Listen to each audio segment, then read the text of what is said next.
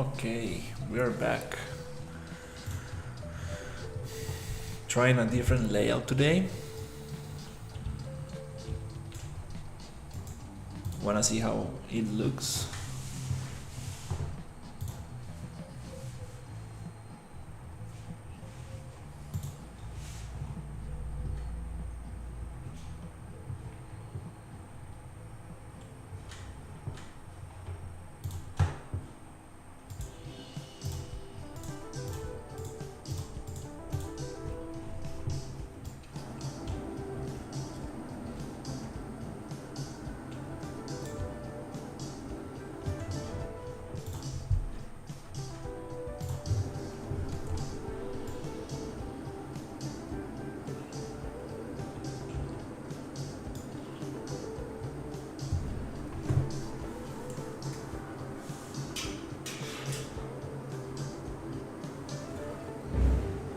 Wanna see how this new layout looks in my phone.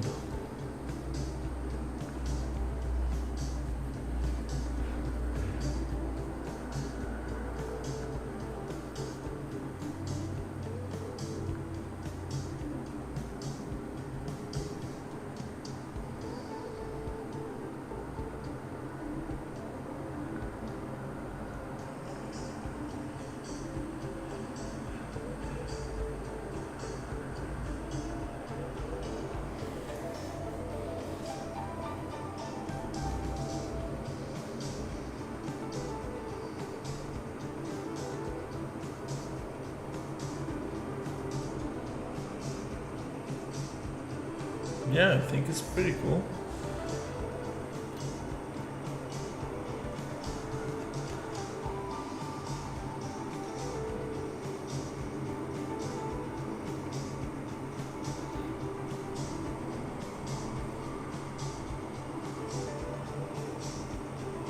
Yeah, I think it's pretty cool. It's getting a little bit of the edges cut.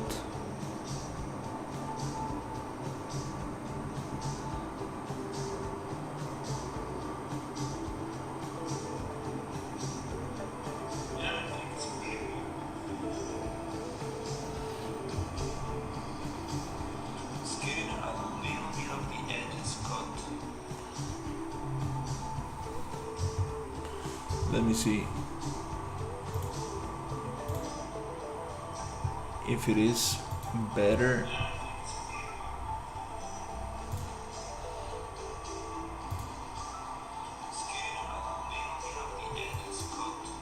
If I take this, let me see.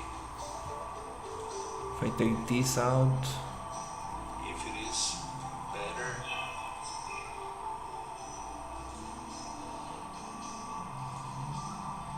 Yeah, I think I will leave that horizontal one. I mean, it's nice to. Looking good. Hey, what's up? Hey, Aiden. Hey, audio. I'm experimenting with this new layout. I think it's nice to have that horizontal layout on the vertical stream.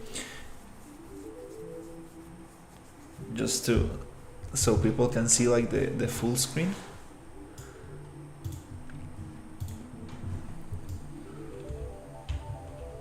Just starting my art test. Nice.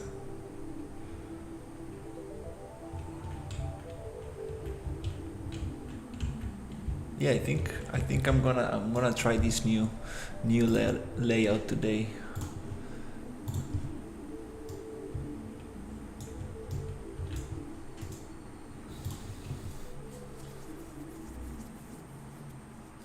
It's cool. 30 years in and this is my first. LOL. Nice.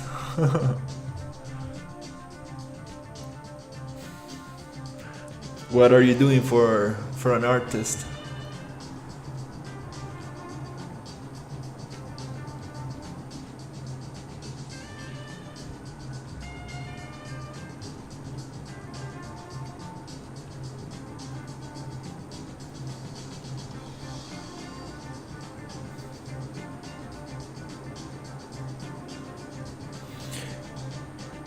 I'm thinking since I'm cutting, I should probably bring the other window down a little bit so I make it centered. I think it makes more sense.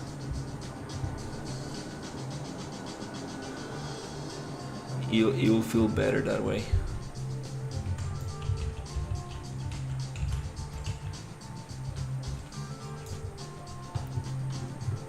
Let me get this.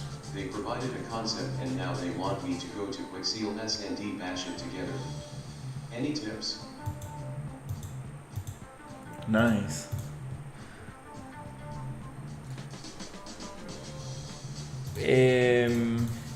Have not tried that yet.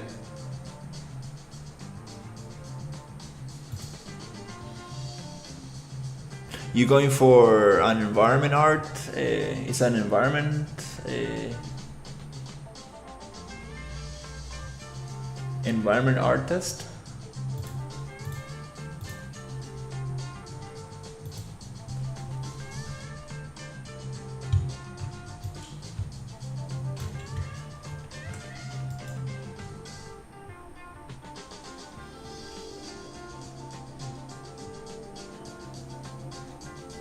Beyond World Builder.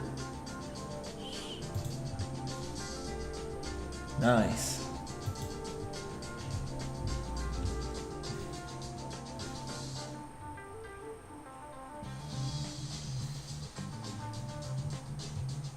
Yeah, I think this one centered will be nice. Well, if you already have reference, I think, yeah, we'll just jump in and start doing something cool. I mean, that's the cool thing about having a reference. Like, if you just need to like make that image in 3D, I will just jump in right away. Just pick up, spend some time choosing the assets that you need, find like a nice family of assets that go well together. It seemed like the plugin was super whack.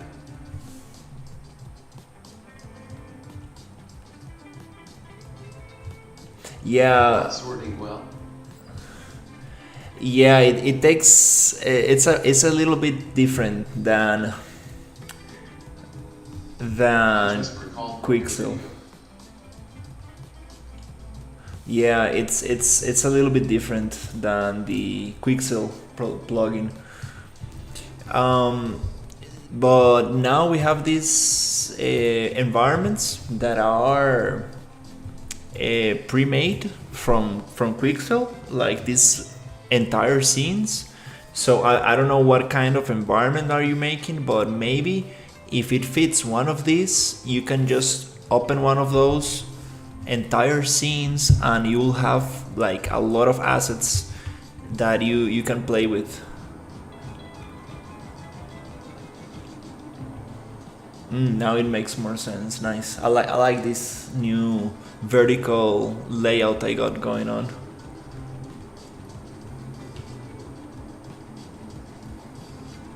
Cuts the camera a little bit in the center. Cool. Alright, so what are we going to do today? So used to making everything.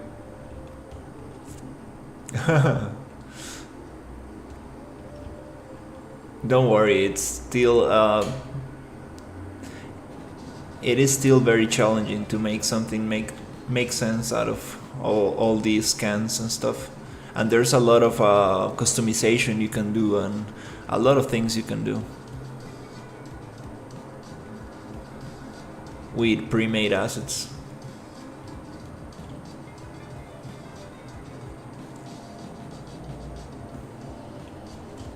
Okay, well, nice. I got some of that set up. Let's see how it goes. So I was thinking of making like some diner food. That'll be nice. So The top 3 list of customizations. well, you can first change the color, the tint of the megascans, like for example rocks and textures, to make them fit together.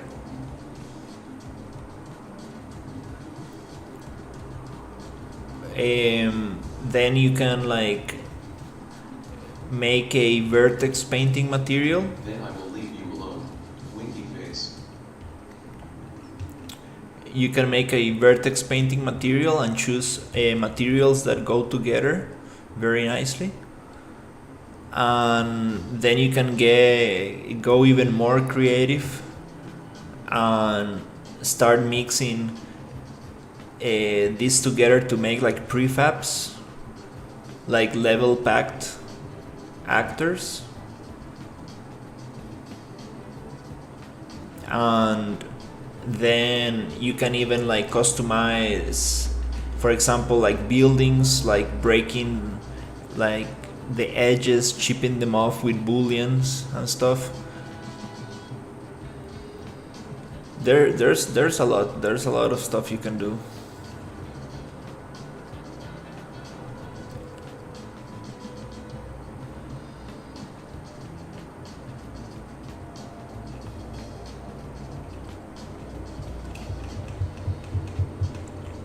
Okay, let's see.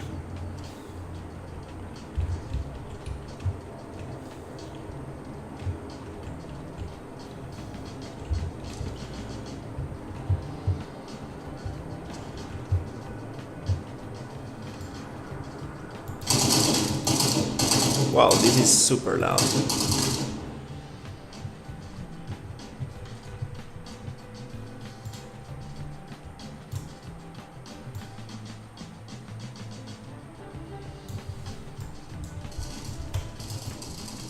That's better. That robot. Need to make it explode nicely.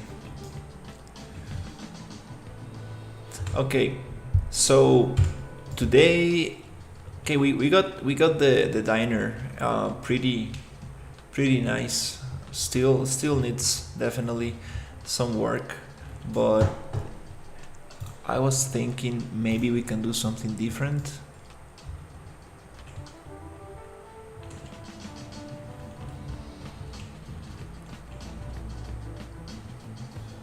This area is sweet.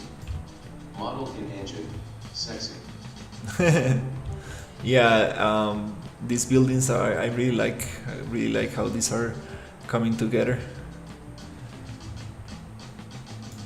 Very nice, the vegetation as well. I really like the palm trees and stuff.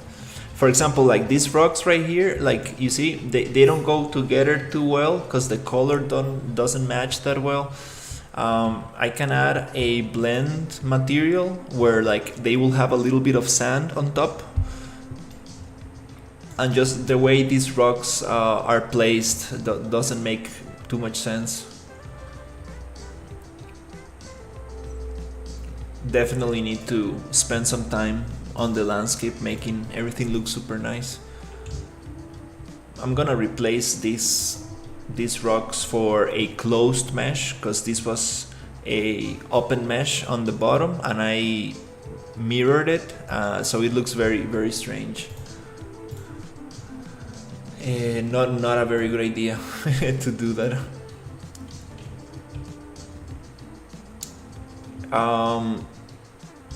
I'm imagining making like very big walls, like very big walls somewhere around here. Let's see.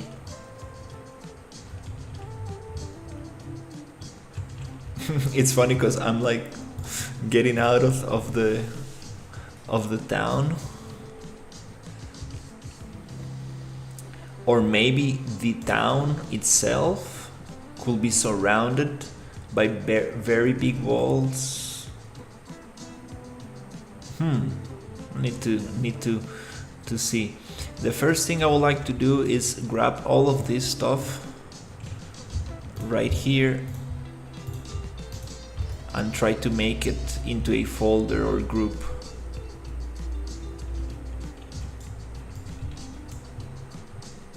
So I can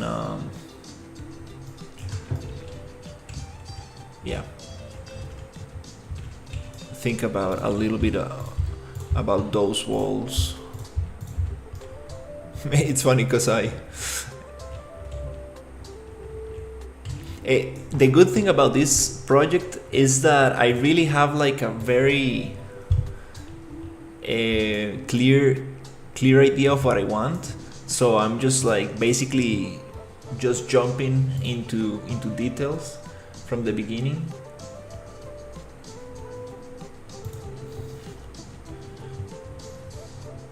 I love top views, super nice.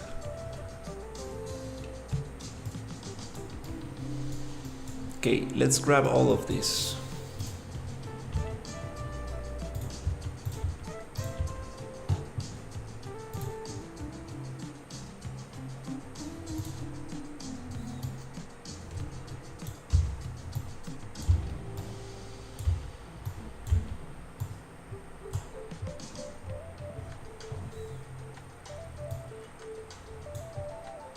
Oh, it's already inside a folder? Oh, nice. That was nice.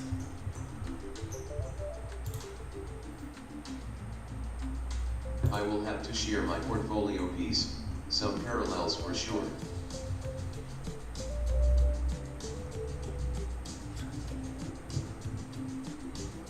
Nice.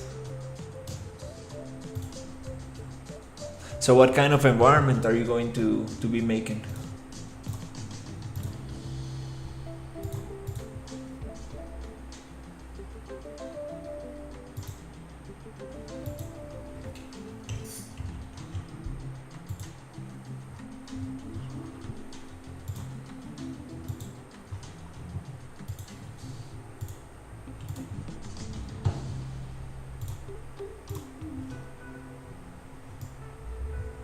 Nice. Okay, that's very good. We got all of that hidden. Here I got this. I got the killer robot and a bunch of kit bash pieces that I would like to also just add into a folder.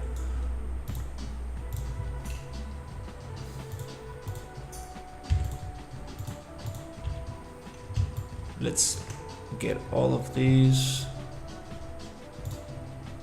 I can't talk about the test, but the portfolio that got it for me was a polluted desert being reclaimed through tech. Okay, that's nice.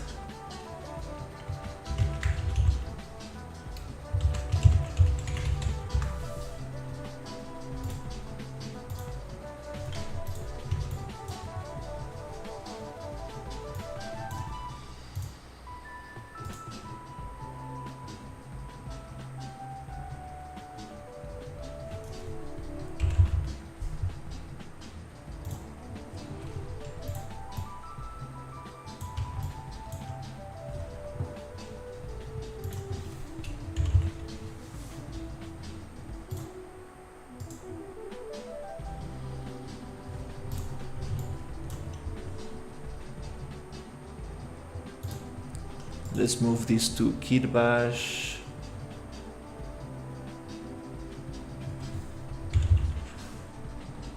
Droid pieces.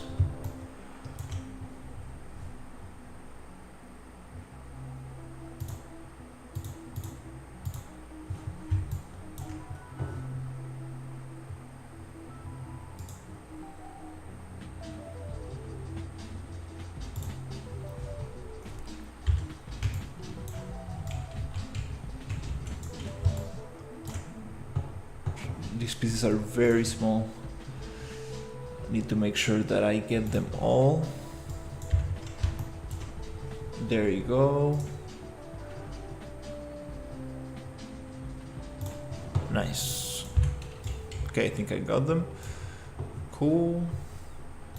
This crate. I probably don't need that.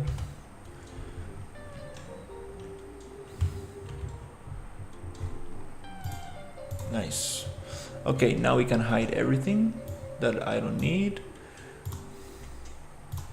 which is going to be template, kit bash, droid pieces, and let's build something interesting.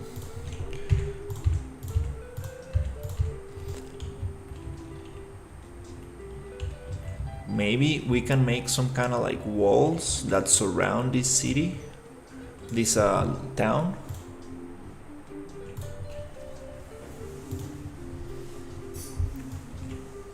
I'm imagining like something huge.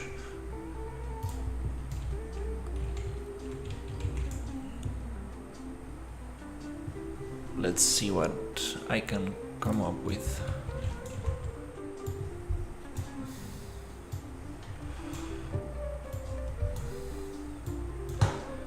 And let's think about maybe modularity. We have 5,000. Let's see if we can make them 5,000 units.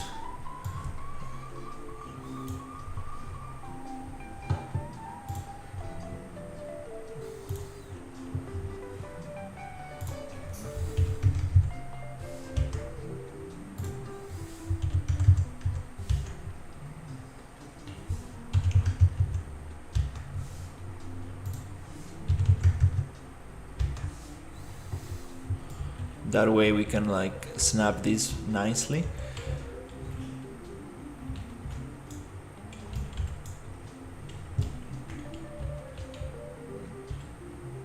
Okay.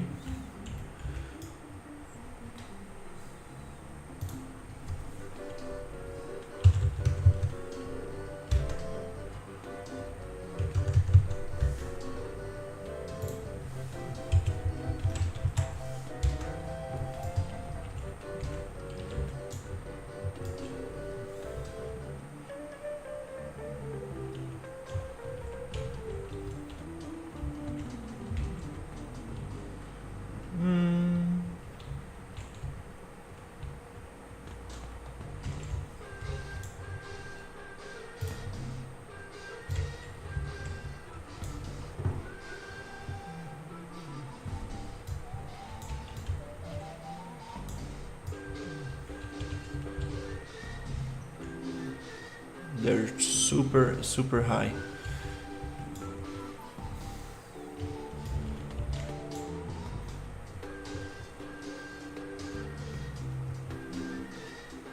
Okay, let's see.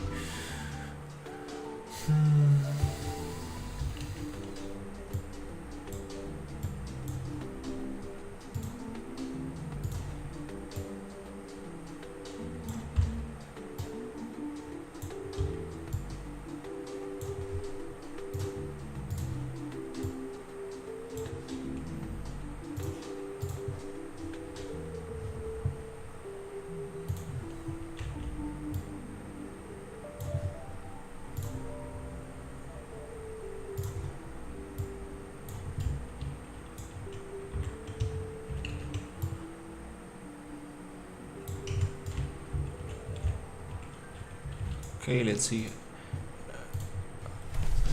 how big is this related to the player. It will be nice to go up there and shoot some drones. Okay.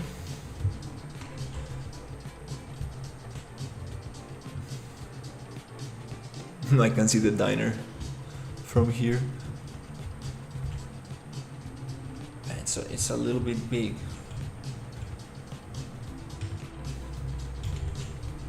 Okay, maybe we can make it a little bit smaller, like this.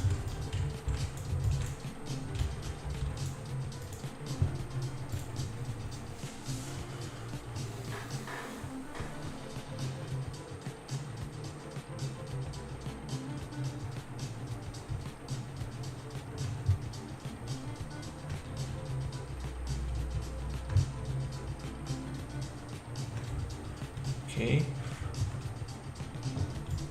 Then maybe we can probably make it a little bit like this. And also there's this other tool, I'm not sure if you're still here, audio, the blending with the floor,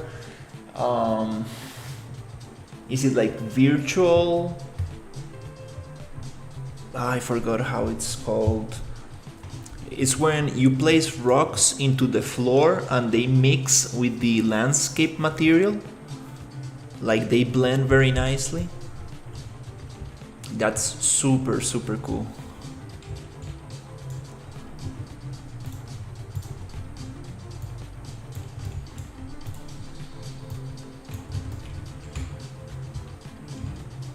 Okay, well, you know, I kind of want to use the grid, the cube grid material, I mean tool, to make something very nice. And probably we also can probably make them a little smaller. I love thinking about making modular stuff. Okay.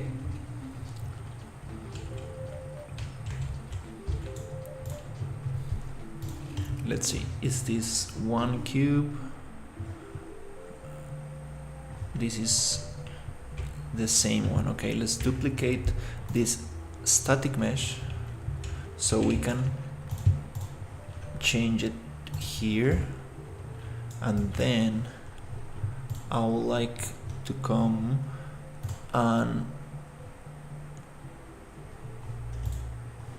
edit here 100 units and see if we can actually make this a little tilted.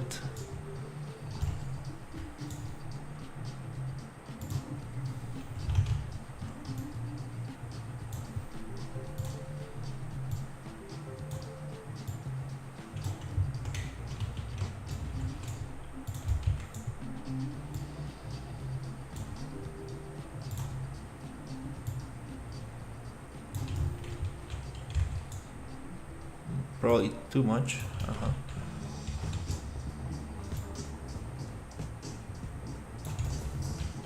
Okay, that's kind of cool. Gonna rotate this, and here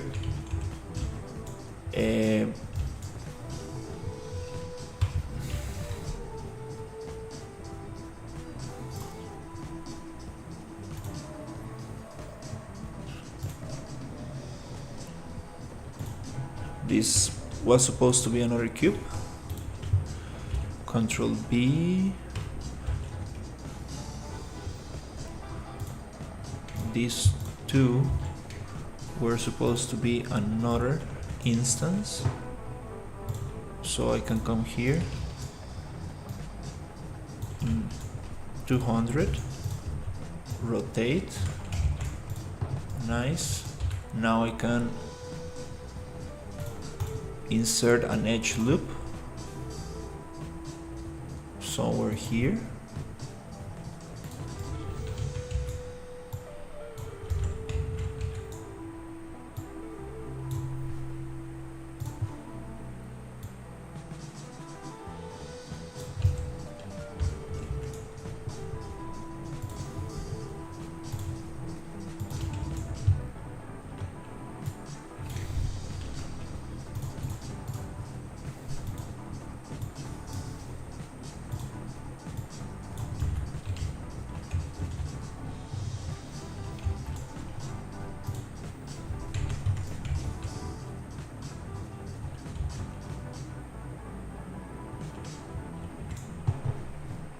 Let's push this a little bit.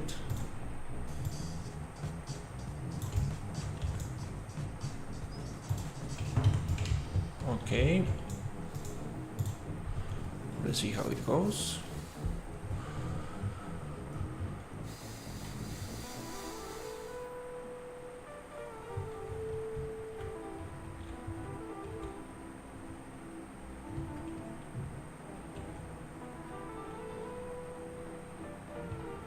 Okay, getting a very bad frame rate. Okay, now it loaded. Okay.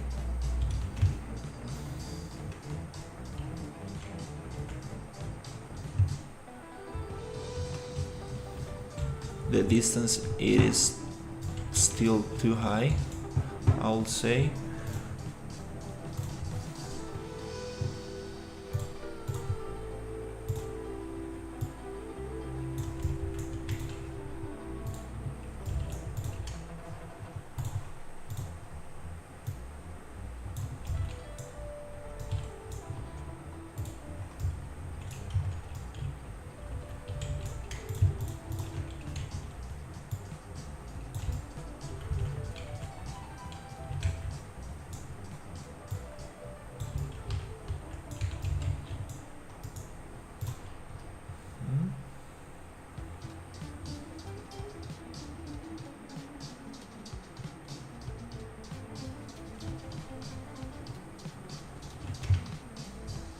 This is like enough for like a guard to go around the wall.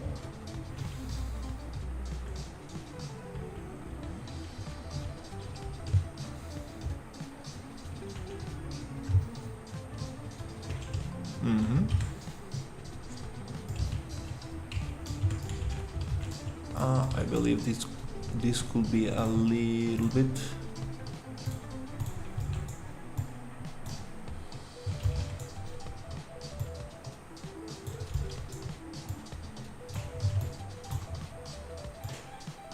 Like this.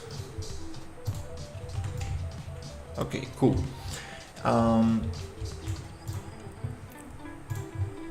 Let's give it some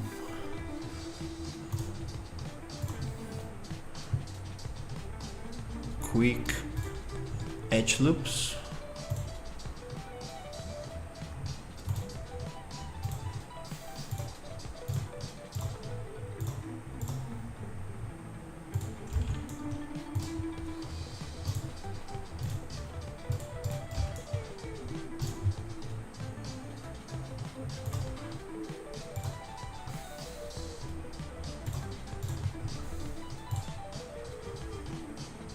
Insert edge loop right there. Up. We probably don't need that one. There you go. Now I would like to extrude this.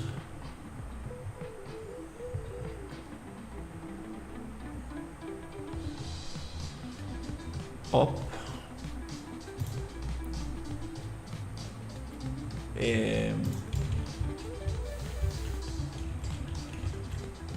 Something like that, and here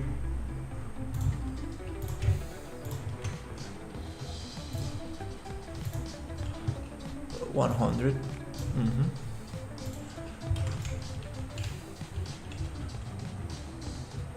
Okay.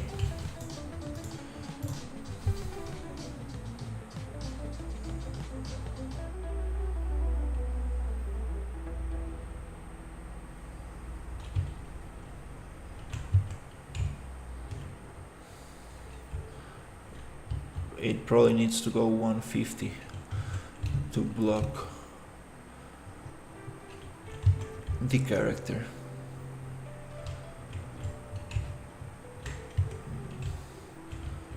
Then we can think about the staircase, or we can use a ladder.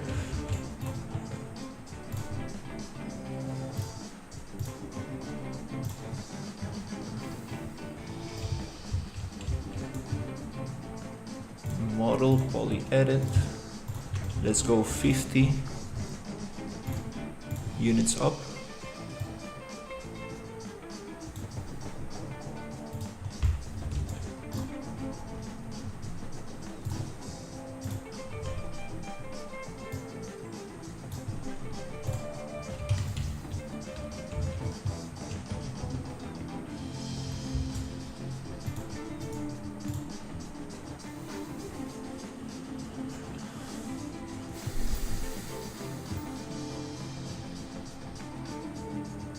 something like this.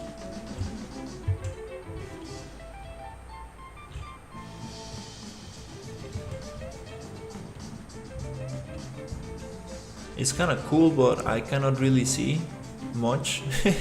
So I think 100 was good.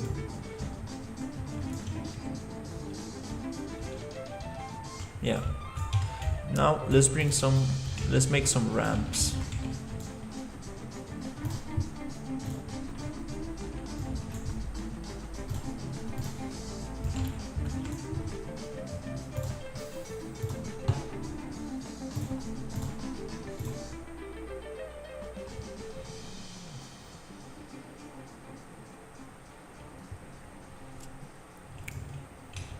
Let's make some ramps. How are we going to do those ramps?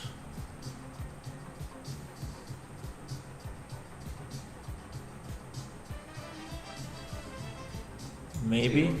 Many mantles. Had no idea. Many mantles. I mean, this template I'm using, the RPG engine, has the gasp animation sample somewhat integrated into it,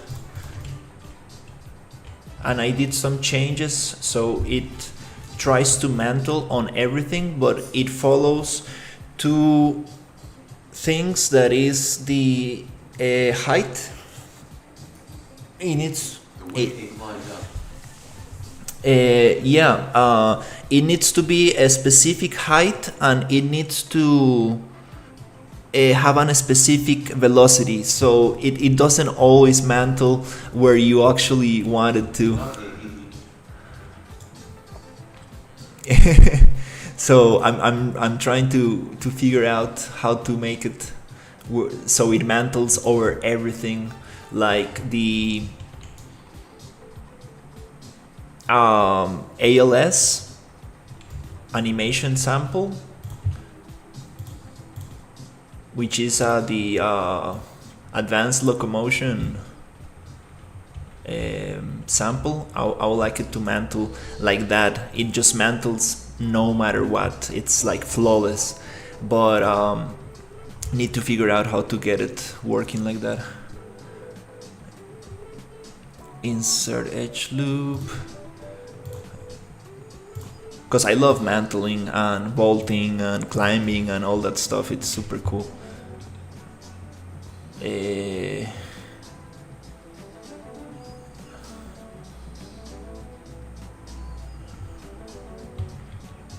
I'm thinking I want to create a ramp that goes up here. How can I do that? Extrude this up.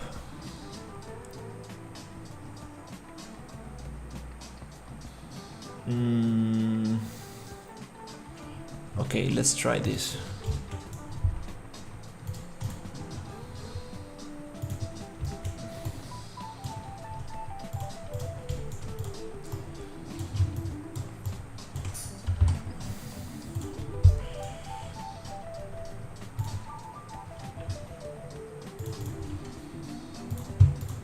I'm actually going to look at a modeling tutorial.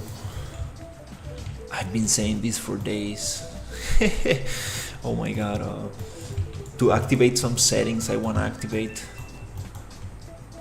because there are some hidden menus on the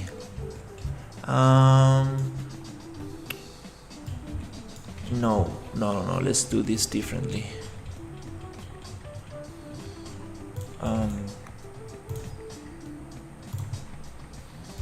Here I can go up, so let's get that point up and these two down. To do that I need to, it's funny because I'm not like the best at modeling by any chance, but I really start enjoying it a lot with Unreal Engine. Okay, something like this. but to do that I need to make an extrusion, so we don't get all that picked up. Extrusion here, and and then I would like to get these two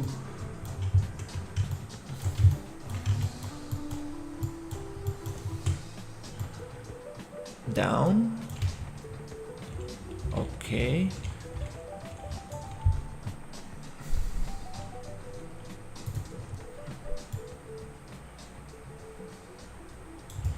And we can probably scale them without the snap.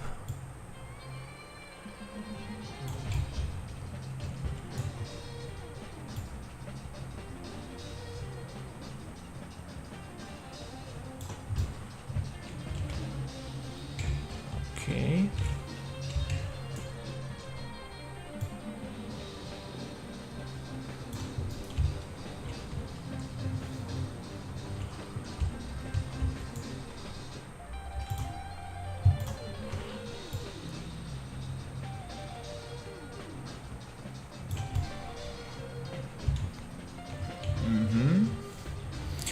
I'm not sure if I will be able to walk through here, but maybe.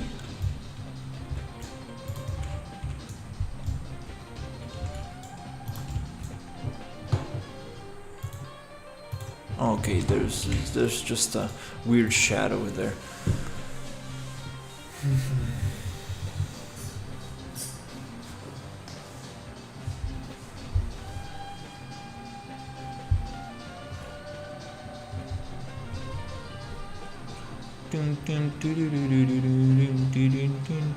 Is he going to be able to walk? Yes, very steep, very steep, and we got some very strange shadows in there. Why is that? I don't know. Okay, what is going on here?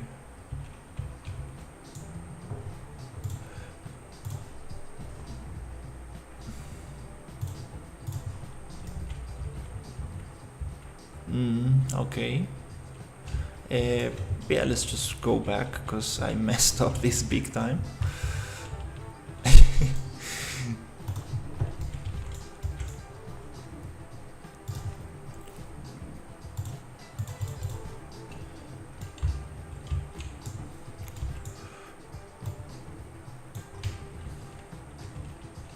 Okay, I see what happened. Always check your selection, because definitely I selected something that I don't need to.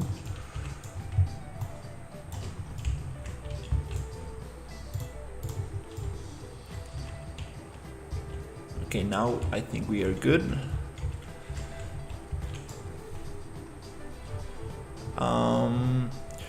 Actually, before doing this, let's go with another edge loop on the edges. It's like, why are you doing so many edge loops? Well, I need to kind of like cut them in half, and I'm not sure if there's another way in Unreal to do that, and there's probably a lot of better ways to do this. That's what I want to check that tutorial, because there's a Unreal Engine Fest video from one of the modeling tools developers from Epic Games, and he makes a cup, like a coffee cup, using these tools with proper topology, and it's like, damn, like, I'm not sure if I can make that in Blender. Like, how are you doing that in Unreal? That's very impressive. So, I mean, these tools have a lot of potential, definitely. Just need to learn how to use them. Like any other program. Extrude. There you go. Then let's scale this. That's one way to do it. Probably the cleaner way.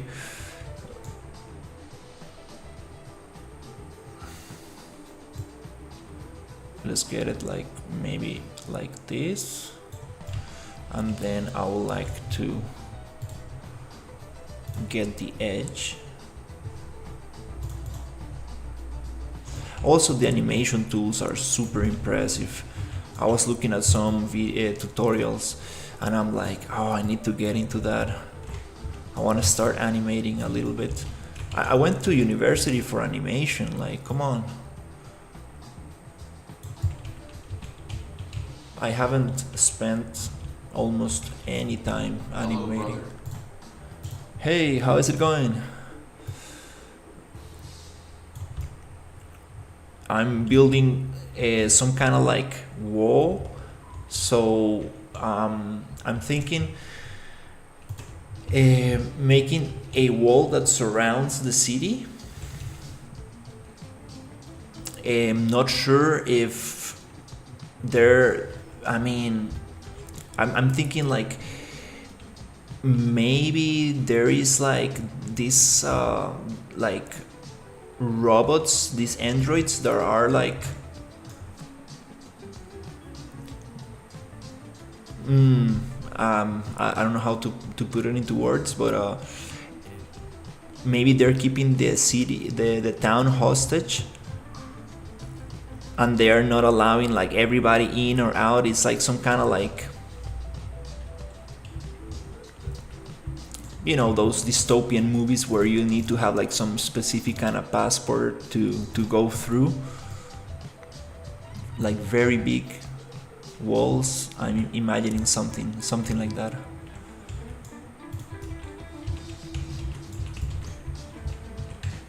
But make it super sci-fi. Super sci-fi, that's funny.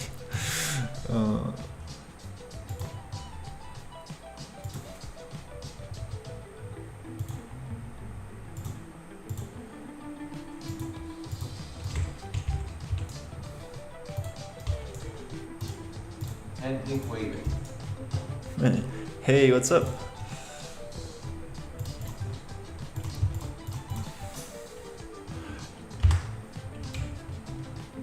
Let's make some room for this so you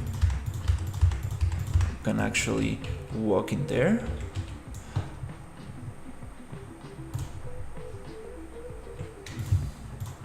Bridge.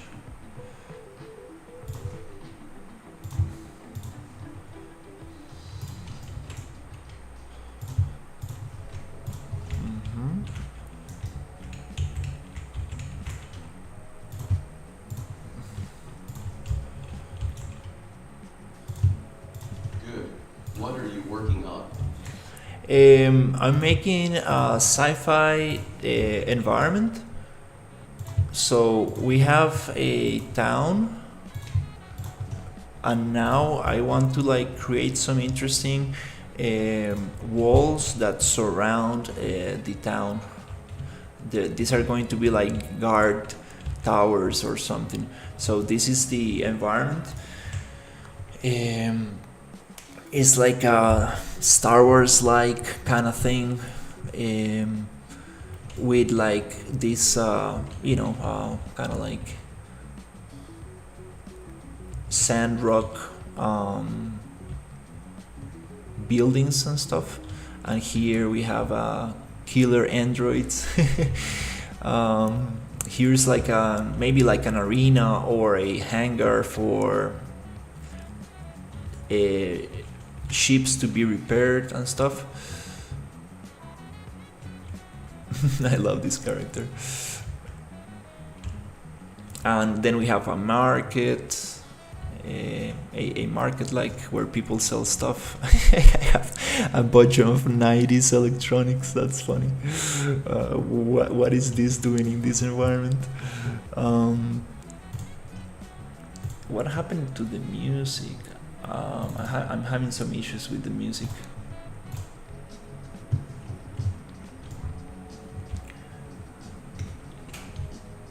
And it's something related to OBS because it was working very nicely. Then, well, we have a lot of buildings like this, and here we have a diner where I want the thing to be all like kind of like a Star Wars tavern. That bathroom is like this was originally a 60s American diner that I was working on, and then I decided to bring it into this project and make it a sci-fi diner. It's super funny. Have some animations for these characters, and now I'm making like some walls for the exterior. I'm imagining like very very big, like tall walls with guards in them.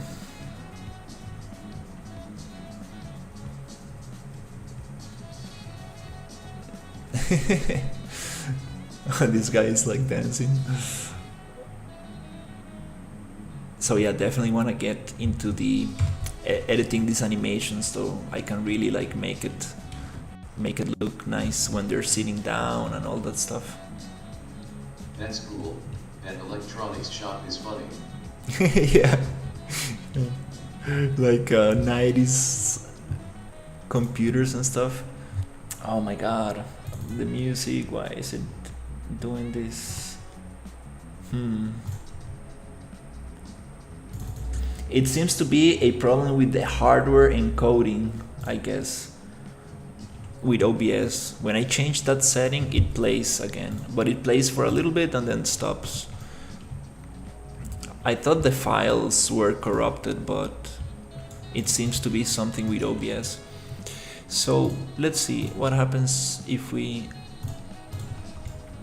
Okay, let's clear this out a little.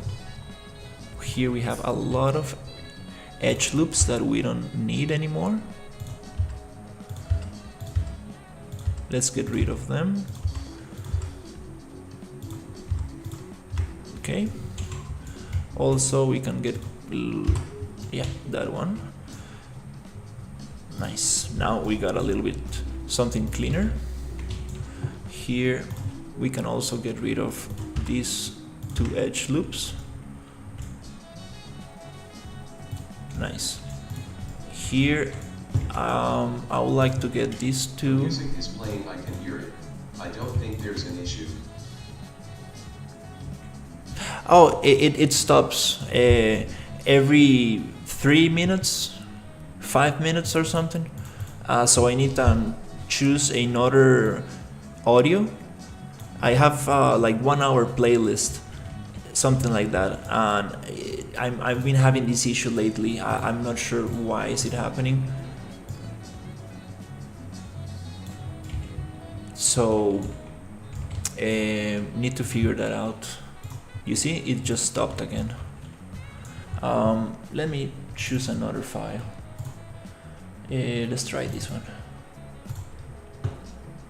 And when I choose another file, it plays the old music and then it changes to the new one. This is the new file. I don't know what's going on there. Okay, cool. We got this. Nice. It starts looking a little bit more interesting. Let's save and see how this looks like from the player perspective. No, actually, it didn't stop.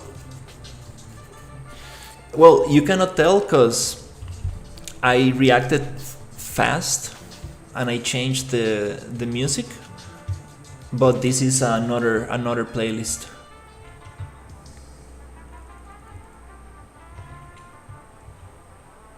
There's a little bit of delay also, so you might not notice. Okay, cool. I like this. We don't need so much room here. We can make it a little bit smaller.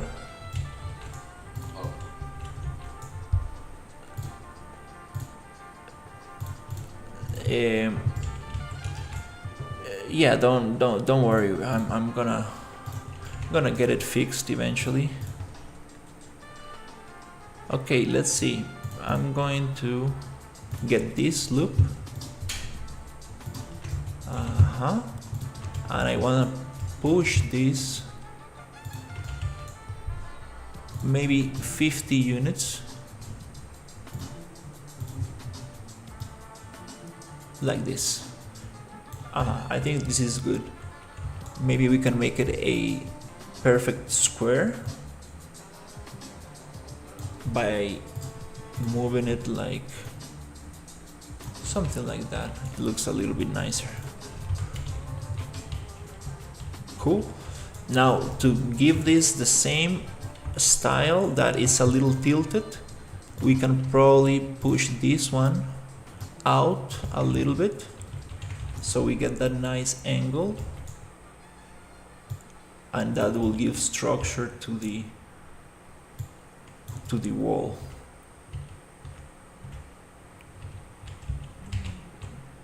Maybe a little bit more like this. Is that enough space for the player to walk? Let's see. Okay, now we're coming. Now we are actually getting something interesting.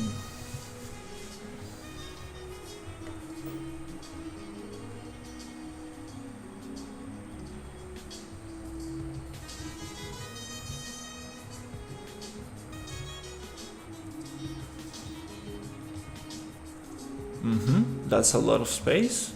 Enough space for the character to move around. And I will say that we can even make it a little smaller here.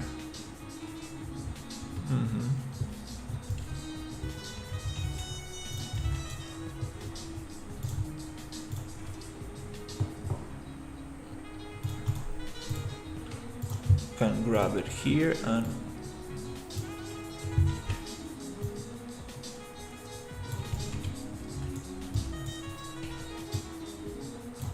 probably like this.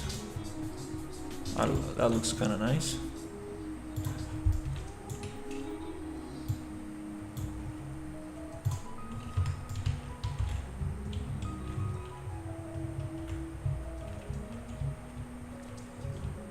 All right.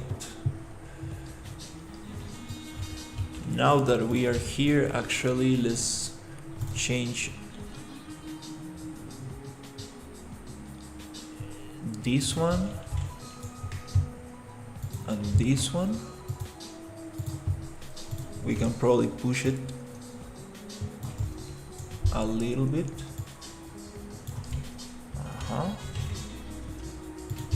So it goes with the same.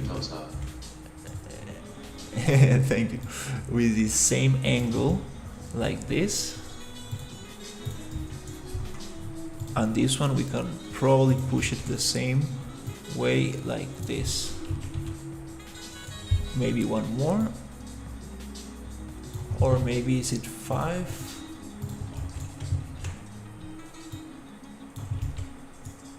Something like that.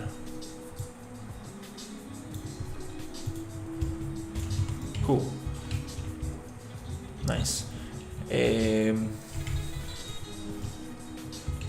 The cool thing about this is that we can make it snappable, and we can actually copy and paste this and make a nice, very nice wall. Perfect.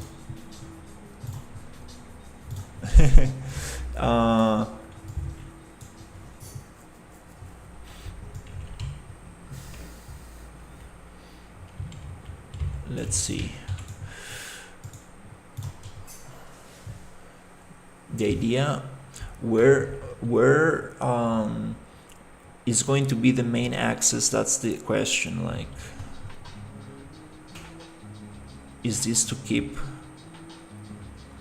the town safe, or is this to protect the, like, is this to like you know, make the town, like enclose the town, or is this to protect it? So that that will dictate where the access points are.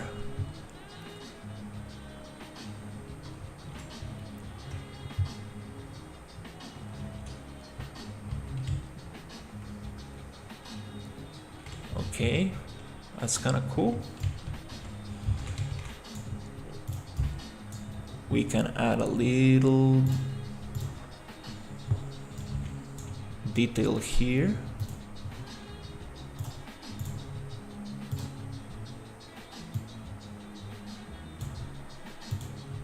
Let's push this around there. And then this one. It will be cool to push it like this. Let me go to snap into 10. Maybe 20. That looks cool. 30 is too much. Yeah, let's go 30. Like this.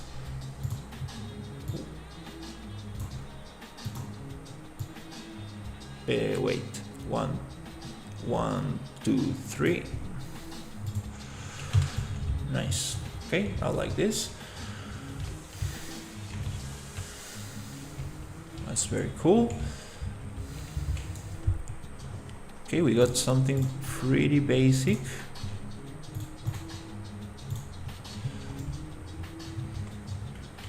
Now let's keep things separate, and I'm going to browse this static mesh, duplicate it with this new instance. I'm going to change that so we can make the same thing go down here. We can make it into one piece. Probably, yeah, let's try to make it into one piece. Model poly edit. Okay, so I'm gonna insert edge loop.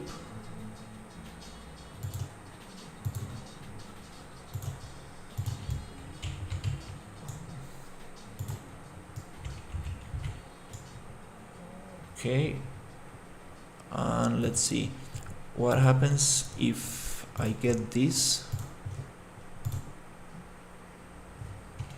faces.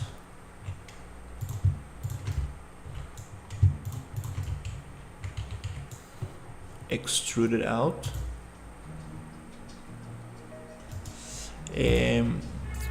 I don't want to extrude single direction, triangle, normals, normal, even. I want to extrude from single direction on this axis, which I'm not sure, is it C? C is up. I mean, it must be X. There you go. Something like this. Something around there, and maybe a little more. And then I would like to push this down, or maybe we can not like that.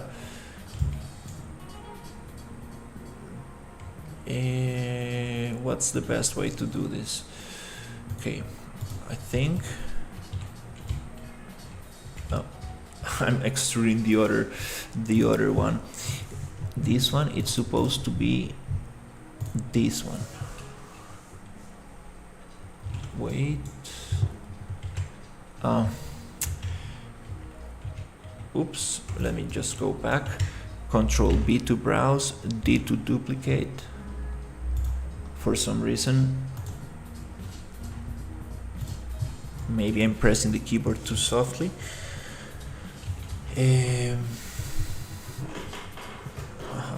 Just wanna work on another instance so we don't modify the other side. Let's extrude this a little bit. Nice. Now we don't modify the other side. Here I would like to get rid of this edge. Now here I would like to get this down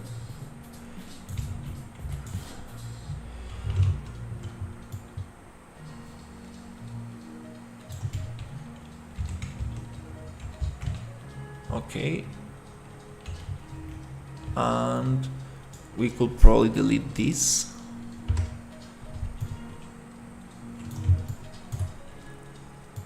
Nice.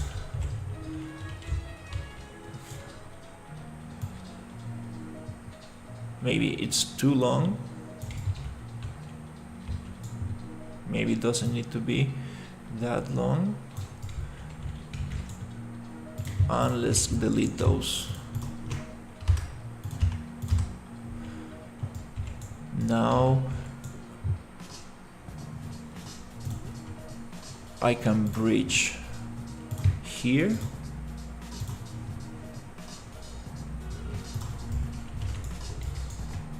And here.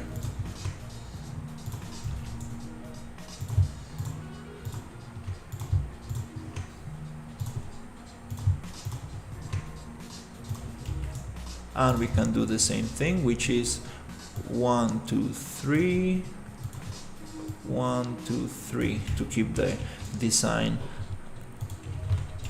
equal.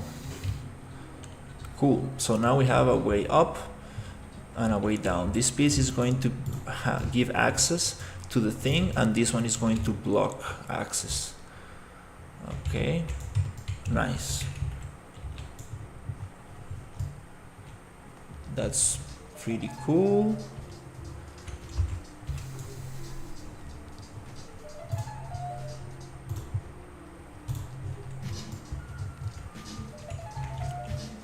The ramp might be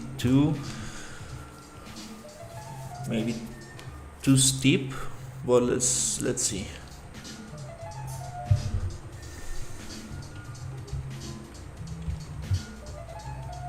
Yeah, a little bit too steep, but no problem. The character can actually go through.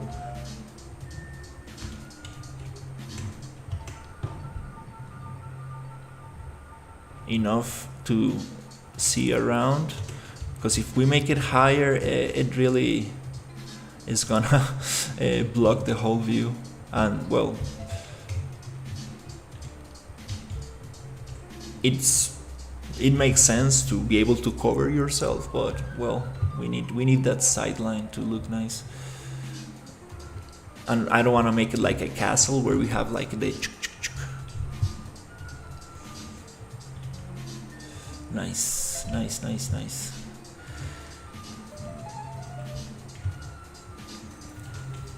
Now we can probably make a hole through, so you can actually go through one side to the other through the structure. That will be interesting. I like this. And maybe we can have, yeah, I think that makes sense. Let's see if we can actually go through and push a hole without using booleans. Let's see if we can keep it a little bit simpler.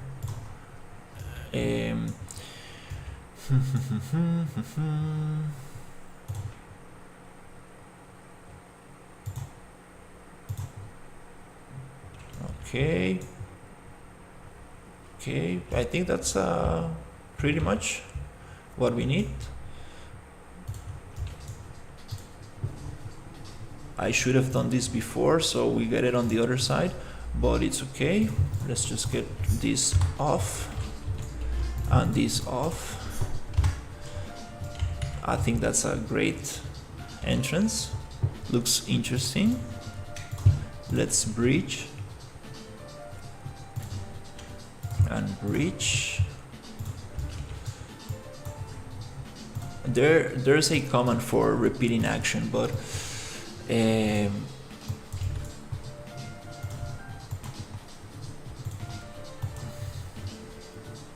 I don't know it yet. Nice, I like this. Looks pretty strange.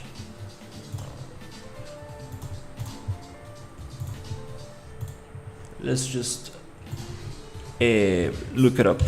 How to repeat action modeling tools, Unreal Engine 5. Duplicate function by holding down Alt key while selecting and dragging the object. No, I think that's not the one I'm looking for.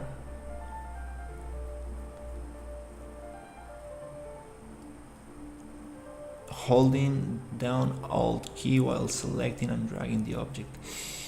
No, maybe that's not the one. Anyways, let's hide this. Well, for now, yeah. And here, let's try to get that gap, which let me think. We need to get insert edge loop right there. Great. And right here and right here. Perfect. So now we can delete this one, this one, this one, and this one, and probably these two. And here, poly edit. We need to delete those. And in the other side, we can probably mirror it, so no problem. Now I would like to get rid of this edge right here. We don't need that. And let's go Ctrl H to unhide. Here now I would like to select the vertices to get that shape. We need to delete some. We need to connect this one here.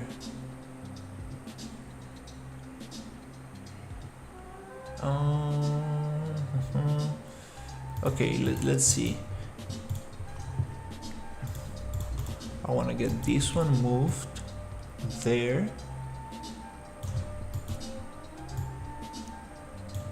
And I want to connect it there.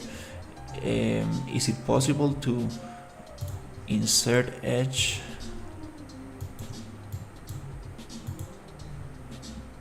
No, this is not like Blender where you have floating vertices, which is super cool.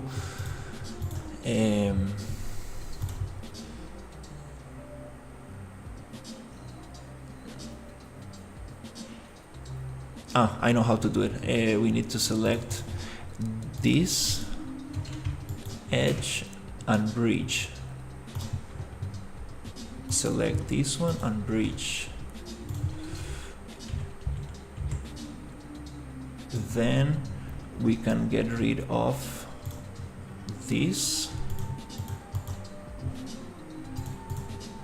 edge loop. Let me see. We don't want this edge loop, this edge ring right here, and this one. That will give us the possibility to actually poly edit, get rid of this and this.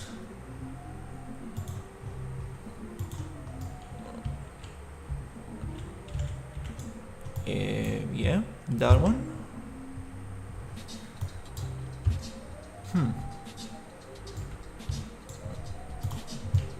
Does it want to delete it? Let's see. Yeah, I don't want this one.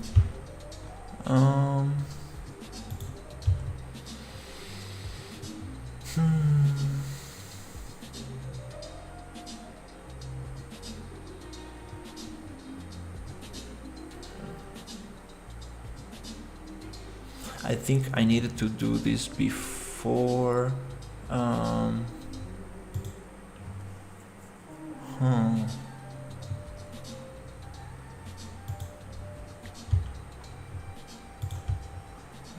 This works differently in Unreal.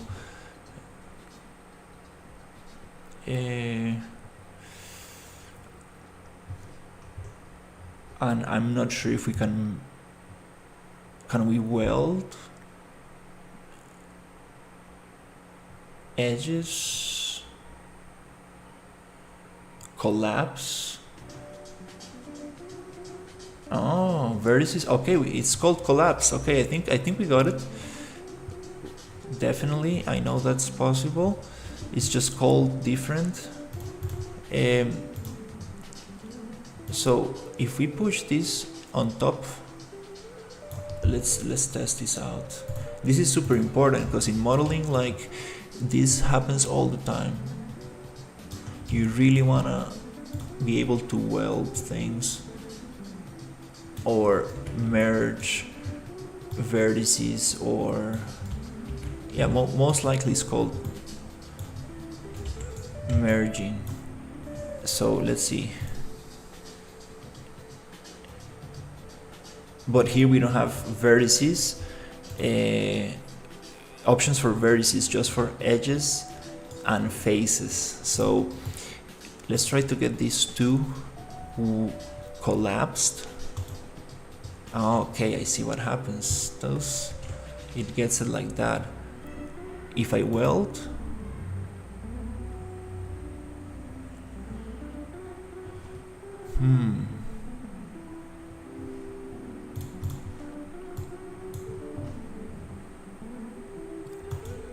oh, okay, it does work for only vertices. Weld, nice. Even though it's under the edge edit, it works for vertices, which there's actually an edge in between, a very small edge. It's funny how they label it. Okay, nice. I was looking for that option a long time ago. That's gonna make this way nicer to work with. Okay, cool. So here we can just move this, snapping to 10 or 50. 10 is good, to see if we can get that shape. Nice, cool. So we have this, and then we can probably push this down. Is it 5 or 10 units? 10 units, perfect. And I guess this one is down also 10. Oh, I think that's 5. Okay, it's maybe 3.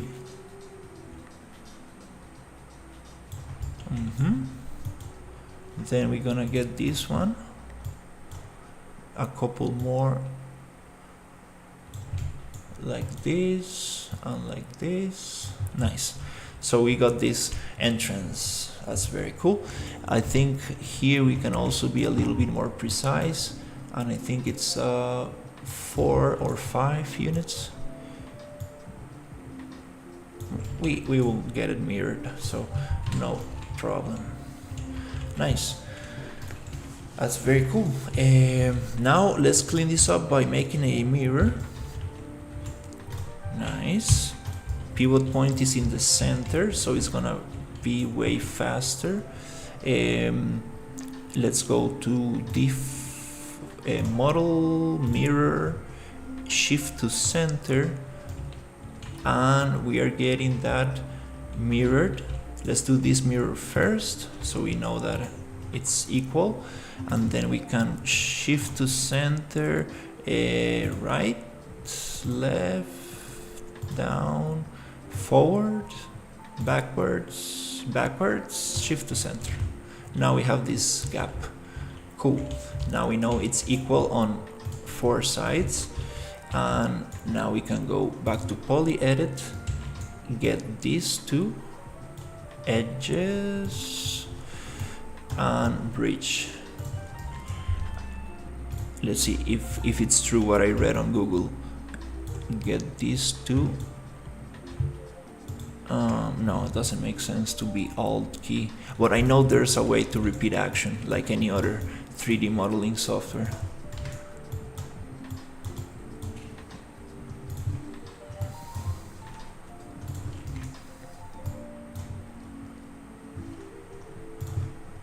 Okay, nice. We have this gap, very clean topology.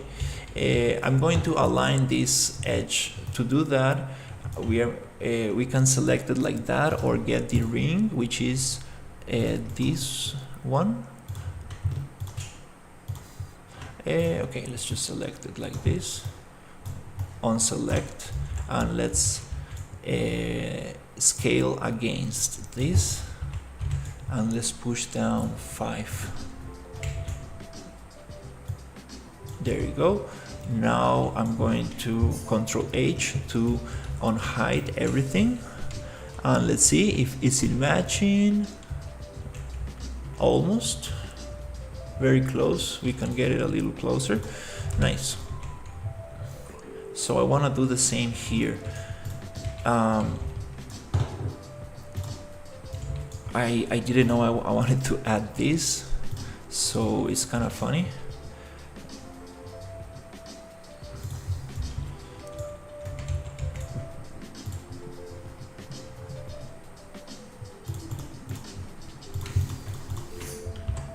But I think this one is gonna be pretty easy because the shape is the same. Let's get the vertices, the edges, bridge, bridge,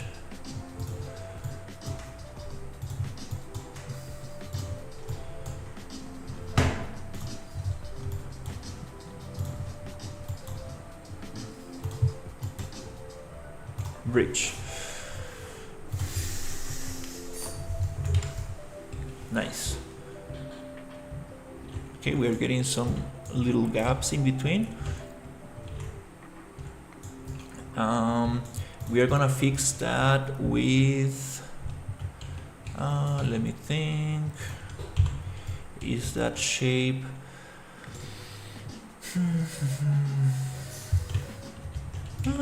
We can probably leave that gap. It's probably too big.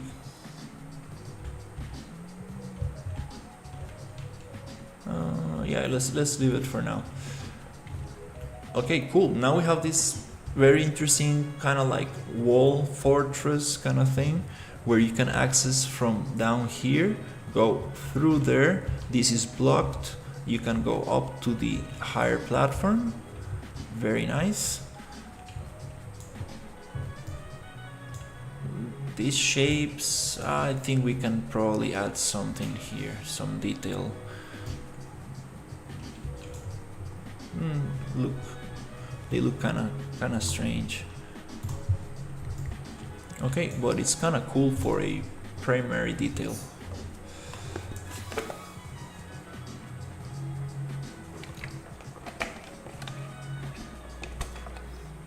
This door, it's too sharp. It will be very cool to get these details here, so it goes like and it breaks this very sharp corner into the same angle here. One way to do this, I think it is just bevel these two edges, bevel and bevel it very sharply like this, trying to get this angle from here. Oh, now we are talking. Now it looks more sci-fi. But we want an equal distance. We need to eyeball it because the angles are different. That's kind of good. I liked it there. No subdivisions, round weight 1. And we get this cut right here. This gives us this piece of geometry here. It triangulates there, and here it messes it up for some reason. Why? It's giving me a clean bevel here but not here. That's strange. Anyways, we can mirror this.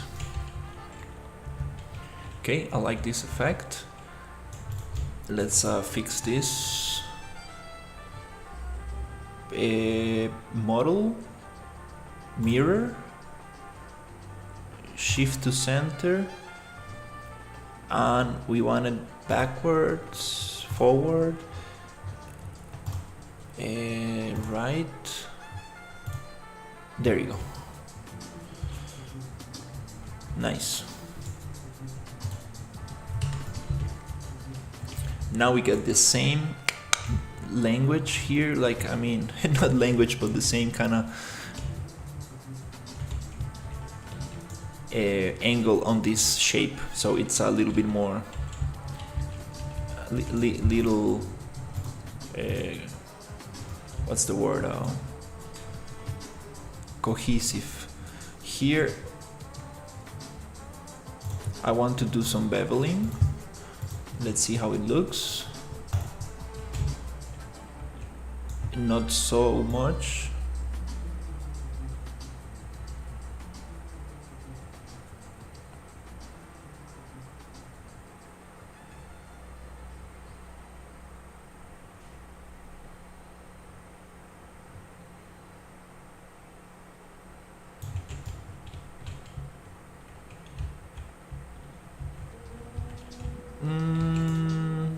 Do we need that? No, let's keep it flat, because we have flat parts on top. It goes well with the rest. We don't need to add that detail there. I think it's very clean. Let's keep it clean for now. Here, I want to bevel again.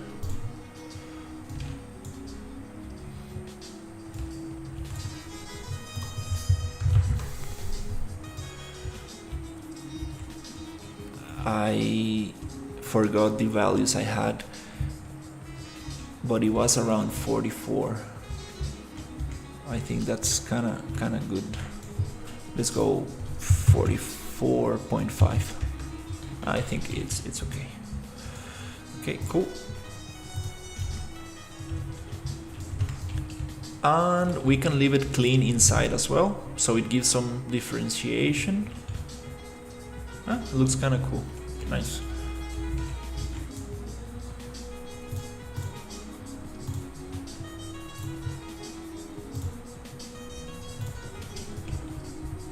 Okay, let's see how that looks from here.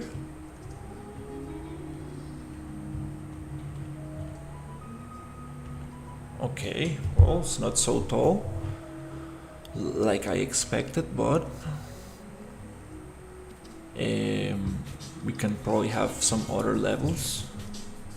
Thinking about like the city in Dune, where there's like these huge walls. They look very nice, but make it playable? Huh, that's another challenge.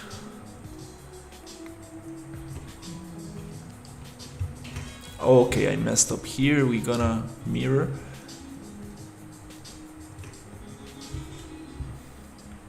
Cool, like, very nice. It will be fun to shoot some androids around here.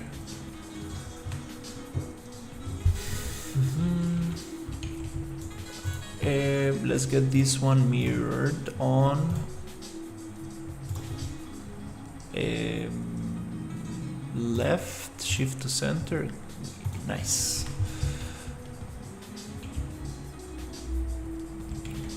Awesome. Awesome, awesome, awesome.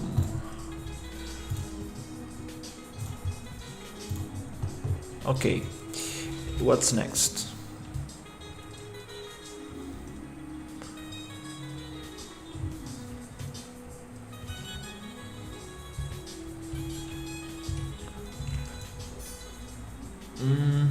We can probably add some higher structures to the side. So let's say this is one module. So if I'm not mistaken, this should be 5,000 units. So let's see, if the pivot point is in the center, I need to push it every 500 to be able to snap this. So let's see. There you go. every 5 points, every 2,500 centimeters is gonna snap. Bloop, bloop. If we push the pivot point to the left, we can push it every 1,000. Basically, it's the same, yeah. Basically, every 5 points, every 5 snaps, let's say, is gonna snap here.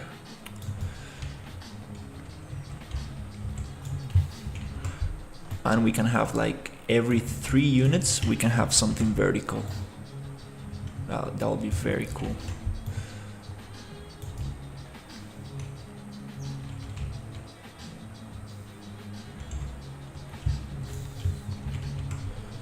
Okay, there's no need to repeat so much. Let's see how that looks from somewhere here. Okay, looking cool. I love these high structures. We have a couple of them. Yay! Oh my god, this town is huge. For me to be able to actually set dress this, I need to create a lot of level packed actors, little assemblies, little groups of little props, so I can just copy and paste them. Little level instances. Okay, let's make this look a little nicer by going to modeling UVs, project UVs, box, proportional dimensions, reset, just to get some squares on it.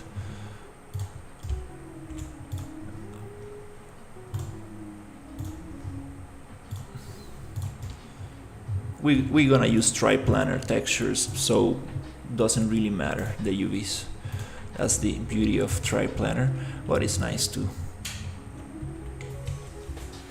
see some cubes. Okay, cool, nice. So we can probably make a higher structure on the other side.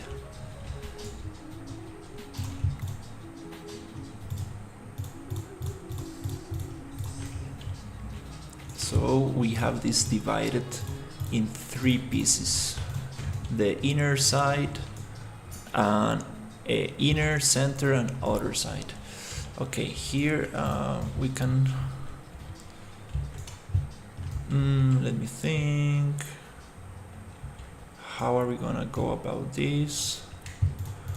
Okay, I want to make something tall, something very high in between those, like a watchtower. So maybe we can get,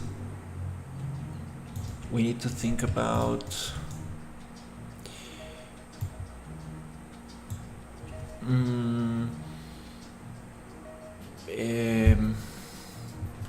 how are we gonna snap this together?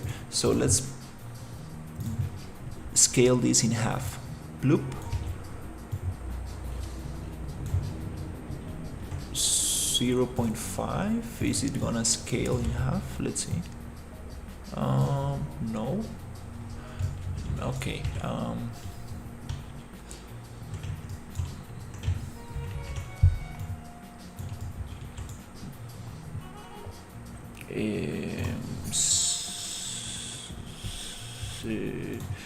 0.25.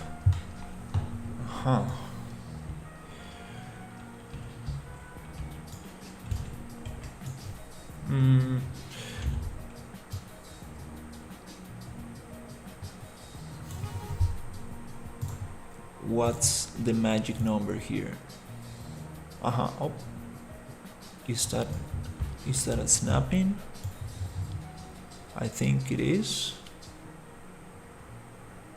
Nice. So let's use this as a base.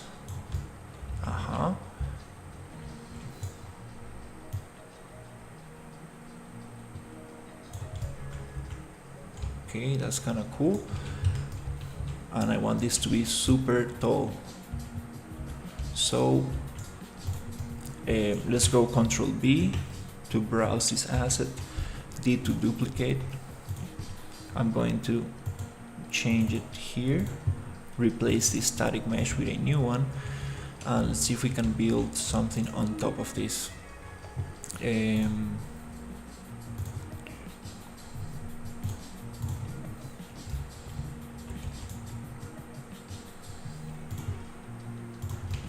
Okay, I'm gonna push this every 50.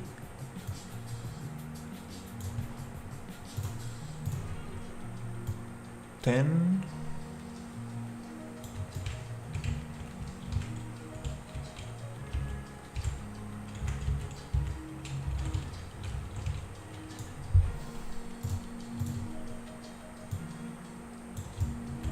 Okay.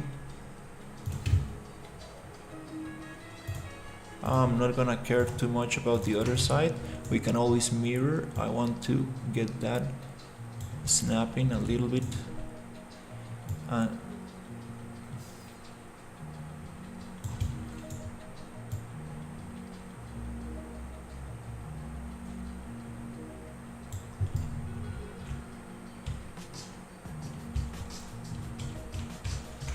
Not quite there.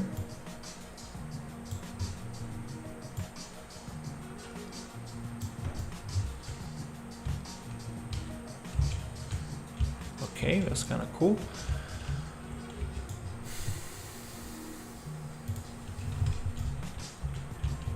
Okay, here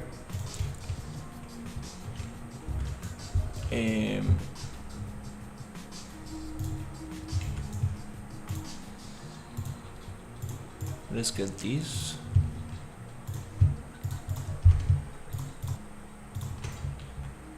Okay, we have these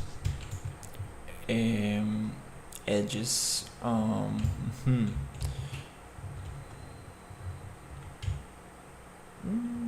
We can probably change the angle, no problem. So actually let's push it here.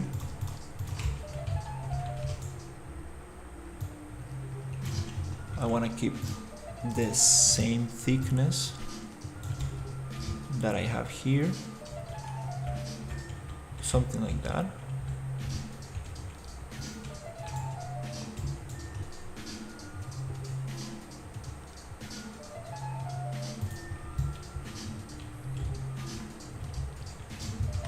Okay.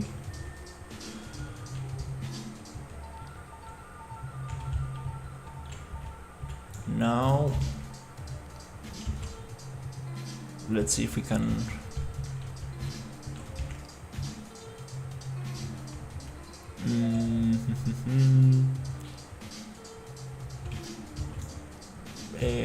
yeah, let's mirror this.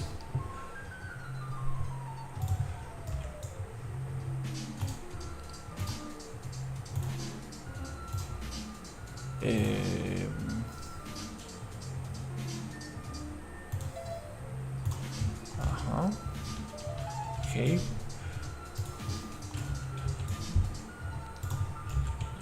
Okay, I'm gonna clean the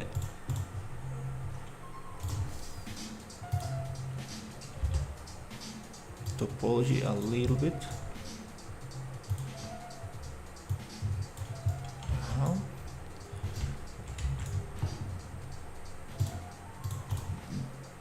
This goes here. Something like that. Nice.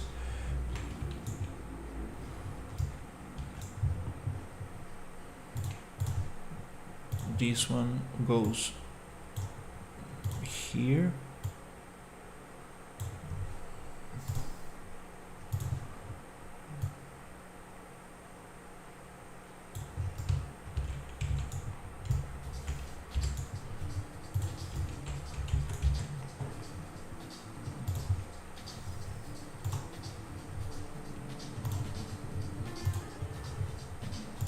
Nice. Now we have these straight lines, a little bit cleaner.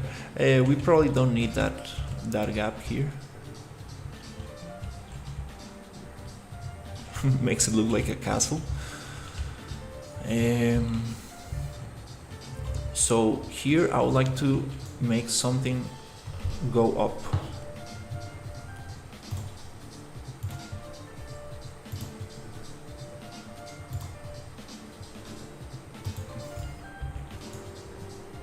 Okay.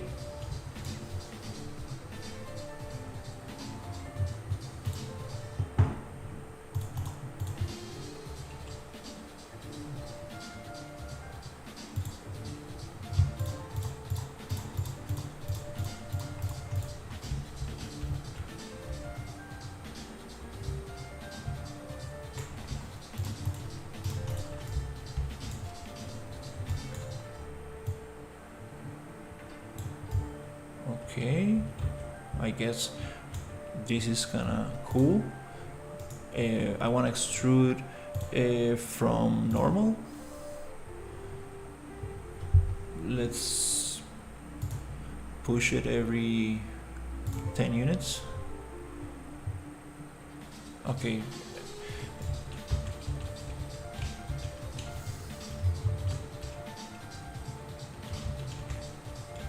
How big we want this to be?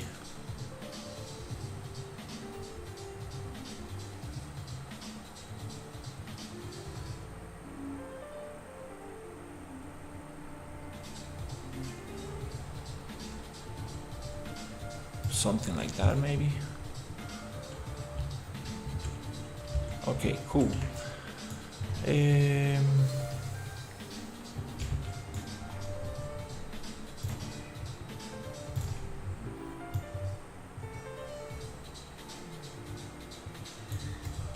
I want to see how many units we got there. So let's bring it almost back to 0. Actually, let's bring it back to 0 and let's get some units. Okay, that's 0, so let me go back somewhere around here so we can see in context. That's the beauty of Unreal Engine, you can see things in context. Let's go 100. 1, 2, 3, 4, 5, 6, 7, 8, 9, 10.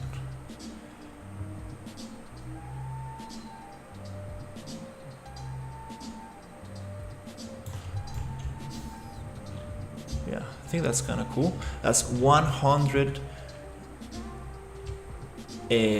meters. Yeah, 100 meters. That's a lot. If you fall from there, you're done. Okay. Now let's see, how is the player going to go up there?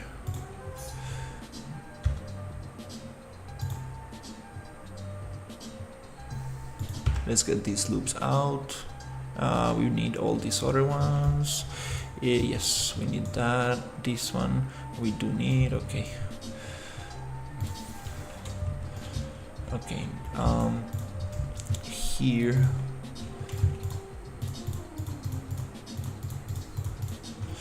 Actually, yeah. Let's push this a little bit.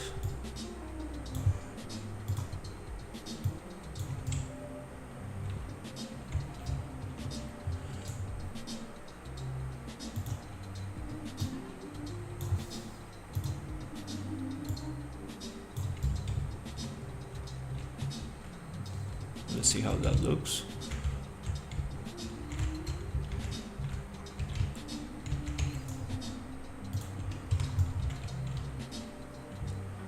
Okay, that looks interesting.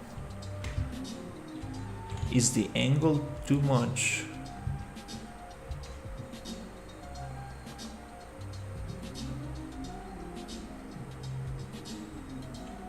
Might be too much. Let's change the angle. Instead of 100, let's go 50.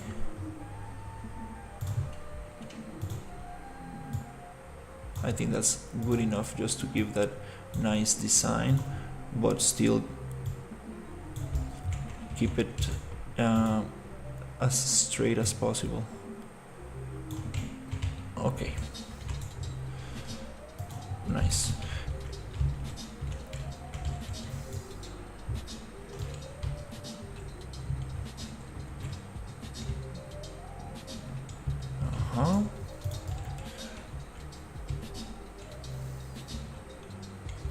how is the player going to go up there? Teleporter, elevator, stairs, ladders. That's the question.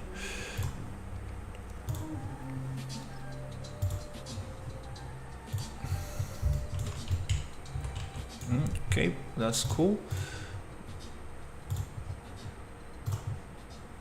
Let's save this. And let's play a little bit to see what's actually happening here.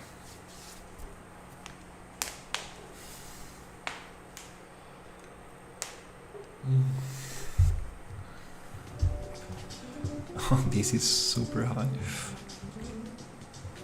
Is it actually 100 meters? I guess.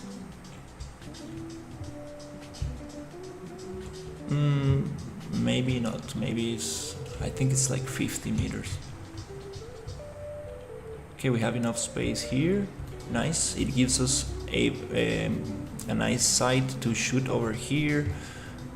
Over here as well. Boom, boom. It's the same thing. Again, we need to cut through to go through here, and also we can cut through here so we can actually go around.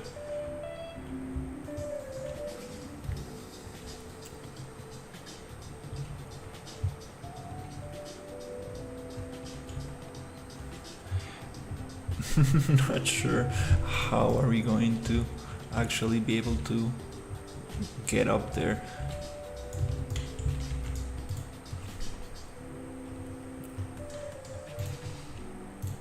But it will be very cool to be able to actually walk in there. Alright, let's make another door, the same thing.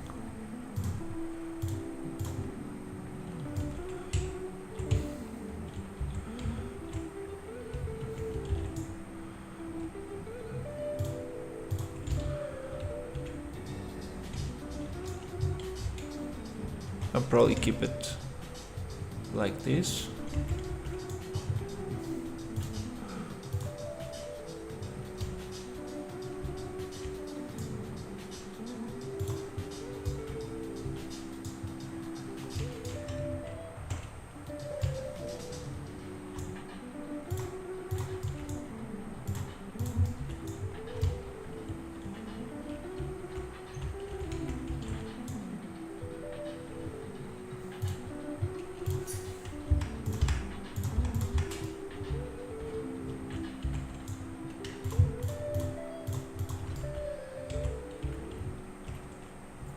Oof, is this not? Oh, okay, it's not centered. Oops. We need to fix that.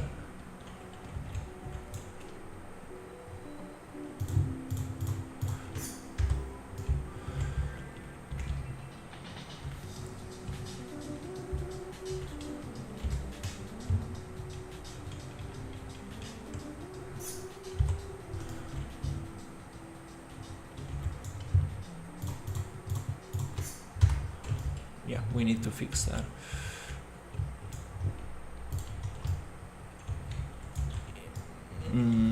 Okay.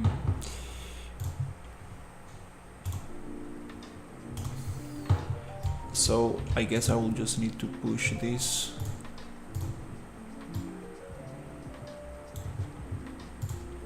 A little bit.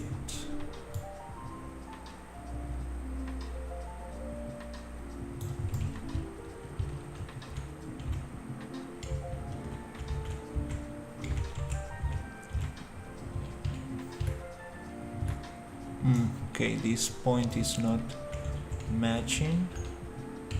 We're gonna make it match. No problem.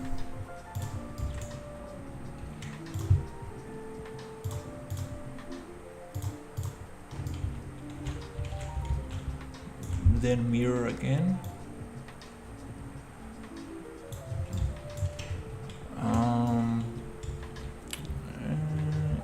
Is probably the height. Yeah, it's okay.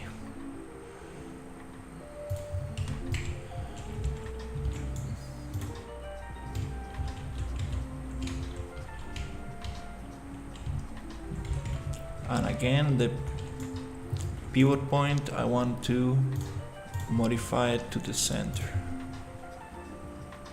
for now. Okay, very thick walls, I mean doors.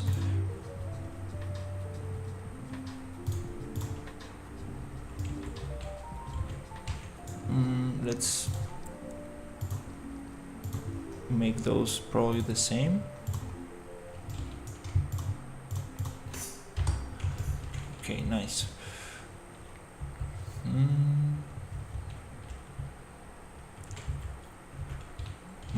I haven't done this in Unreal, this workflow. Let's see if I can make it work.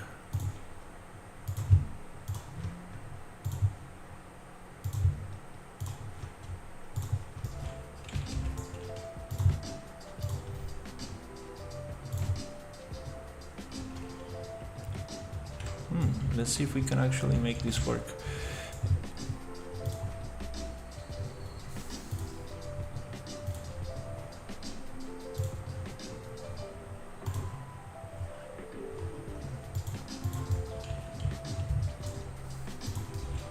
Okay, it does not let me insert edge loops on a plane. Okay.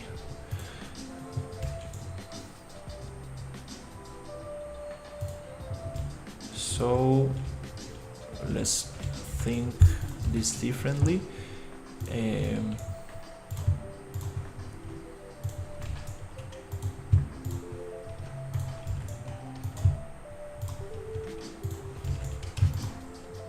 I have my menu on the other screen.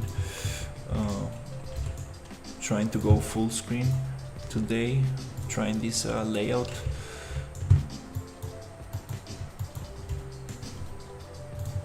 Okay, we close this gap, so to now I should be able to get, there you go, edge loops, and let's see if we can actually get those where we need.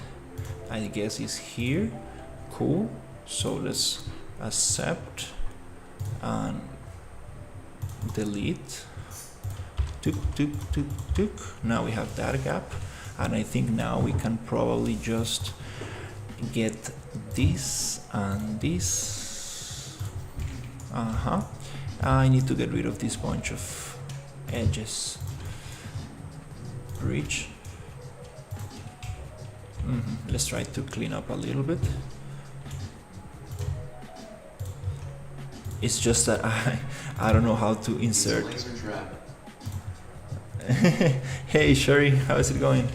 I'm making this crazy wall kind of thing that surrounds the city.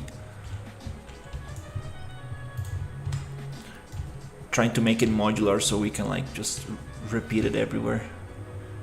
And I'm trying to close this thing here. But I need to delete some edges because I'm getting too much stuff. This one we don't need. We don't need those. Quarantine city. Something like that.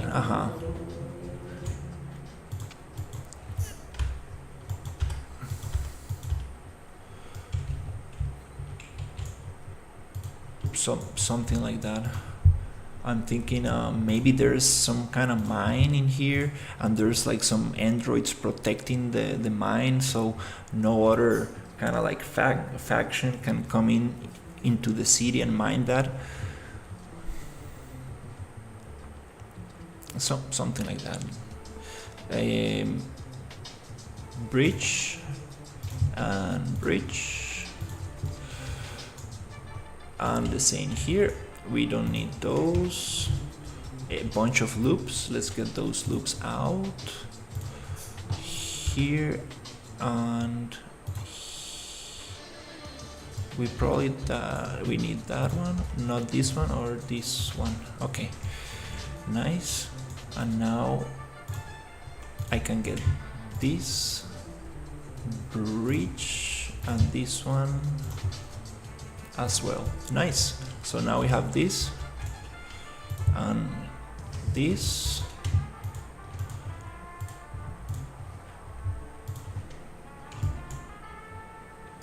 Okay. Bridge,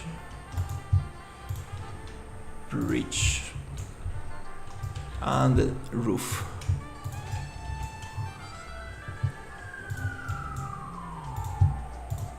Bridge. Nice. And I think I'm just gonna make an elevator that goes down here and whoop, goes back up, whoop, go down. Probably. Don't feel like making stairs. Let's get rid of this one, and we don't need that one, or Cops are coming for you, laughing face. Or this one.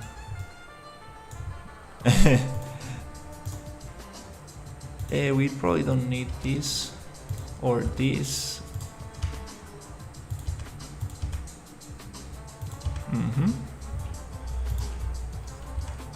We can get that merged.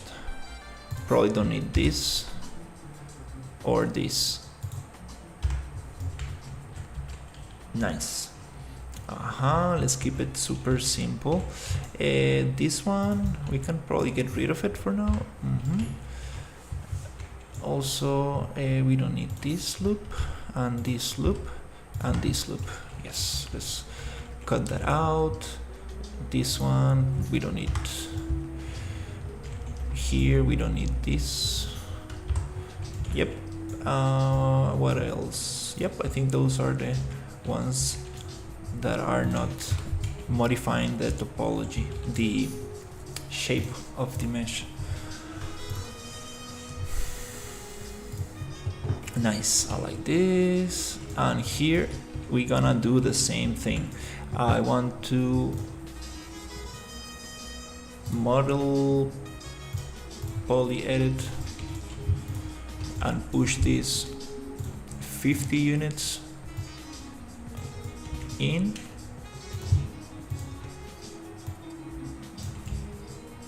That looks cool.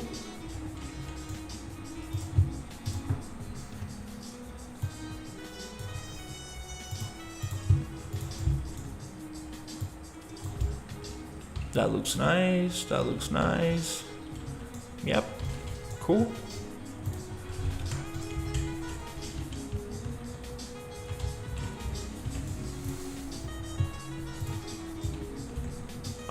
Probably we don't need this gap here.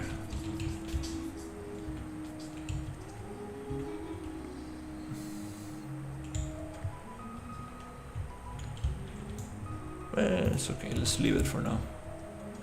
Okay, looking interesting. Let's go. A UV's project box reset. Nice. You didn't check your Discord messages for over 10 hours. Laughing face. There's nothing there. Oh, you sent me that dual gunner. Yeah, I forgot to react. Nice. I'm trying not to add much to this because there's a lot of stuff in here.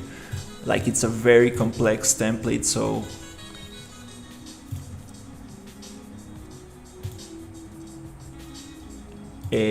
trying to take it easy and learn the template because there's a lot.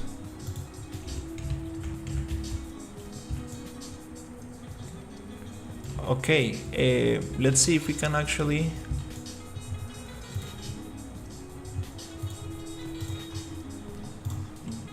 get these faces.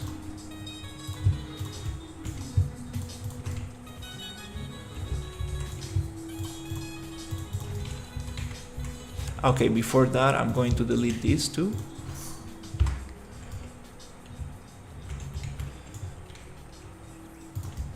The Souls-like framework looks interesting, but it is not replicated at all.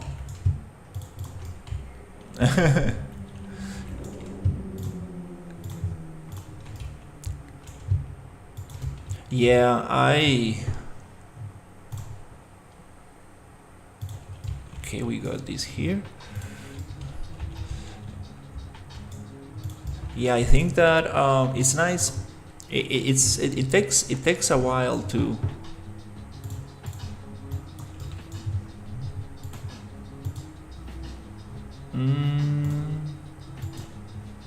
It takes a while to get used to one template, so it's kind of okay. This is not. Oh, it is. Let's see. No, it's not the same. Let me see. So yeah, I think that. Oof. It's nice to spend some time with the same template.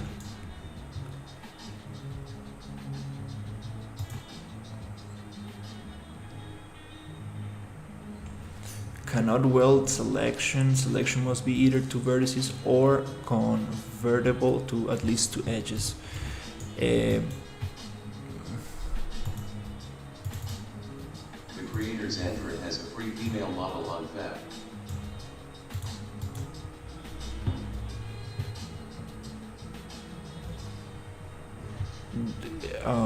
I'll check it out. Let's see, what is this?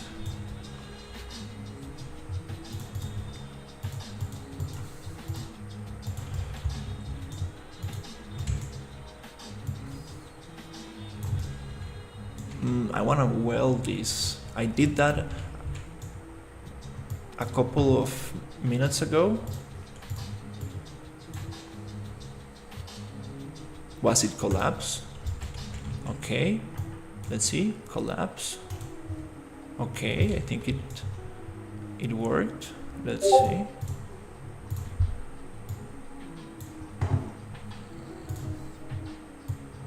No, it's separated.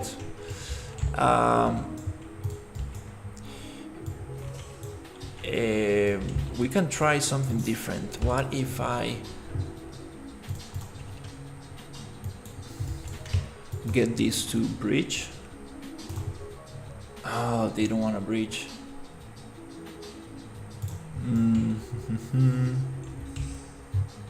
No, this is not gonna work. There's something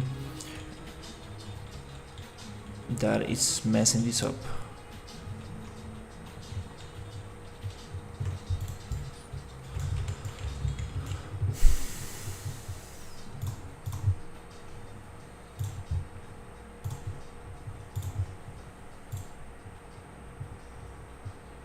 Wow, very, very realistic.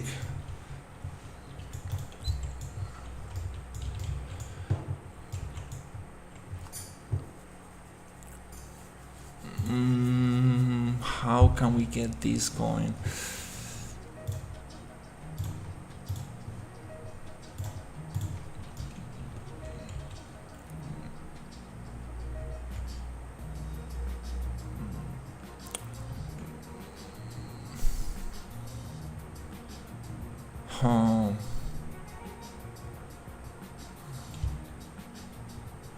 I want to extrude this little piece here, but it does not allow me to merge it.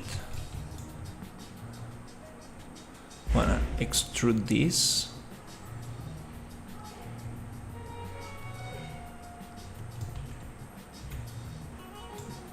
And weld it, but for some reason it's not letting me. Why is that?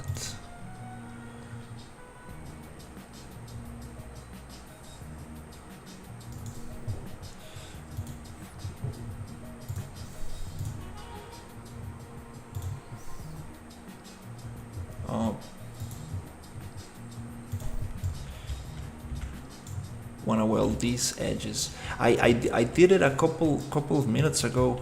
For some reason this it's different from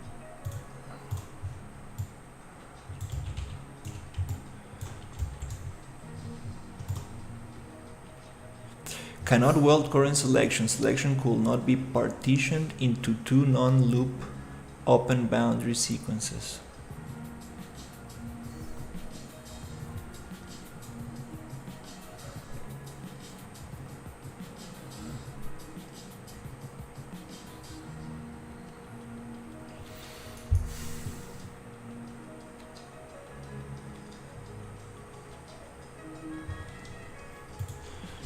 Okay. Okay, last try. If not, we're gonna do it differently.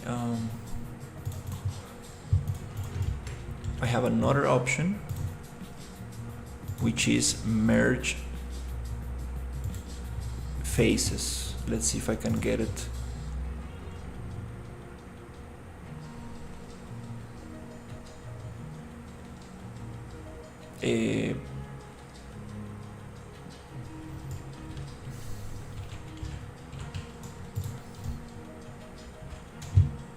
These two faces merge. Okay, it seems like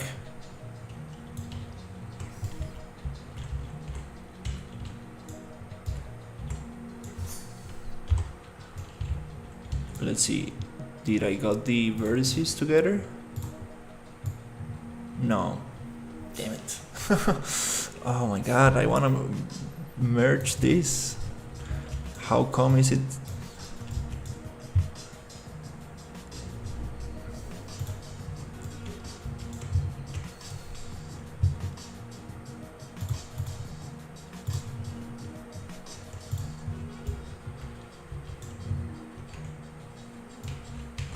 Is it not allowing me?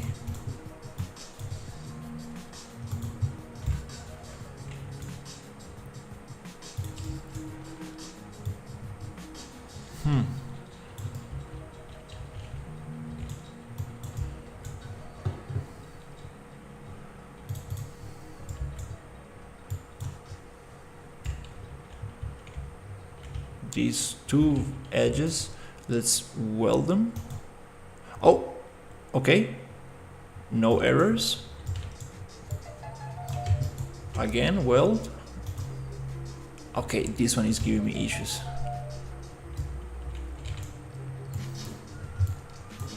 Weld.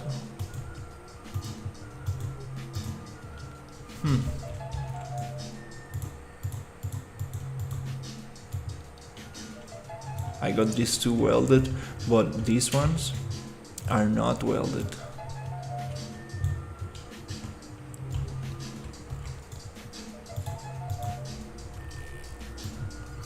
It looks like they are.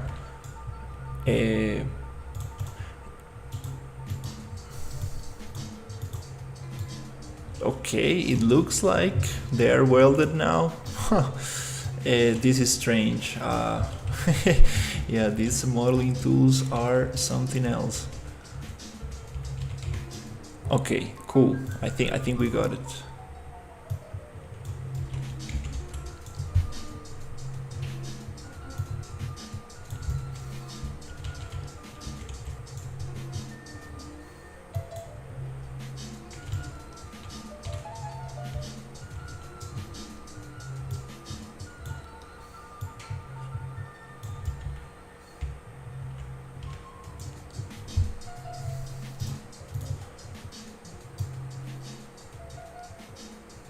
Okay.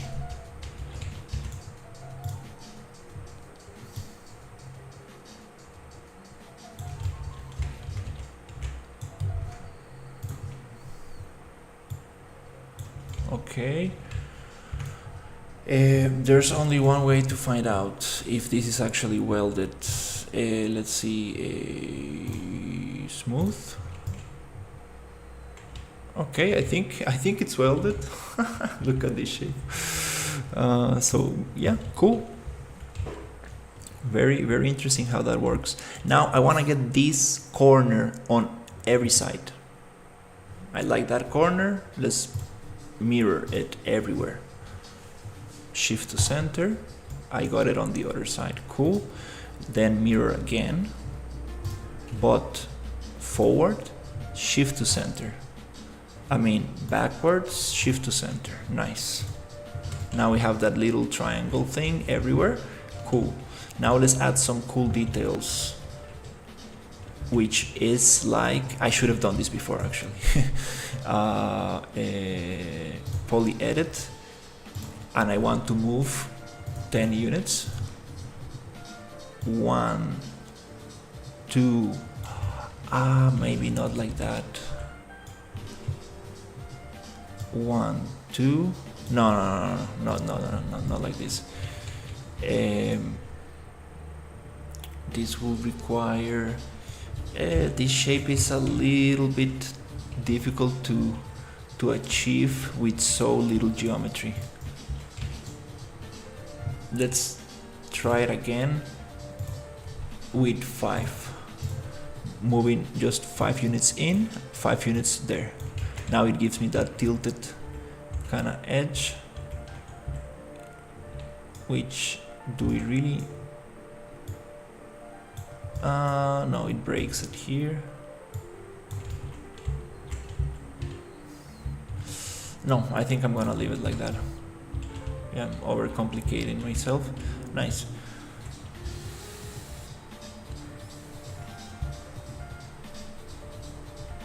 I think it's enough space for the player to actually walk around.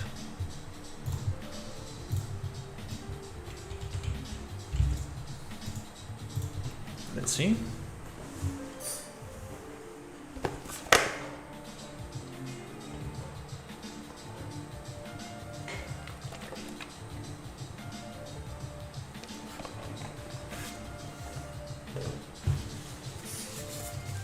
Oof, it's 12:37. Very hot. Yeah. Is this space the same? Nope, it's not the same. Can probably modify this so we have the same space around here. Yeah, let's do that, which is modeling, poly edit.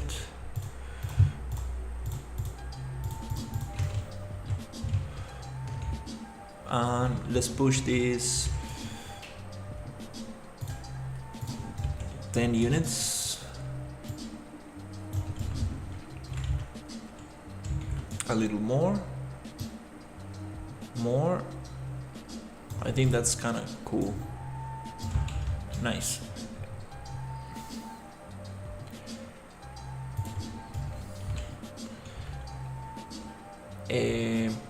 Now I need to mirror this to the other side. Okay, let's get a better view by projecting the UVs in box proportional dimensions by 100. And now mirror this, shift to center, and we got that nice spacing. Cool. Very nice, very nice. Nice. Now we are making some cool structures, more original assets for the environment. Nice. Here we're gonna have a elevator. Do we have an elevator here in this template? If not, we can make one. It's not so hard to just have a platform. We have ladders, which is super cool. We might not have an elevator, which is okay. Yeah, we can make one.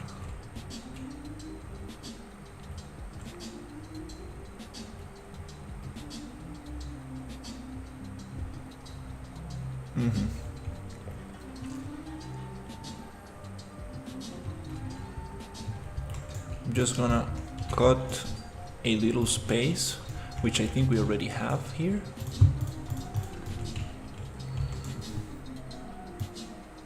Perfect, that looks like a square.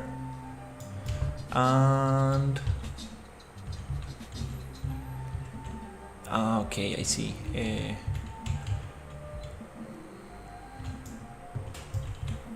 We need to match this with the upper one.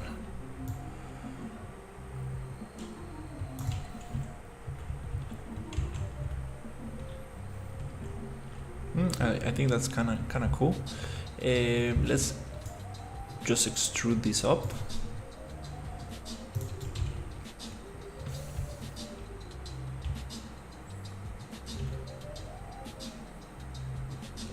Do we need to extrude this? No, we don't need to. Because we need to breach this. So let's try to get this to look like a square. I think that's kind of cool.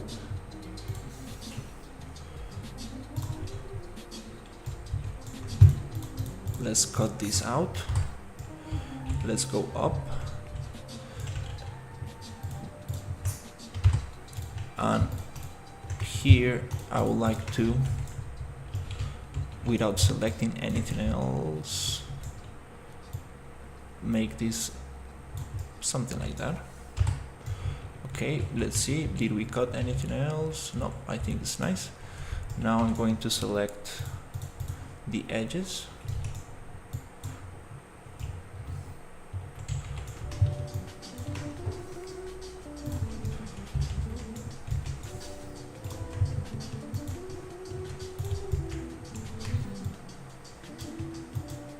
And breach.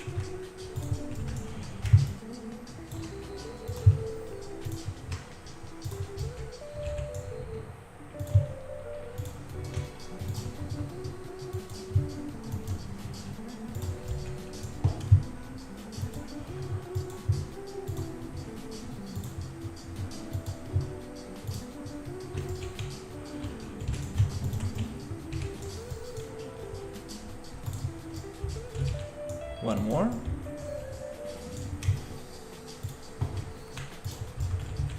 Nice. Cool.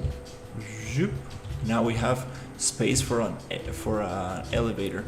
I want to just make sure that we have these walls straight, because if not, the elevator is gonna get caught here and here and here. Yeah, I think we got them straight. Just double check. Nice. Cool. Let's see how big is that compared to the player. Might not need this to be so super huge.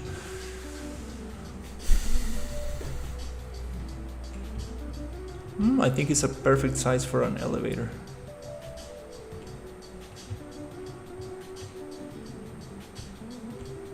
Oof, okay, come on, it's loading. Getting that super huge frame drops. Okay, my computer is overheated. Nice. Okay, now it's loaded. Nice.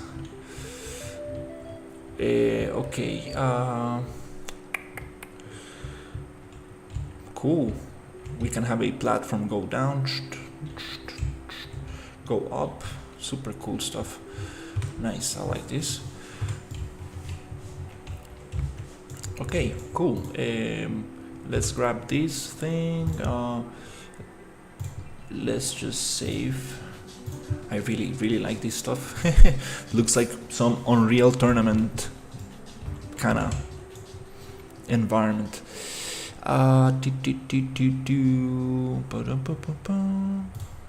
UVs, project UVs, reset, accept. Nice. Yeah, really want to get some drones in here and test this out. Let's get the same effect that we have here. Let's get it here as well. To do that, I'm going to insert edge loop. I don't know how to do it equally, so I need to just add a bunch of them, which is a little dumb, but I'm gonna find out how to make this more efficient. It's funny. It's like, what are you doing, dude? Why are you adding so many loops?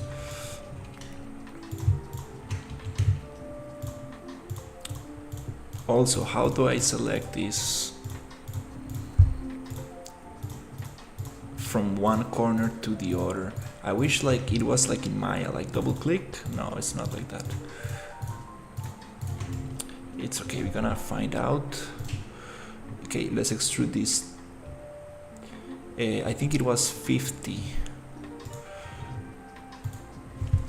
units up. Not like that, extrude.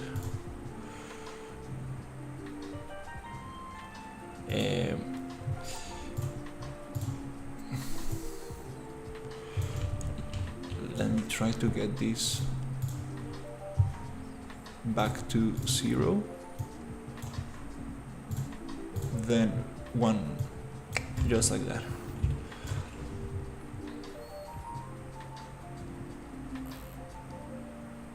Okay, and then I would like to get this one. How are you doing, Real Habit? Hey, lighting, how is it going? Good. I'm having a lot of fun. Having a lot of fun with this project. Getting very obsessed with this template. There's a lot of stuff here that I would like to learn how to do. Okay, I like this. Let's see how it looks. I'm creating this super massive. Oh, okay, this super. I'm doing good as well, experimenting with some things. Nice. Yeah, I making this crazy sci-fi wall that will go around the town.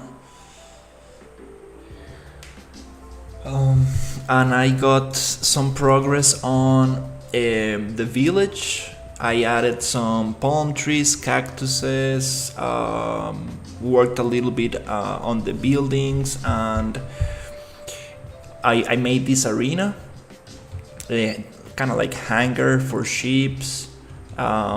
We have this door in here. I added some 90s computers here, some components from the 90s, which doesn't make too much sense, but I really like those props. I made this killer android just with a bunch of pieces, kit bash pieces. Still need to add the fingers. I textured this little guy right here, and I added the diner, which design I need to work on it a little. Made it look a little bit sci-fi by adding like a bunch of cables and stuff. Let me play to show you. And yeah, pretty excited. I want to see how much can I add to make it feel like, like immersive without my computer like burning. Frame rate is very bad. I'm getting like 25 frames per second. Diners, man, the aesthetics of it are just so great. Yeah, diners are amazing. This is actually an asset pack that I made. All the 60s, like the American. I was making an American diner from the 60s. This Ward Litzer is probably the most. Maybe you could make the exterior more like a rounded rectangle. Oh yeah. I had that comment too. People told me like, dude, can you make the exterior actually look like a diner? I'm like, dude, I haven't gotten into it, but I want to do it. Actually, this is an asset pack that I was planning on releasing. I need to really polish it and see if I can release it, because there's a lot of good stuff in here. A lot of very cool props I made. And make like a second story. That will be very nice. A second story, like look at this bathroom. I love this color, like reminds me of the That way there's like apartments on top of the diner, sort of like Gotham City. That's very interesting. That makes sense to have some second floor with some stuff in there. This sci-fi office. It's not sci-fi, but I wanna make it sci-fi. Yeah, this is it's super cool. And the kitchen, definitely, you see, it's not much work has gone into here, but I wanna get this very interesting. I decided this thing I downloaded as a waitress, but yeah, pretty happy with the progress. Here I would like to have a. I have tried to model like objects. I'm not too good at it, but I'm very good at modeling like organic looking characters. Nice. That's super cool. I want to make an elevator for this. I'm sure that it's not that hard just to get a platform going up and down. I think I'm gonna push this back 5 units. 5 and 5 right there. Yay! That looks very cool. We can probably get this detail as well, just to add more, a little bit of detail here, because I think it will help a lot. Yeah, I wanna see, I keep saying this, I wanna see this tutorial on modeling tools. He goes over some settings that I need to activate, because there are some very cool stuff that I'm not taking advantage of. The Unreal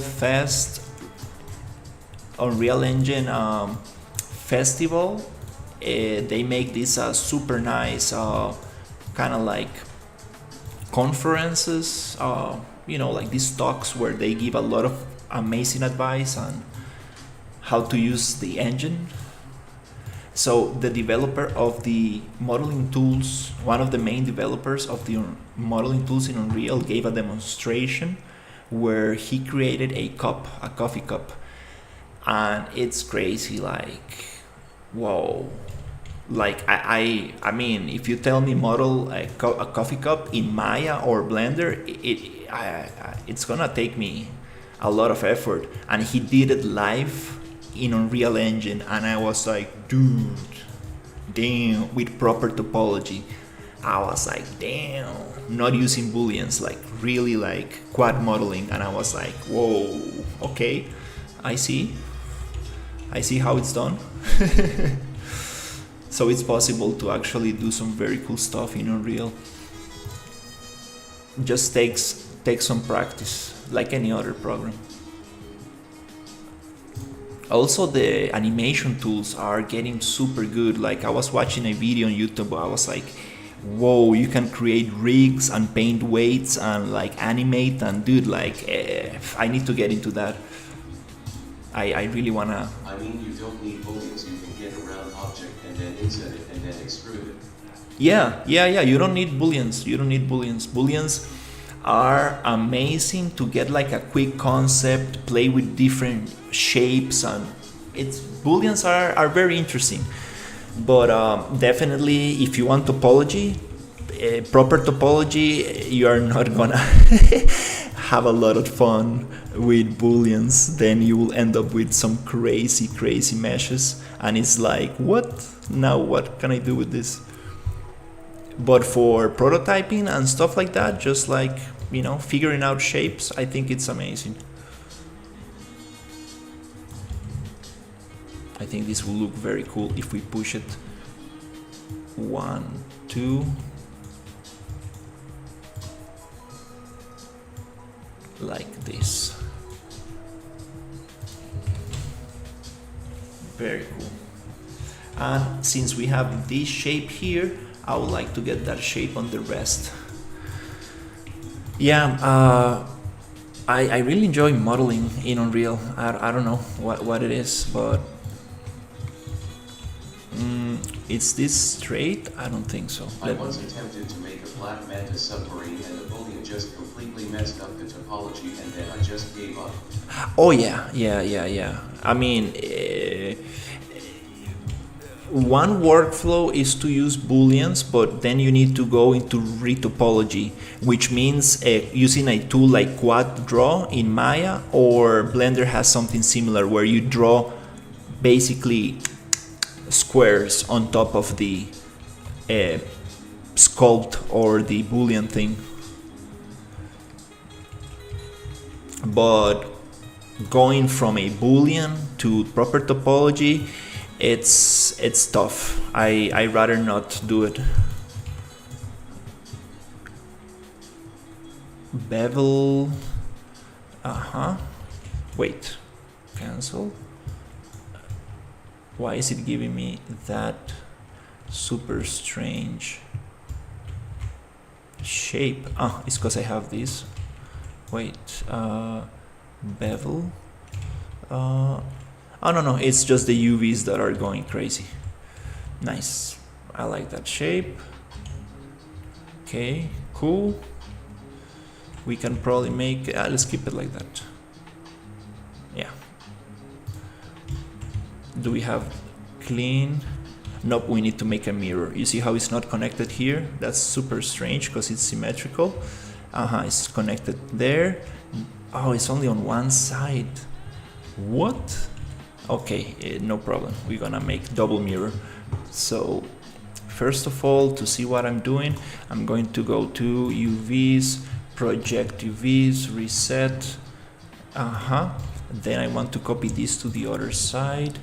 Model, mirror, shift to center, left, shift to center, right, shift to center. Then mirror again, but backwards, shift to center, and now I will get that clean stuff on this side. Nice, beautiful. Nice. Okay, let's get the same thing here.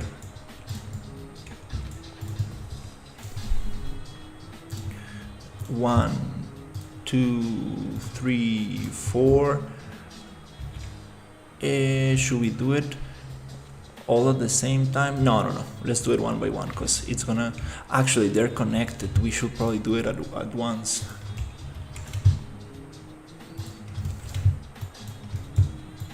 When I first started learning game dev and I was told to make a wall and other stuff for the game, I told the project lead that I wasn't an avid 3D modeler, and so eventually I was forced to learn. There's no other way.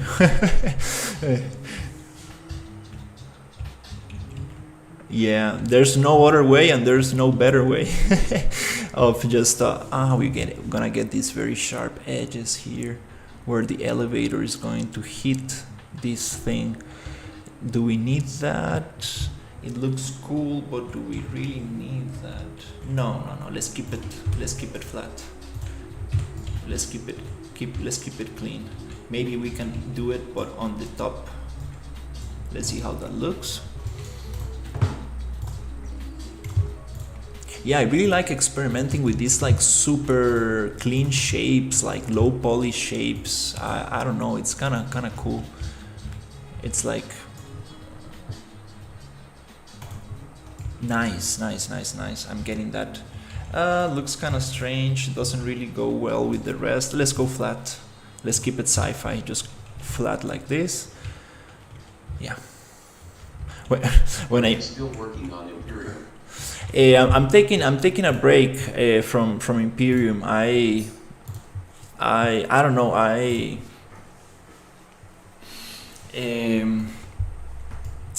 It's a complicated topic. You know, like I went to university for 3D animation, and I took a class on pre-production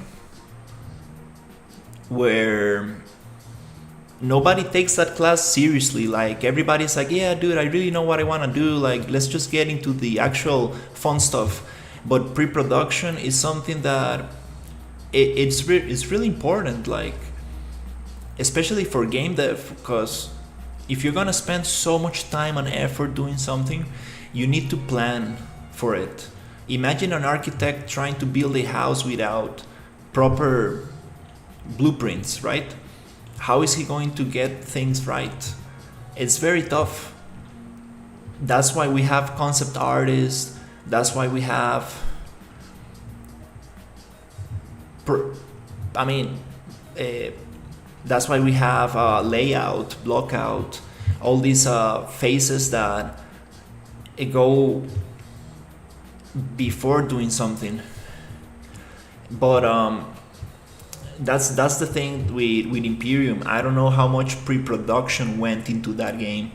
So um, you know, it's been kind of like I've been having conflicting thoughts about the project, because I spent like a lot of effort and time like doing a lot of things, which, I mean, I can use those models like I'm doing right now for this town, but it's like I feel like we don't have a clear vision of what the environment should look like. So it's very difficult to actually do something right. And I don't know. I think that we probably need a concept artist, somebody who can really draw 10, 20, 30, 40, 50 drawings for us, and then we can choose the one that we want to follow. Because I've been doing that work basically. I've been just sketching ideas in 3D, but it's very rough, because it takes a lot of effort to do things in 3D instead of just a drawing, right? Which still requires a lot of technique and practice and understanding and so on, right? But that's what I feel like. I don't want to say it like this, but I feel like I've been like misguided. I've been like, sometimes I feel like I'm doing the right thing. I feel like I understood the vision of the environment, and then it turns out that that's not what actually the team wanted for the game. So it's a little frustrating, to, because it starts making you feel like insecure of your own skills and the understanding of environments and space and like what a good level looks like. But when you analyze it a little bit further, it's like maybe we do need more pre-production. Maybe we do need to sit down and sketch out some drawings, and maybe we do need to have a clear vision of where we're going, because it's a little tough to like I said before, like work in the darkness. Like I don't really know what the environment needs to be like, right? And also during the process, during my time in that project, there's been a lot of changes, like very sudden changes that I was not expecting, and it almost feels like a child in a toy store, kind of like, oh mommy, buy me this toy, I really like this toy. Then you see the next shiny thing and it's like, no mommy, I want that one. And then you see a kid playing with this other toy and you're like, no, I want that one. Like, it's very tough for me to know what what kind of environment are we going for. So that's what's going on. Yeah, now I'm working on my own project, and basically I have a very clear vision like of what I want. It's like Star Wars desert environment. That's it. Let me just copy that and see where it goes. I like Dune. Let's do something like Dune and Star Wars. I like Fallout. Let's add some of that there. So I'm just, trying to copy those things, but I know that even if I try the hardest, I won't be able to copy that one to one. So I know I'm gonna come up with something interesting just based on that. Like not trying to reinvent the wheel, just trying to go with that. But that's what I feel with the project right now. So yeah, it's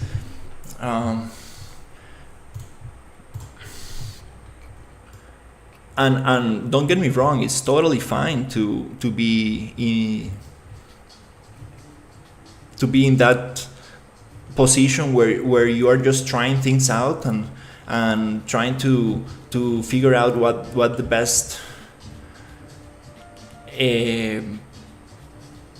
what are the best options for your Google Docs and set out what why if you can mutually agree on something. Yeah. I was researching a little bit about level design, and there are questions that we haven't answered. I guess maybe I'm the one who doesn't know the answer to these questions. But like, if you're creating an environment, you need to think about what is the story of this place.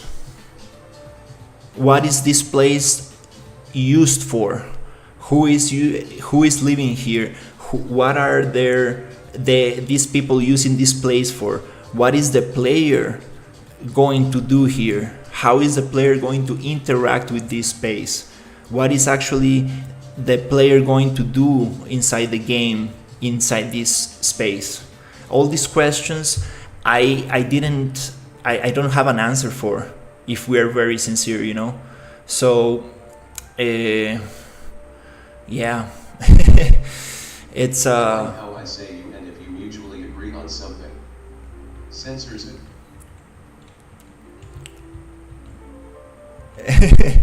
yeah, I don't know, like, and it's kind of hard to say, and when I see Ryu working on the environment, like, I don't know how to say it, but I feel like we don't have a clear vision of what the thing is that we want to make. That's what worries me a little bit.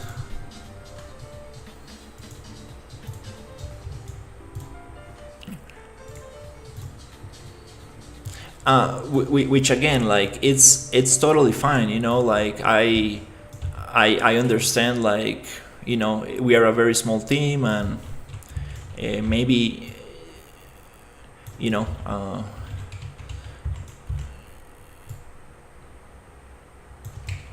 maybe we haven't spent enough time in that part, but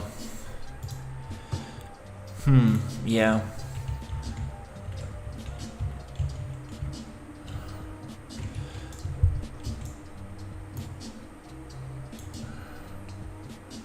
That's what worries me a little bit. I want to make this elevator go up and down. That'll be very cool. I think you guys just need to lay out the plan for your game instead of throwing out ideas. Yeah, that's what I would like to do. And I don't want to blame it on anybody. Like, Ryu has been very busy with other things. He has been doing a lot of other stuff, and maybe he cannot sit down with me and guide me through the process. Sometimes I work for like 2 or 3 weeks, and then I get some feedback on what I'm doing, and Yeah. So yeah, I guess that's what we probably need to do. Then be honest with them and tell them you want more direction. Tell them you want them to make a Google Docs and make a plan, step 1, step 2, step 3. Yeah, I kind of we had this conversation before, and he, I mean,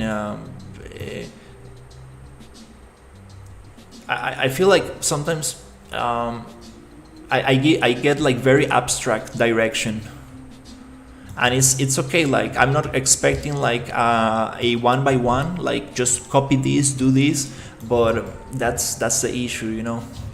So yeah, but anyways, let's give it some time to see. I think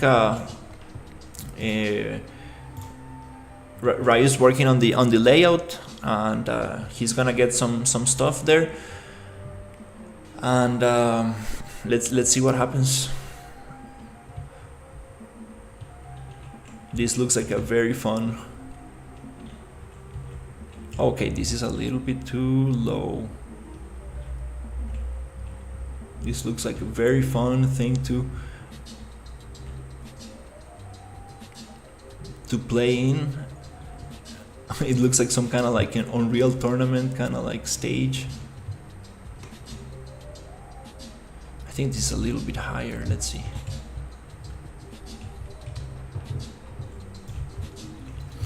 So yeah,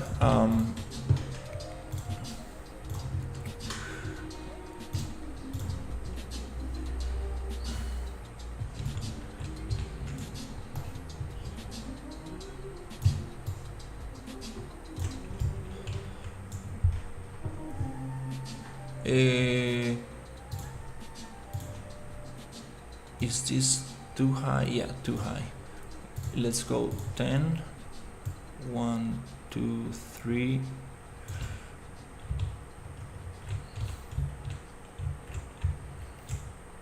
Maybe like this.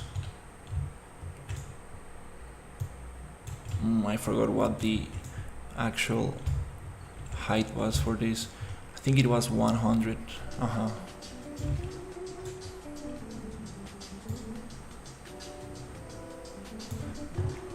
I think it was 100, so let's just push it. 1, 2. No, I think it was 50. Okay, so let's see if I can get an elevator going.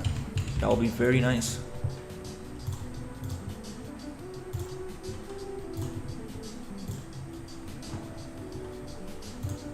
I haven't done one of those in a while.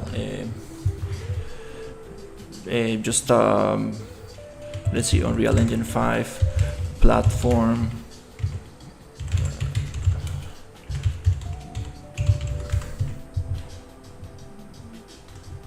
I want something super. Make an elevator, 4-minute video. Oof, okay, that was loud.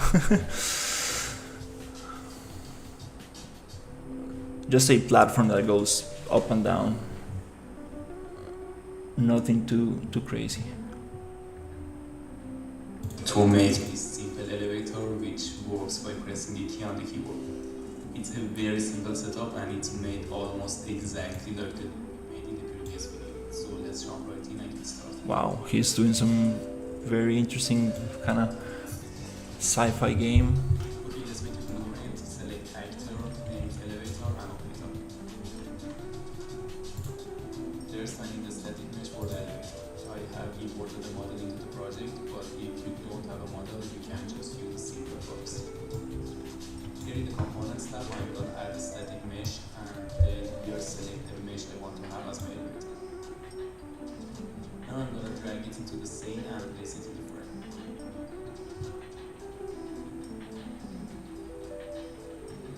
Alright, now let's go to the event graph and make the code for the movement function. First thing I need here is a box collision. Let's add it to the event graph by typing the box in the components tab and place it inside the elevator. This is the area in which the player is allowed to give input to the blueprint, and when he is outside this area, he cannot do that anymore. This way we control the area in which we can interact with the elevators, so we can Okay, we need to make a blueprint. We need to make a blueprint with a collision box. Okay, let's just create a blueprint actor. Let's call this BP elevator.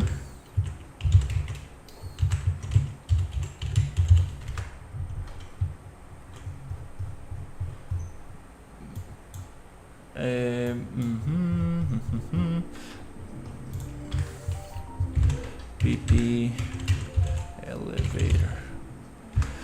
Okay.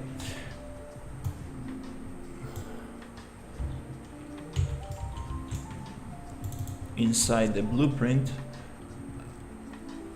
I want to drop this as a static mesh.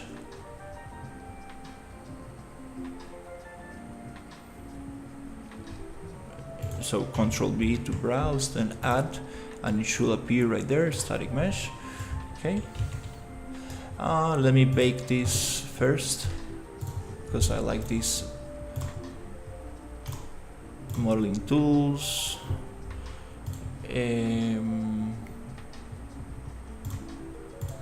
Mesh. Where is it? Xform. Bake transform. Nice. Now we go into the blueprint.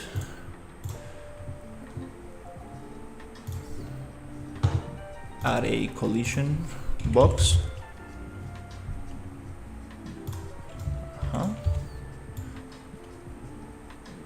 So it covers the elevator. Nice. Cool. Now here we can probably get this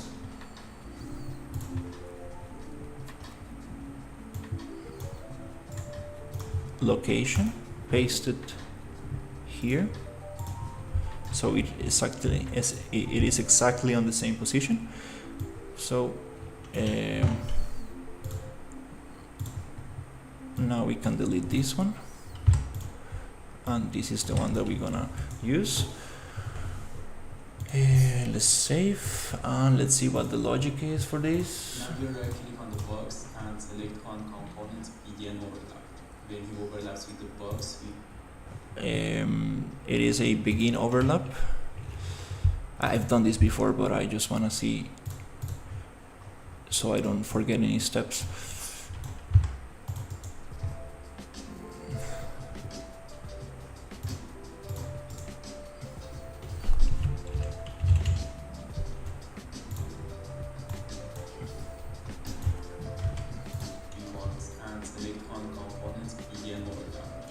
Okay, it is event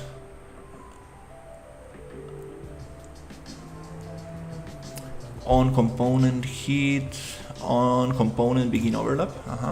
Overlaps with the box. We want to be able to give input, so let's add enable input. Right click on the box again, and this time add on component and overlap. Okay, let's see. He's gonna do it with an enable input. It's okay. We probably don't need that, but he's outside the box. We don't want him to be able to give input, so add a disable input node.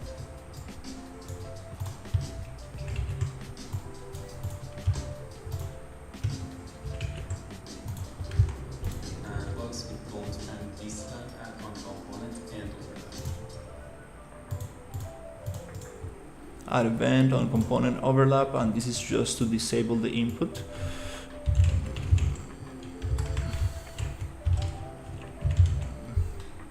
Actually, I can do this on the main screen now that I have this other setup.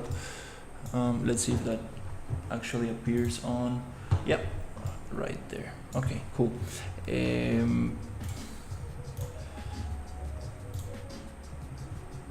When he's outside the box, we don't want him to be able to give input, so add the disable input node, and for the controllers, add the get player controller node, and okay, we're gonna get the player controller.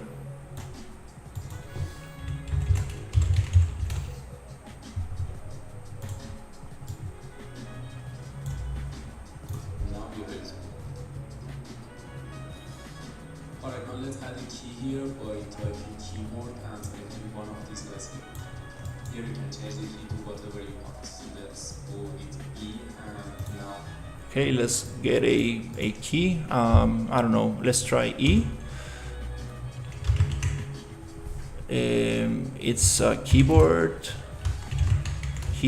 E. There you go. Now when we press E on the keyboard, whatever we make here will go. What we need here is a set relative location function.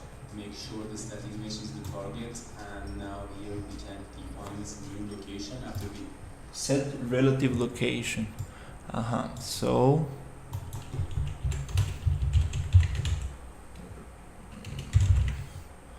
set relative location of the box that we are using. hit E on the keyboard. Let's go with 300 and play the game. Okay, now we need to set up the height that we want. Yeah, as you can see, when I hit E, it goes to its new location. Okay, so we need to figure out how high is this thing that we need to go to. So to do that, okay, I'm going to just make a little box. Modeling box, and I want this box to be snap to the floor. There you go. Great. And I want this box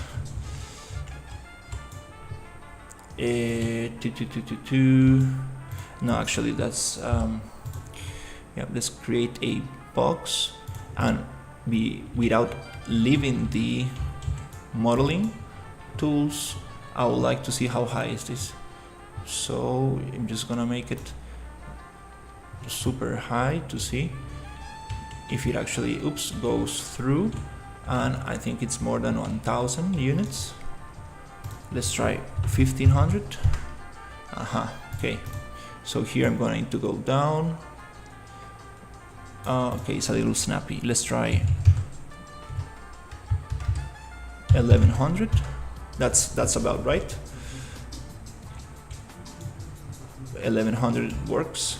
So let's cancel this cube, and inside the BP elevator I'm just gonna give it 1100 in C in height. So nice. Let's test it out. This one needs to go down. Is the pivot point yeah, in the bottom? Perfect. So let's drop it and let's see if I can actually go up. It's gonna teleport me, so then we're gonna get the nice elevator kind of movement. Let's test this out. I go into the platform and it's not doing anything cause it's not getting the player.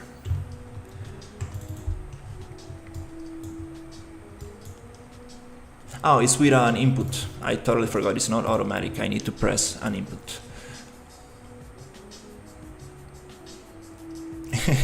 Totally forgot. So if I go here and go E, okay, nice, it works. Now I can go up. I need to push it to 20 units down, maybe 20. Yeah, maybe I think it's 20 or is it 10? All right, so we got that going. Nice. Let's finish the video to get that. And goes for it. What we want here is to make it move smoothly and also be able to make it go back by pressing the video. We are going to do that with the timeline. Right click and type timeline and add it to the event graph. What it does is that it outputs the... Okay, we're gonna get a timeline.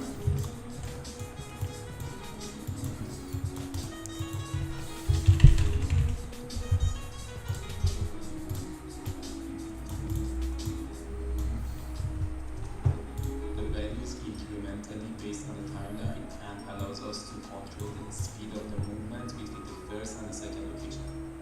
This is gonna allow us Vector track. to make a We don't want to animation make curve body and add some speed. and we only need to work with the Z axis. So track, I think it's vector track. Open top and we're at the vector track. Yeah, vector track for direction. So let's go vector track, and we only want to see the Z direction. So I guess We don't want to make it move along the Y and the X axis, and we only need to work with the Z axis. So let's lock them all and only keep the Z axis unlocked so we can work with it easily. This here is the length of the timeline, and in our case 3 seconds is enough. But 3 seconds to go up. Yeah, let's make it 5. of course, based on your project and the speed you are looking for, you can tweak the value. So we need to and add 2 what works best. keyframes. Here on the right click, you can add a key and also add another one. And Let's add a key, which is, right click, add key, right click, add key, and the second one is gonna be 1. A value of 1. Time 5. And there's a way to look at this. Is it home? Or is it here? There you go. And here to focus the entire timeline. Okay, cool. end of the line. This is the first location of the elevator, so the time and value should be 0 and 0, and the other one should be 3 and 300. Meaning that after 3 seconds, it should move 300 centimeters along the z-axis. The final thing I'm gonna do here is that I'm gonna select them both and here with auto to make this curve. This means that the speed at the start and at the end of He's gonna not make it linear, but he's gonna make them have this curve. So it's gonna start slow and then it's gonna slow down a little bit. It's gonna have an ease in and ease out, let's say. of the movement will be less than the middle, which makes it move smoother and more natural. Alright, now let's compile, play the game.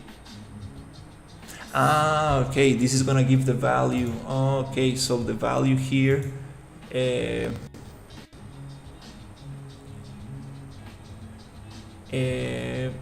it's gonna be the one that is the height. Let's see. Stand the middle. Repeat at the start, make this curve. Is one should be 3 and 300. Meaning that after 3 seconds, it should move. That's the time and the value. Okay. So value is going to be 1100 time 5 seconds. Okay, let's try this.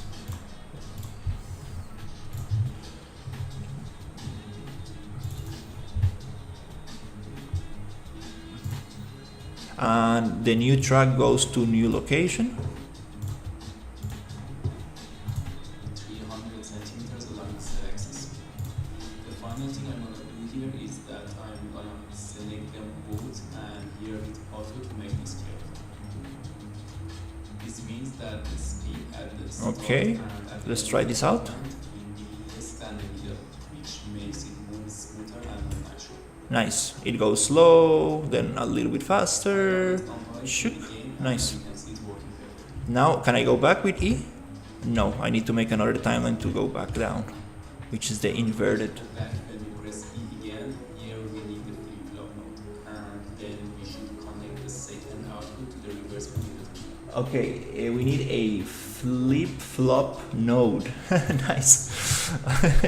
I forgot about that one.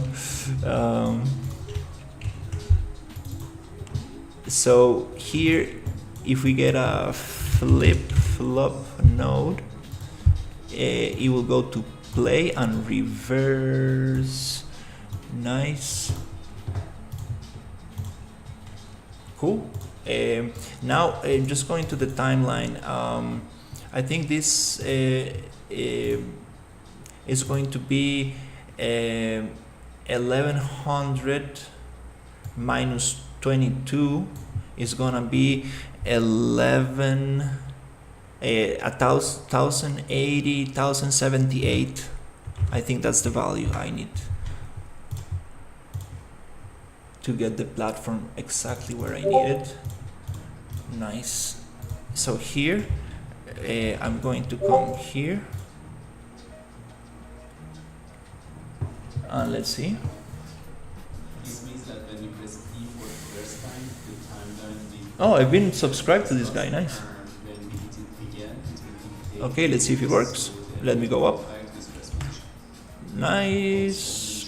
It goes up. Is the choke to the static mesh. Yes. Until then The elevator, I think I missed 2 units. If you enjoyed the video, don't forget. Let's go back down. It works. 5-minute tutorial. It works beautifully. Amazing. I missed the values, which are 1080, like video resolution. Amazing. Okay, we got that going. Very nice. So save. Nice. Cool. Now we can make this elevator look beautiful and everything look beautiful. Nice.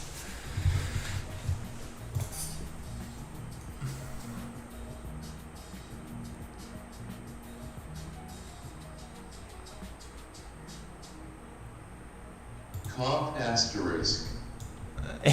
I saw the the poem.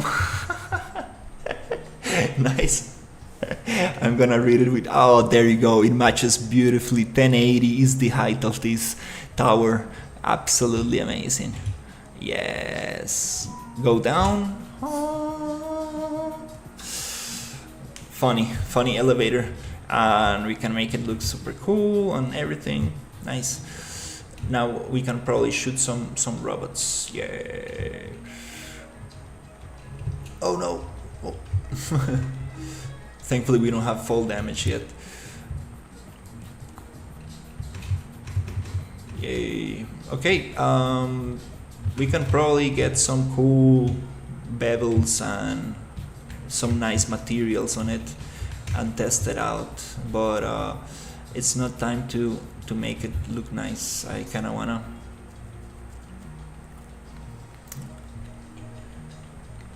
I see the elevator hitting the walls. I probably need to make the walls straight so we don't get that, but nice, looks pretty cool. Yay.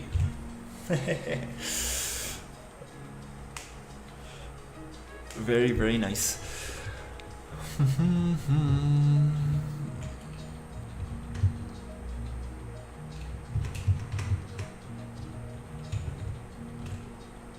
Okay,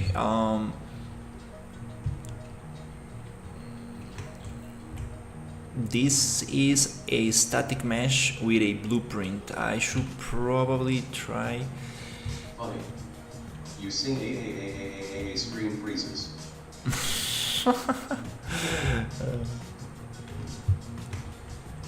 Actually, this elevator. No, let's leave it there. I was thinking of making like. We can make it look nice, like have a little platform or something like.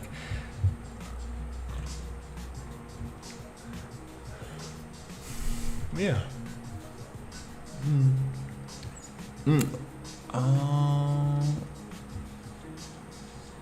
Yeah, we need to make it a little bit smaller for sure.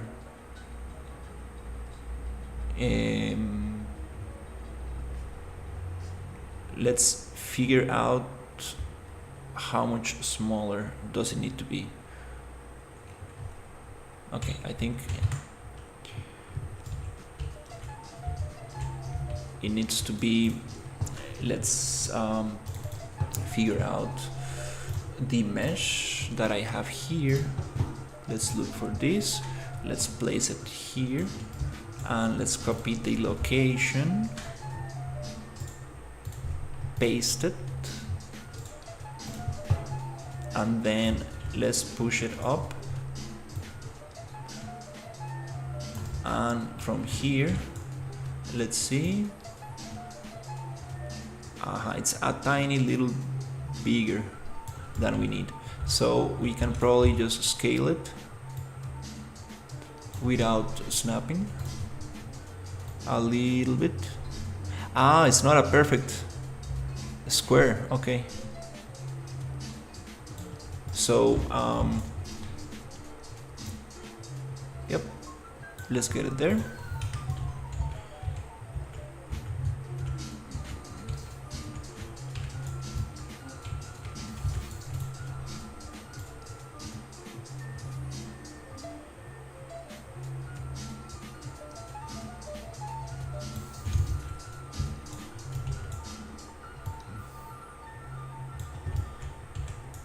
It's okay to leave a little gap since it's an elevator. I think that's kind of cool. I like this. I would like the gap to be equal on both sides. It's okay. I think that's good enough. It's a noticeable space. Let's just go mesh. Modeling, Xform, bake transform, and delete this. That will get our elevator baked because it's an instance of the original.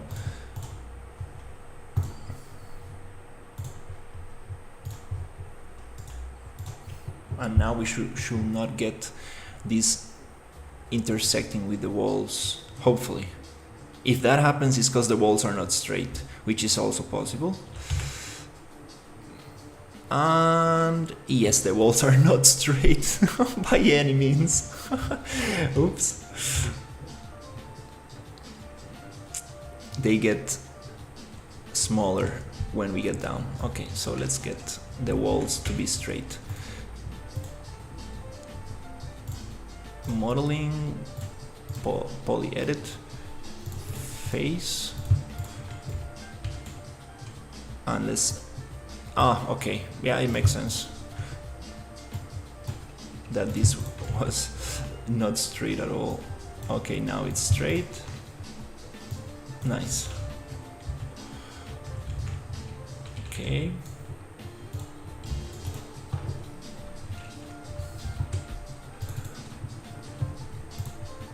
Need to find the box again.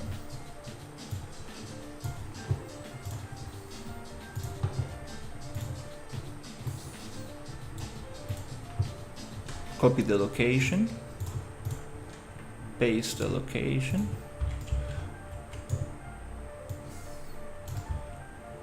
oh yeah.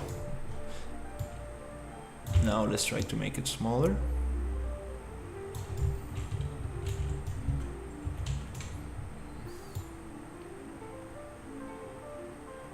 Like this. I think that fit.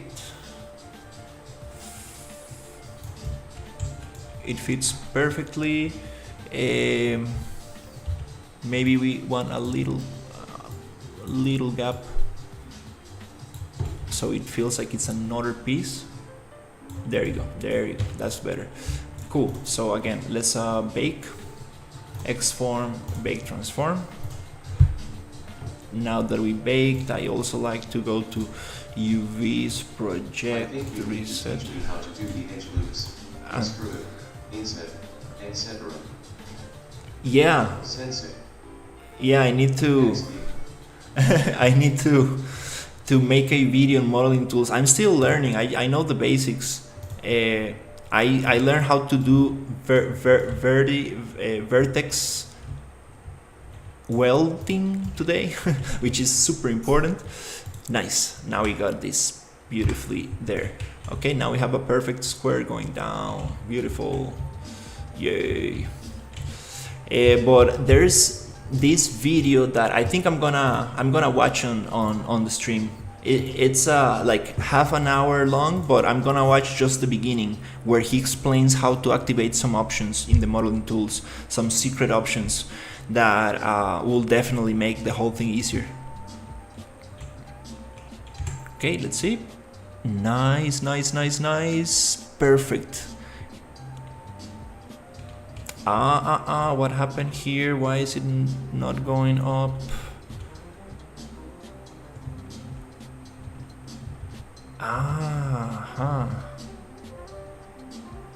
So I was I was right with the measurement. It was 1082. I need 2 more units to go up.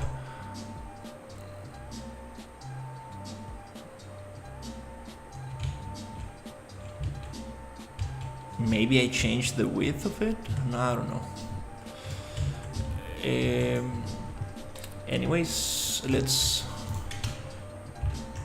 go here to the timeline and make it, let's give it 2 more units. Bloop, bloop, bloop, bloop.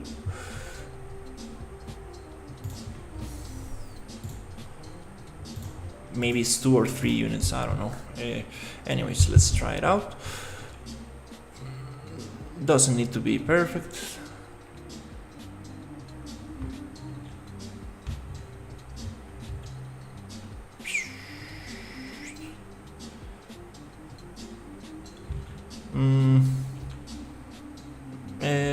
I calculate maybe it's 3 more units.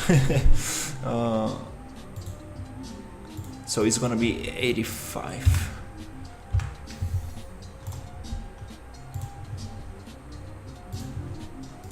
Nice. It's time to bring some drones and test this out.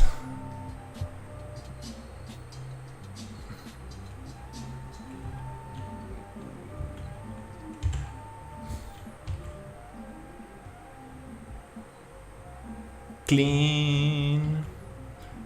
1 unit up. It was 84.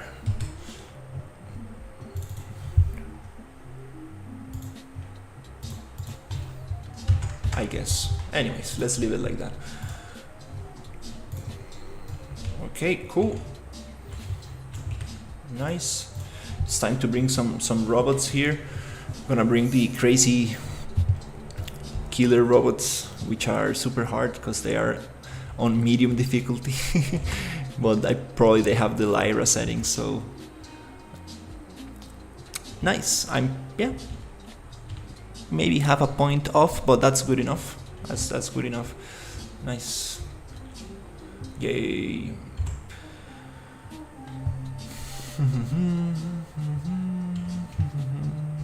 And this, yeah, let's leave it like that. I don't want to make a platform where like the elevator sits into, which could be nice, but actually, yeah, that would be very nice. All right, let's bring some drones. Okay, to do this, I would like to get this drone, which is already set up, and I would like to get my helmet, and I would like to get my weapon, which has like 10,000 bullets. Is it part of this? Come on. Oh my god, is it? That's funny. Are you? I made it part of a level instance? Okay, oops. That's funny. Let's just browse it and let's just place it.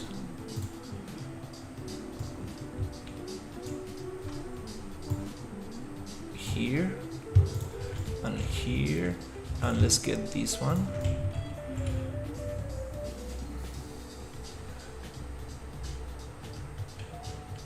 Let's copy and paste and bring them over here, drop them with End key. We can probably, yeah, let's just leave this one here.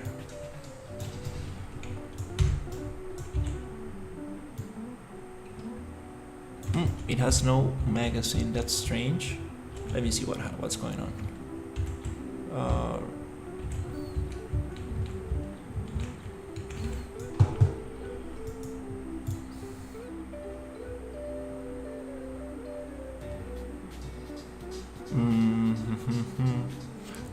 Don't really wanna break the.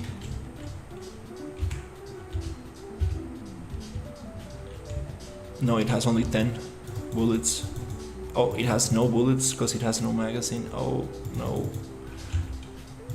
Yep, that weapon is actually not the one that I had. Oh damn it. So, yep, I probably need to go back to where I found that weapon, which I think is this one. Yeah, this one. There are like 1,000 data tables here, data assets. So it's I need to get used to this template. Not sure which is the one that makes it have more bullets.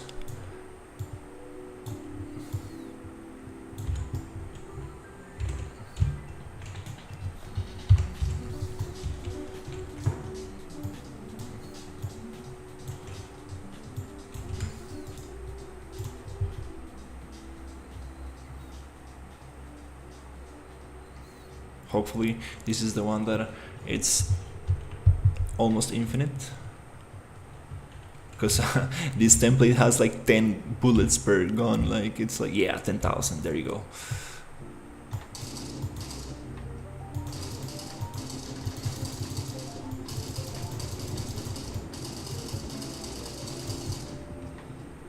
It just disappears. Okay, cool. Let's add some robots and some nav mesh so they can move around. And let's test this out. Okay, let's push this one somewhere here.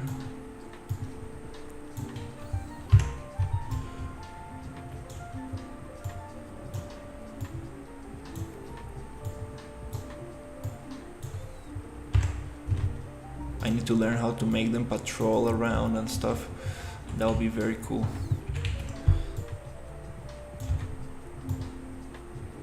Okay.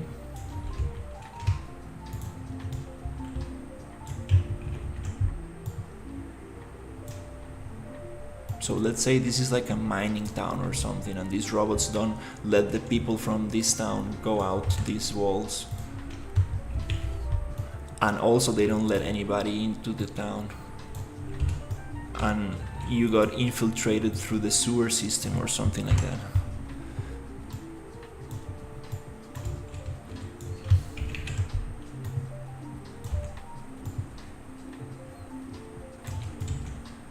So there cannot be really ships like this. I have a... where is it? Like this one. Maybe it's broken. I don't know. And let's add one more on the top.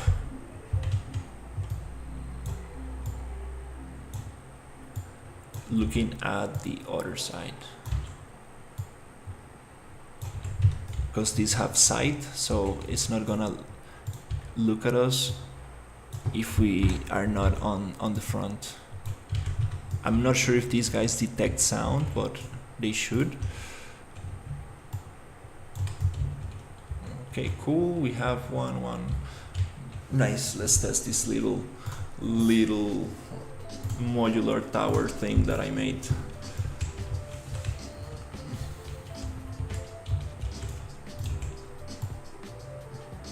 With this Space Marine looking helmet.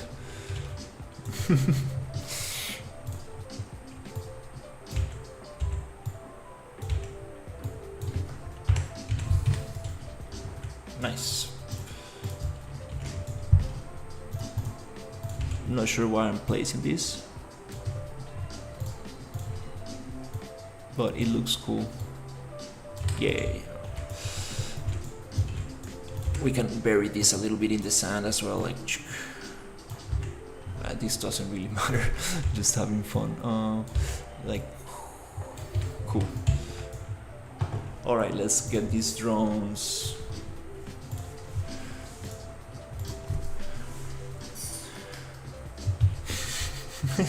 I'm most likely going to die in this mission, because these drones are a little bit hardcore. But as long as I hit them fast and stun them. Okay. I need to learn how to make them explode. They explode sometimes, but not always. The regeneration is very fast. Oh, damn. He got me. Yeah, this reminds me of the Lyra project. Like the AI from Lyra, it's hardcore.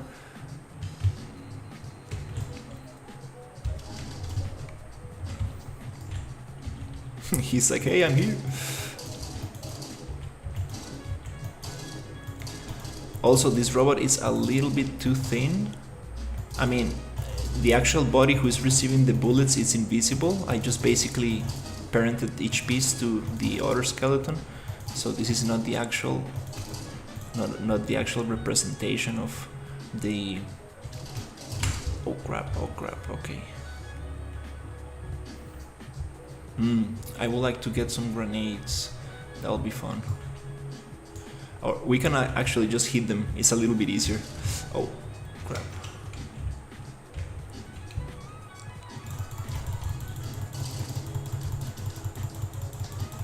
As I keep... Oh, damn it. This one keeps on shooting. Sometimes they stop shooting while you get them to hit. While you're hitting them. Oh, crap.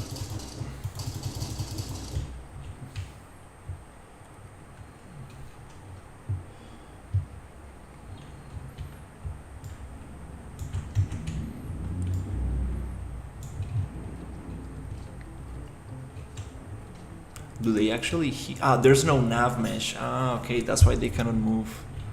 Might make sense. I need to add the nav mesh. Does it make more damage if I hit the head? I know they have like different damages per bone. You see, that one exploded, but the body doesn't disappear. I need losing oil.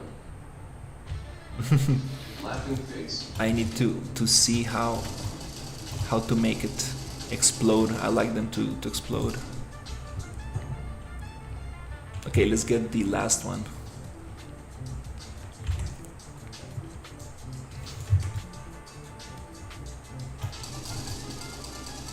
Oh, I pushed them.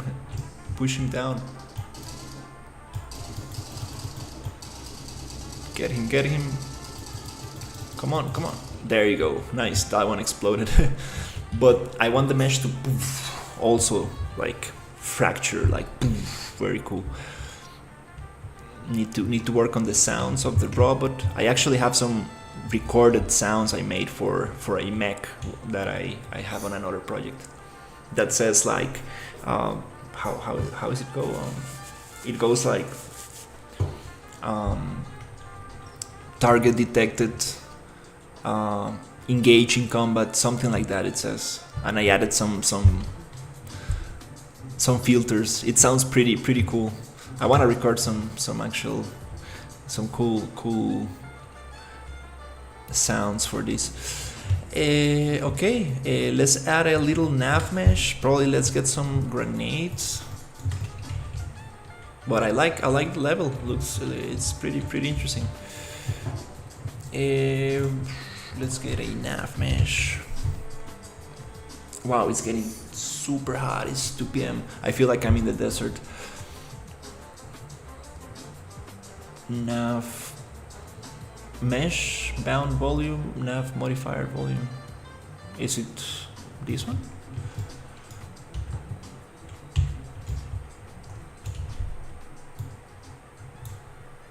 And we need to make it like huge, which is like, I don't know, maybe 10,000. Okay, my computer just froze. That's too much. 1,000. Okay, I think that's too much. 500? 100? Oh wow, the values are too big on this.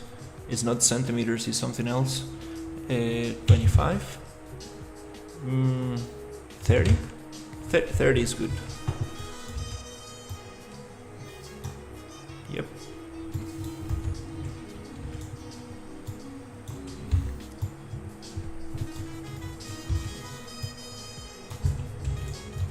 Okay, let's get some of these, cover the whole thing. Nice, that's kind of cool.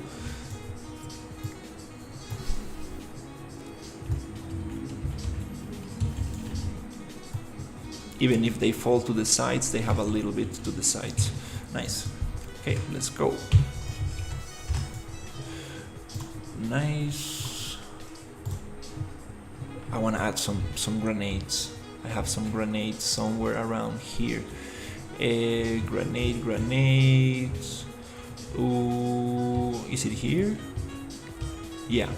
A poison grenade, flashbang grenade, electroshock grenade, explosive grenade, paint grenade, smoke grenade. I like the flash grenade. But this is not where you pick them up. This is just a demonstration. Is it here? Oh, here's where you can modify the weapons. It's super cool. You can actually modify them. Like, this template is very nice. The RPG engine.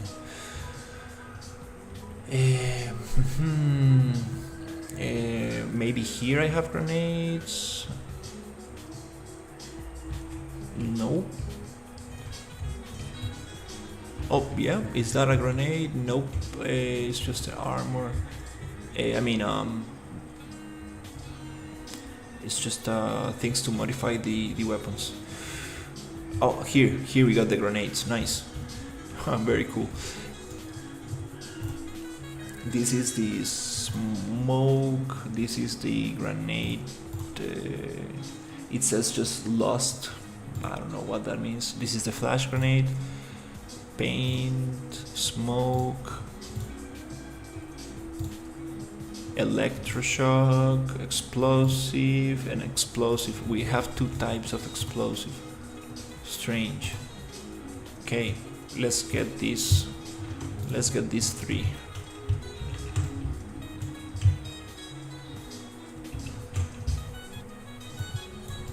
Okay, I'm gonna push them over there.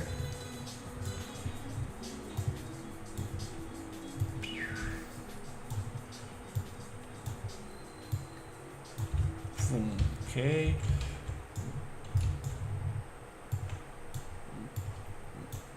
Probably better just to copy the location.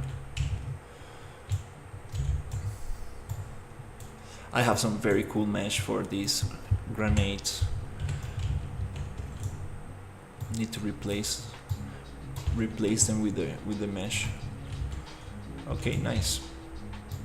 These meshes are kind of cool, but I have very detailed one. All right, let's test this out with the nav mesh. Whew, damn. Let me see if I can open some windows.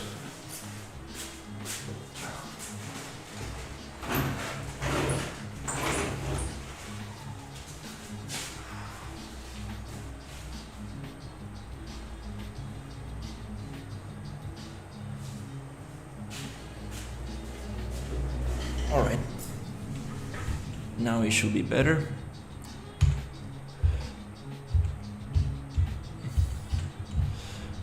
I'm not sure how to throw the grenade. Is it G? Grenade G. Open list of available grenades. Alt X. Why the Alt commands are not working?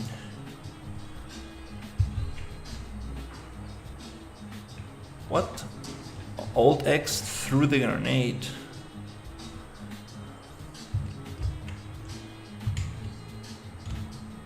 Okay, I need to hold it. I see. I can choose. Okay. Then the other Alt, the right Alt X throws the grenade. That's very strange. Oh crap. Okay. Yeah, I think the keys are not the exact same that I'm getting there. That's because I was. F4 always works. Yeah. I was trying to use the teleporter because there's a teleport option where you can go through walls and stuff. Super cool. And I think it was with the other Alt.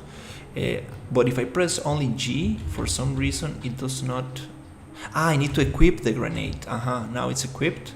Now I can throw it with G. Nope, doesn't want X. Ah, okay. Okay, it's X. And it says here that it's G. Ah, this is not right. I need to ask about that. So, Alt X. Oh, damn it.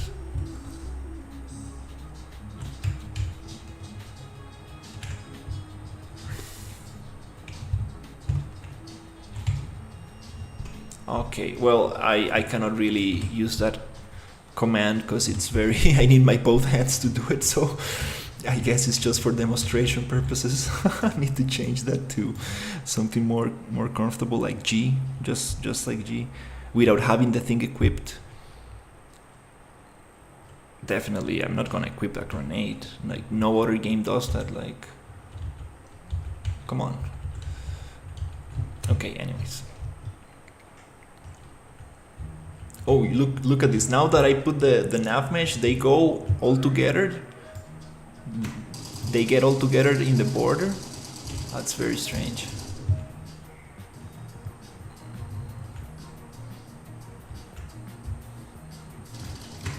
Are they shooting through the walls? Like, what the hell is that? Are you serious? Oh, I think I need to set some physical material to the walls or some, yeah, probably, so they cannot shoot through the walls, because that's very strange.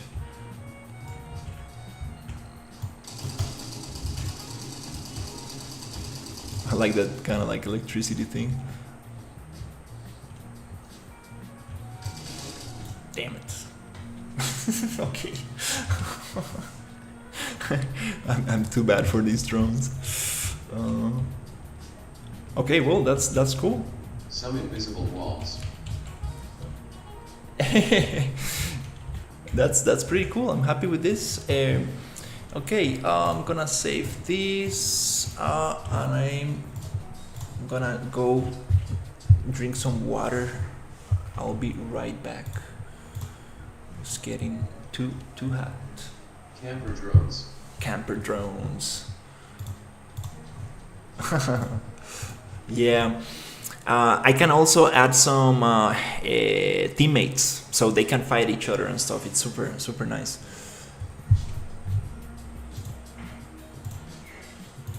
Alright, I'll be right back.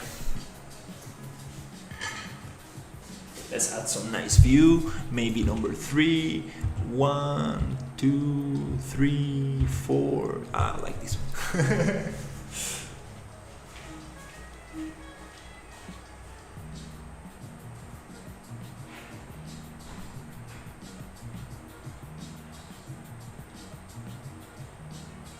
Teammates should not fight each other. Laughing face.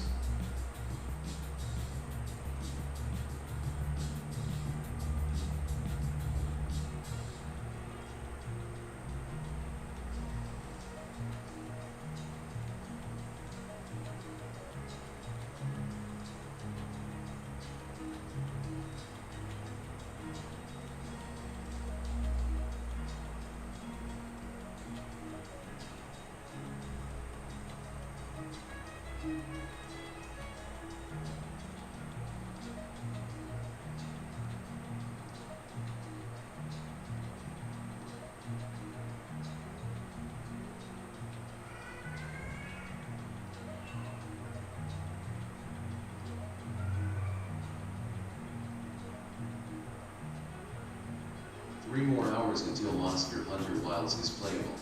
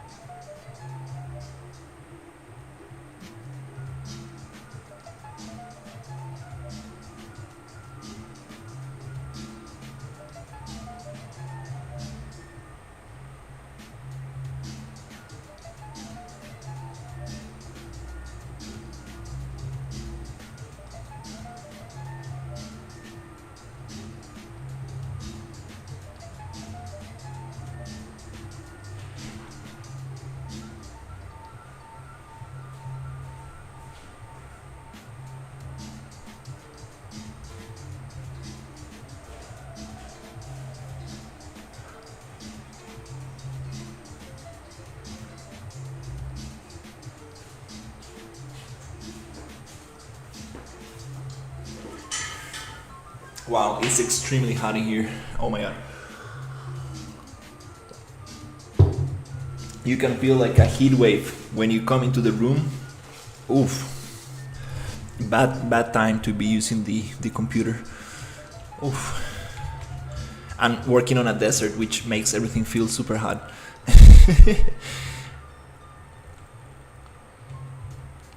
That's funny.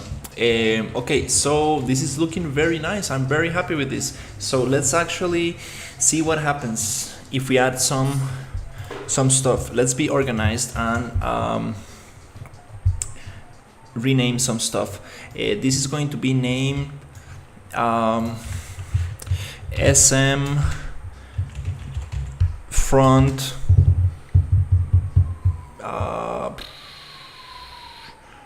barrier, or I don't know.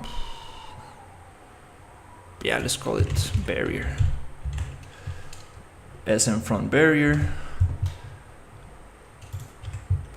Then this is going to be called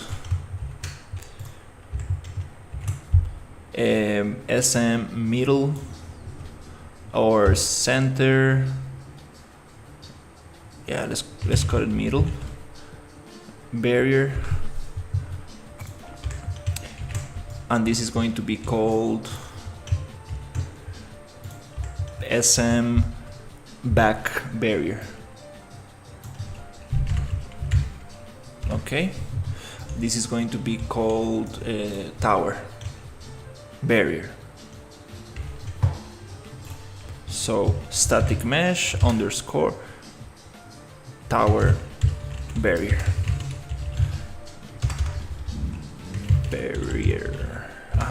Okay, now that we have this named, I would like to.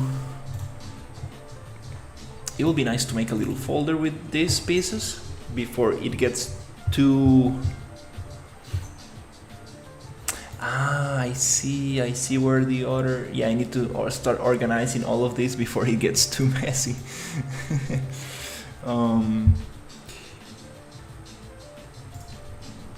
Let's make a new folder and call it barriers. Let's call it like outside barriers. I want to do a folder because in my experience you always want to keep a backup to this before doing any beveling or anything, adding any details. Do you by chance know a plugin which allows me to use WAV or MP3 files for character lip sync?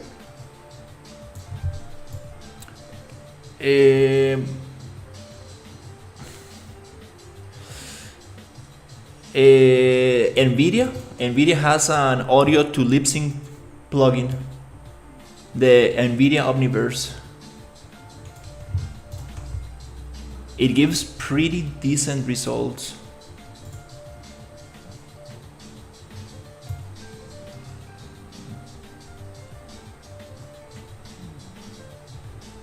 And this one goes to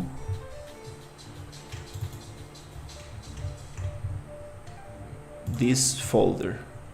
This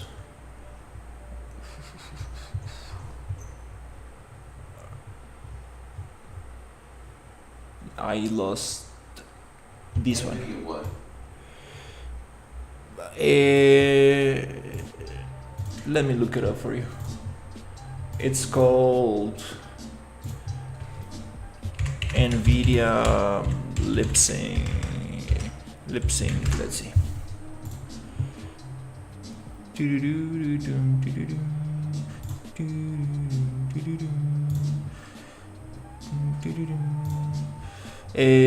Audio to face.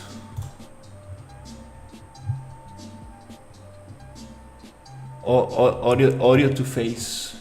Basically, very good stuff. Okay, so here let me. Now that I have everything on a folder, now we can make a duplicate of this.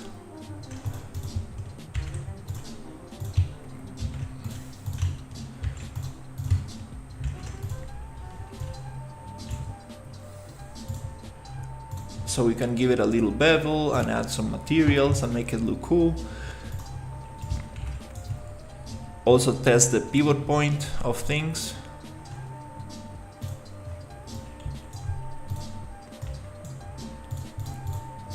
Because this one, let's see if it snaps.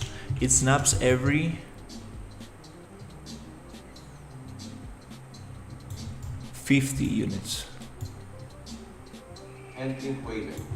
Nice. It snaps nicely. Hey, what's up? How is it going? So yeah, now that we have this, I'm going to make a folder and that's called backup and add all my copies in there just in case. Nice. So now we have the backup and it's time to add some cool materials to this. I like to use this one. Where is it? Let's get it from here.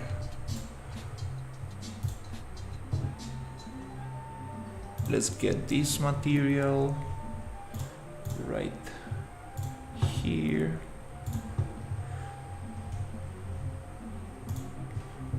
And let's place it everywhere here. Oops. Actually, I'm gonna place this material directly to the mesh instead, so I don't need to be placing it all over the place. I can just add it directly.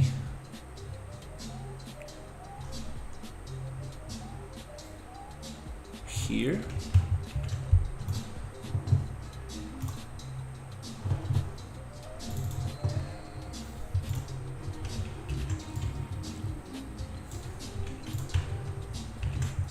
And then we can start beveling a little bit, and we can start vertex painting a little bit.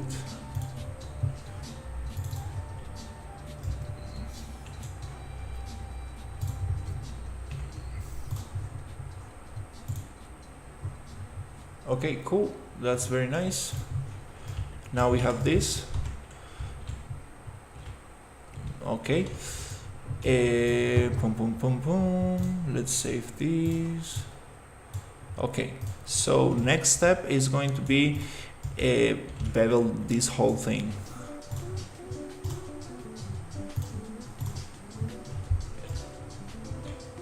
There's a lot of edges that we don't need, so I'm gonna get rid of this, rid of this. We probably don't need this. Nice. Let's clean this up.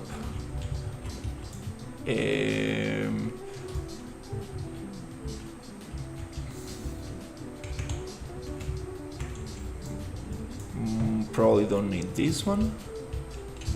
Yes, we need that one. This one. Do we need that one? I don't think so. Nope, we don't need that one. And this one we don't need.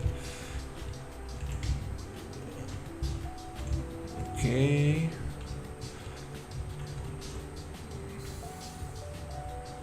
Here also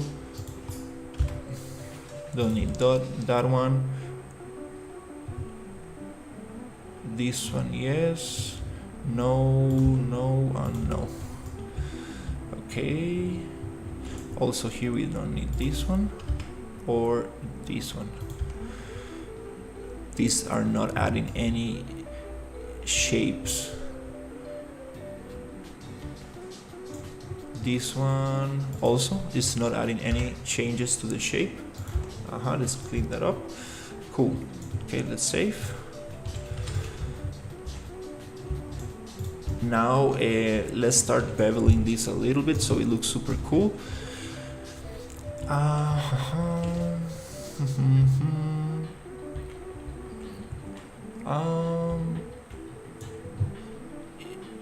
Okay, let's get this one, this one, this one, and this one.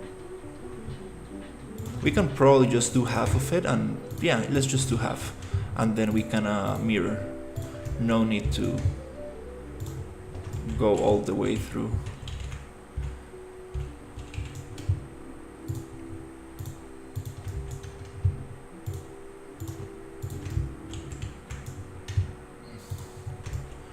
Let's do this, this one.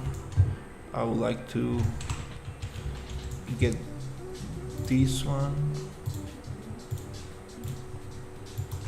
Okay, this one is interesting because we are sharing all these edges, so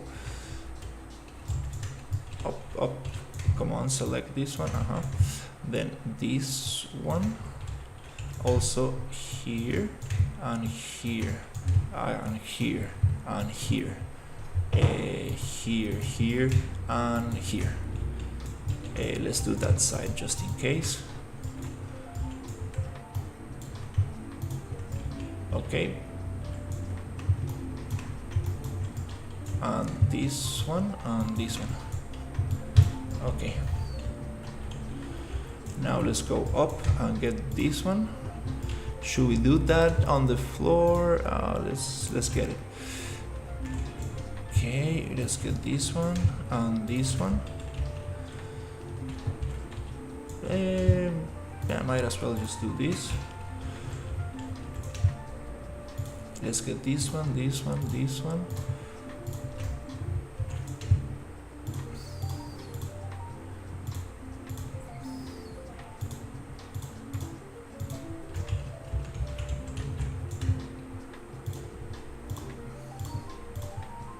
Probably missing a couple, but I think we can always double mirror on 2 axes. Okay, let's go in here and let's see if I'm missing something here. This one, this one, and this one. Okay, I think we got most of it.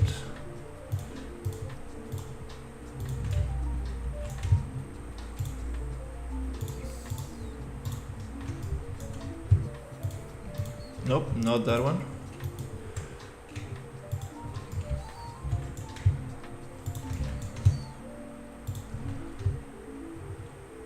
I want just this little one right there.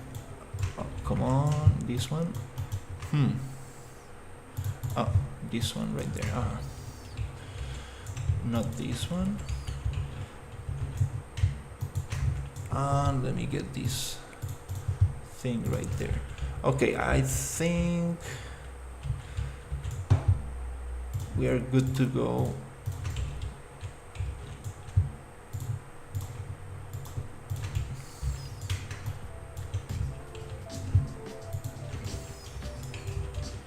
Yep.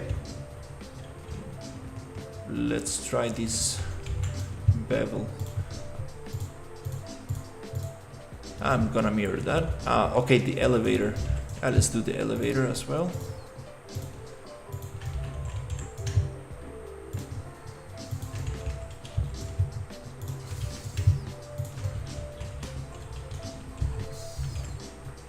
Okay, let's try this out.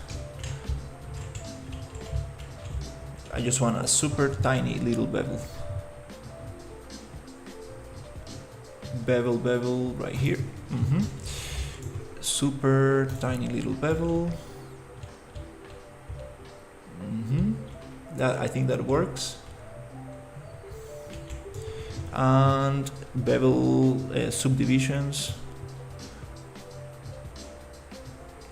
Okay, I think that's very nice. Nice. I'm probably forgetting one edge somewhere, but let's just focus on one side. Yep, I think that's kind of cool. Yeah, let's just go with it. Accept. Then let's see, perfect. Let's just mirror this. Xform model, model mirror, and I want this to mirror to the left, right side, shift to center, and now we have a bevel on the other side. That's very nice. Okay, now I want to mirror again, and I want to mirror backwards, shift to center. Okay, so now we should have a bevel everywhere. That's nice. Nice, very cool bevels. I like it. And I'm missing this bevel. Oh my god, I knew I missed one. Which we don't need. It might look nice to actually have this division here. Yeah, let's probably get that one. It's kind of nice, the division that the bevel creates between modular pieces. It's not very good to do bevels one after the other. In some programs it really messes the whole thing up, but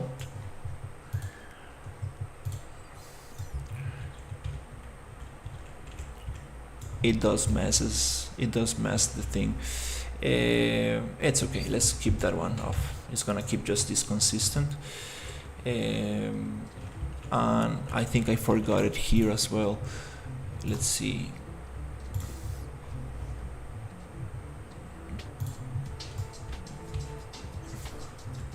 Yeah, it will create this issue here. Damn it. I knew I forgot and I forgot one.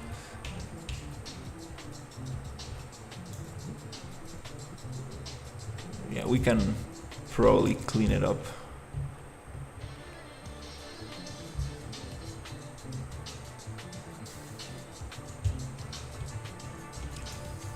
But we're gonna vertex paint this, so we are gonna retriangulate this, so it's no problem actually. Yeah, yeah. I forgot. We're gonna retriangulate. So for this workflow specifically, it works.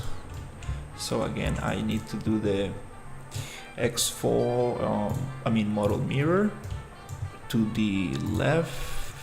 Right, shift to center, and now I will get it.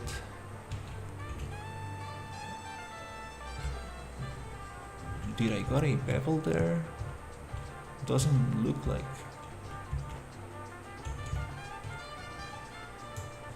Wait. Oh no, I don't know. I was actually mirroring the wrong side. It is left, or is it right? Shift to center. No, this always confuses me. Left. What? Not getting this bevel here. Is bevel there?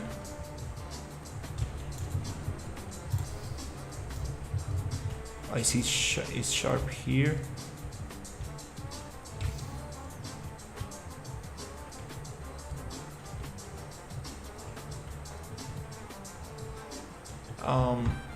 Okay, I'm gonna guide myself with this little artifact.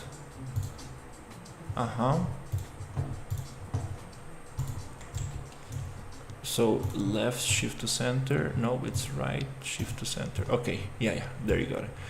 Okay, we got that. And then mirror backwards, shift to center, and that should get this other one. Yeah, for some reason I'm getting this sharp line there. Might be the normals. We're gonna recalculate the normals. I have some good results with the angle weighted option. Okay, so let's hide this for now, and let's see, I'm getting some issues here, but we're gonna retriangulate that, and some issues there. Okay, yep, let's retriangulate and recalculate normals to see if we can get this looking a little better, and then we can vertex paint. Mesh, remesh. I need like a bunch of geometry, a bunch.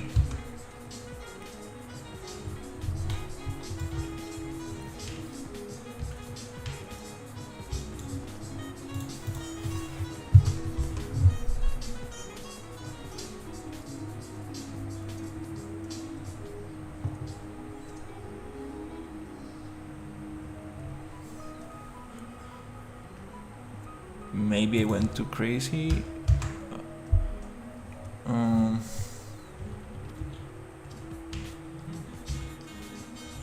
Damn, yeah, it's not.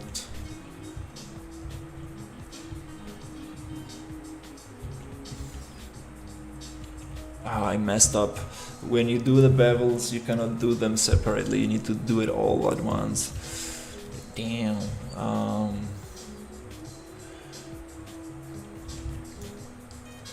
Let's see what results we get. Oof, terrible.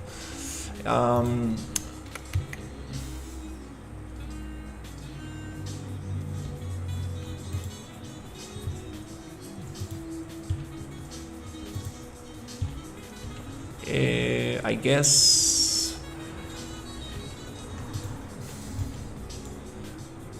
Yeah. Okay. Well.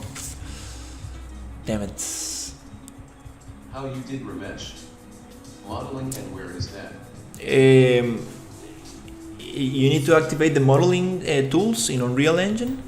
It's a plugin that is integrated in the edit plugins, and then when you activate it and restart your engine, you go to let me show you.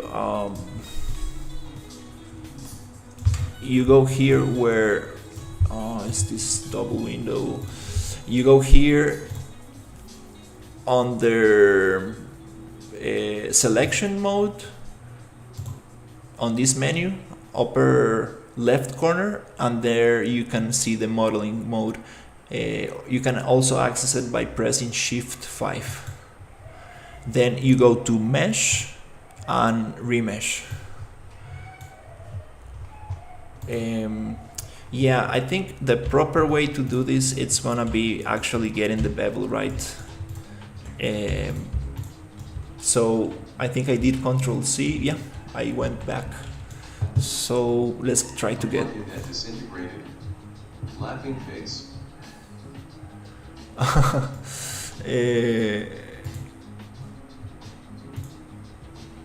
Thanks, man. Got it. Definitely. Let's get this. Let's do this properly. Let's select the whole thing, which is kind of hard to visualize, and then let's try to get all the rings that we don't need with Control click. No, I cannot really do it like that. Okay, let's just go and try to get all the ones, especially the ones that I missed, very carefully. I wish there was like a selection mode that just gets the right edges, like the outside edges. Okay, I'm selecting some of them that I don't need, but I will come back and deselect. Let me just get the other edges.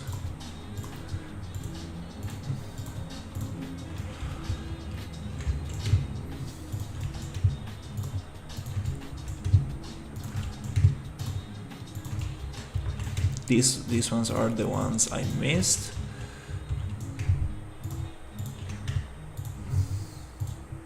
Okay, to get that super nice bevel, and the other ones. Okay, this shape is not so complex. Just need to pay attention to the right vertices. Let's clean this up a little bit by deselecting this and this. We don't need those. We don't need this one. We don't need that one. and this one right there. Okay, careful, we need this one. Okay, I think I'm getting all the other edges. This one. Great man comes up. Hey, what's up? I'm making this sci-fi kind of like barrier kind of thing, and I'm trying to bevel it, but I messed up like always by not selecting one thing. Here you can select the ring option. Will get me all the rings, all the edge loops. In other words, I need this. I need this and this and this and this and this and this and this one and this one and this one and this one. Okay, this one and this one. We're gonna mirror that, so probably don't need to select these ones, but just in case. Oh, nope, that one no.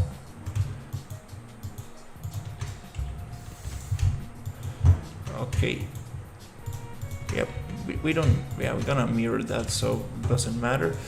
But let me get the elevator. We need that one, that one, that one, that one, that one, not this one. Okay, let's finish this off by getting this one, this one, this one, this one, this one, this one.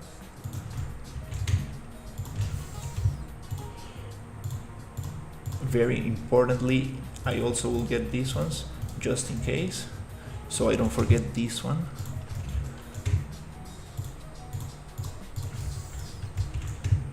Okay, I think I got it.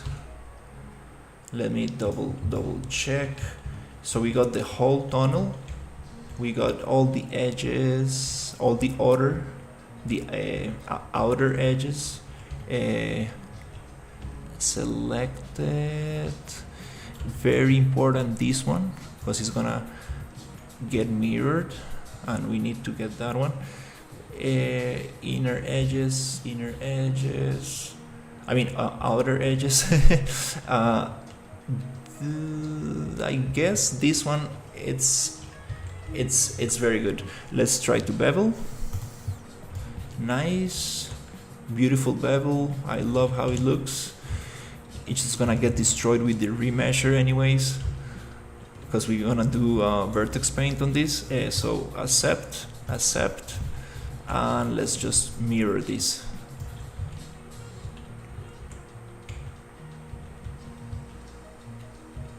Okay, let's just mirror this to the is it the right? No, left shift. No, is it right? Shift to center, and I think we got bevels everywhere. Nice. I think I got it right. Let's double check these edges. Okay, yep, looks very nice. Cool. I'm gonna get this gap because of the bevel, but that looks cool as well. Nice. I kind of wanna like make a backup from this, because I'm gonna test the remeasure. So I'm gonna call this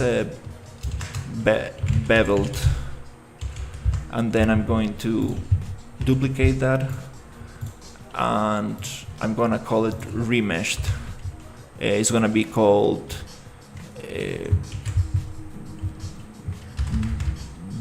bev and remeshed, and that one I'm gonna put it here, replace the static mesh, and I'm gonna destroy this mesh a little bit. Let's see the results. Hopefully we don't get too like the edges too ugly. We can always change the normals to fix it a little bit. So mesh, remesh. I'm gonna do the calculation that Unreal thinks that we need. Unreal is like, yeah, let's use this amount. So you get your bevel there, and you get your things there. Let's try to plug in simple narrative system. Simple narrative system. And here you see it breaks the normals of your bevel, and it's like, oh, it looks ugly, damn it. Then you go to attributes, and you go to edit attributes. Wait, where is it? Normals. It's on attributes, normals, and then you go to, there's area weighted, there is angle weighted, and there's area angle weighted, and I think the best one is angle weighted. There is from using existing topology, which is not nice. Face normal threshold, face group ID, per triangle, per vertex, nope. I think it was face normal threshold. I think it's the one that gives me, it gets a little cut in there. Oh damn, I'm getting some strange stuff here. No, I'm not getting very good results. I guess the amount of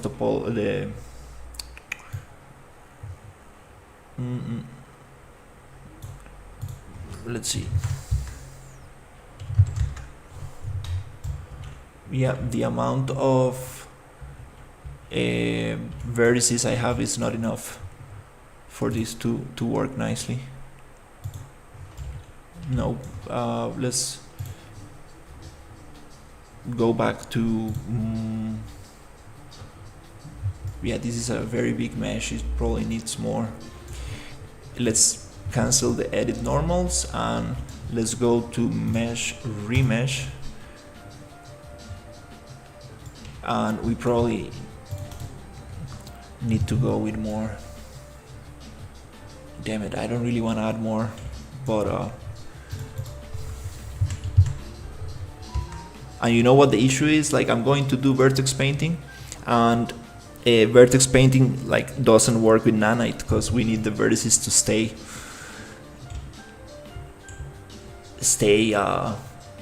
frozen, and nanite recalculates the vertices. So yep, how do you do that? I don't know. How do you get vertex painting and nanite together to work? That's something I need to research. Maybe it's not possible. Smoothing uniform, smoothing shape preserving. Oh, not very nice. Mixed, probably the best. Smoothing rate. Haven't tried it out, this option. I don't see any changes. Edge constraints, boundary, advanced, standard, full pass, normal flow. Gonna keep this in default. Okay, let's see if we can make this look a little better with the normals. Attributes, normals. Damn it, it looks terrible. At least I'm not getting those stretches there, but I'm losing the beautiful bevel I had.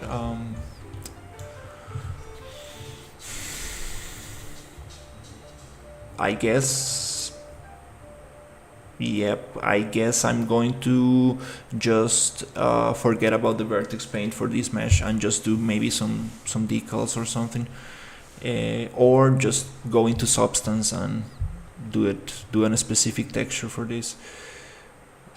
Maybe some cool triplanar texture might look nice. Yeah, this is not really gonna work. Let's go back. I like the bevel and the low topology, the low geometry. Let's see, is this what I had? Yep, very clean, not much, just on the edges. Yeah, I rather have it like this. We are not gonna get this effect that I was going for, which is this one, like this super nice vertex painting stuff, unfortunately, but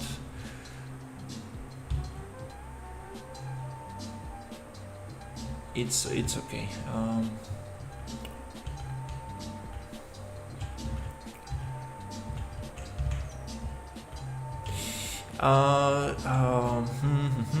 Is it worth it? But I kind of wanna, because I mean I cannot really vertex paint it like this. We don't have enough vertices. Let me double check. Wireframe. No, this is not gonna get vertex painted. The triangles are too long. We need nice distribution of topology. I mean, it's triangulated, but equal triangles for nice vertex painting. I have a backup, and this is the remeshed.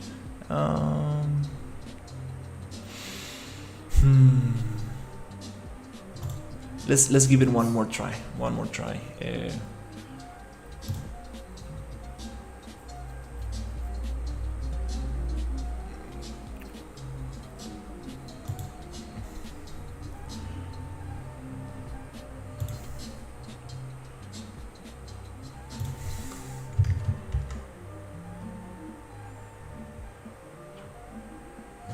Use target edge length.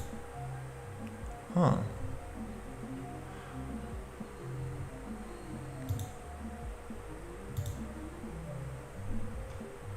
There's a lot of options. There must be a way to get this nice.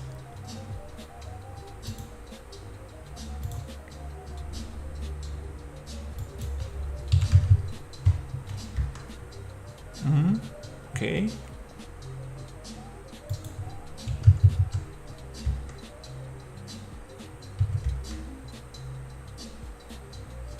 Oh, okay. The smaller the number, the more triangles I get here. It's the other way around. I'm doing a remesh based on edge length. Is that gonna give me better results?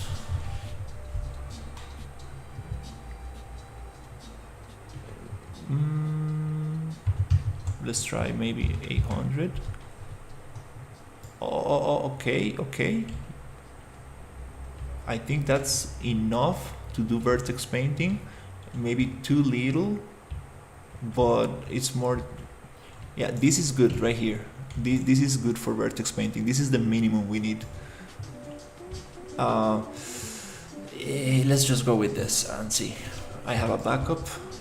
The bevel totally messed up. It looks super sharp. Unfortunately, let's just try a normal, super quick, and see if we can get it.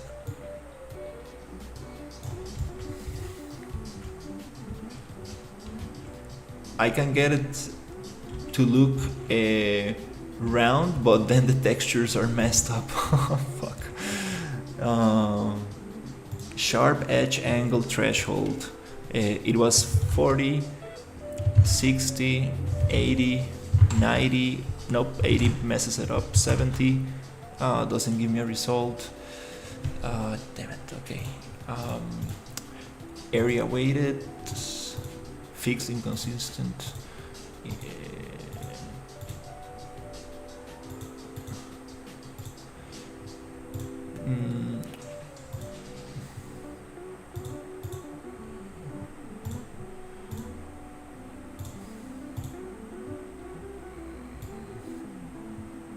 Oh wait, area and angle weighting. Face normal threshold 180. It gives me good results. Hey, I found the new settings right there. It looks good.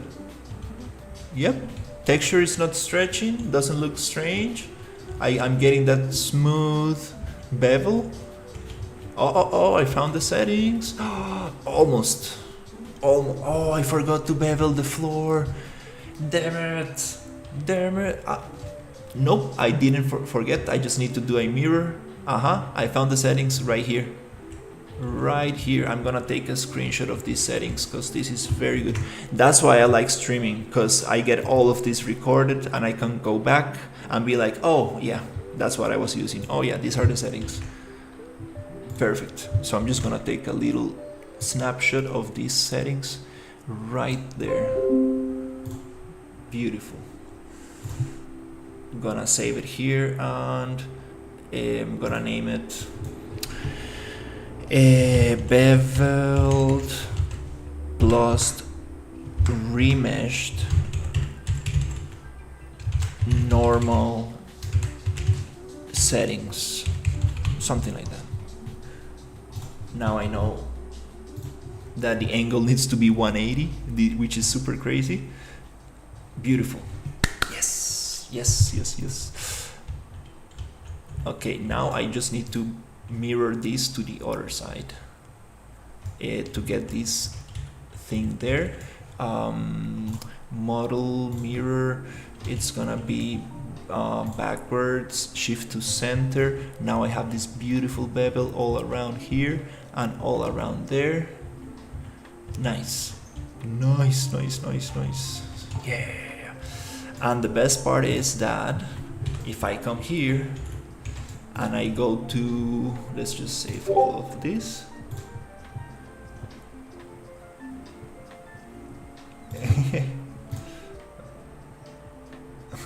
Nice. I'll play the audio in a little bit. Here I'm going to go to paint, mesh paint, paint. Color, was it green or red? I think it was red. And then eraser green. Let me get this one right. And let's check if it works. Awesome. It's not the best vertex painting because we don't have too many vertices, but I'm getting some issues. Some normal issues there. Damn it. Not perfect, but better than before. And I can go with shift and get this. We can probably remesh it and give it a little bit more, but also don't want to go too crazy with the amount of vertices.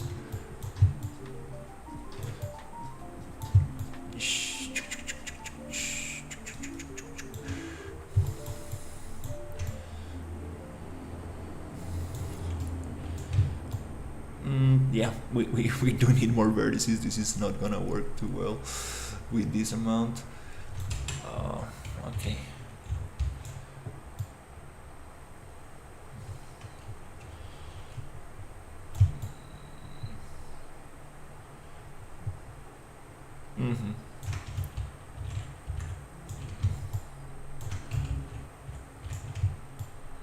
Okay, but at least we got the normals to work. So, yep, let's probably get it. Modeling, Xform, mesh, remesh. Let's give it a little bit more.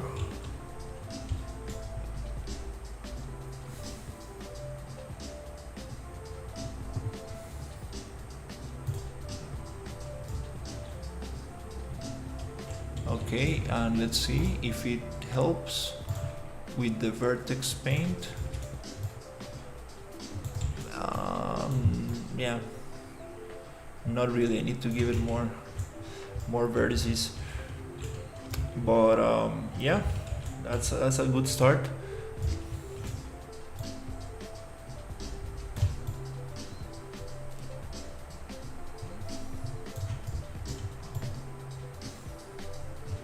on the edges we are having some issues.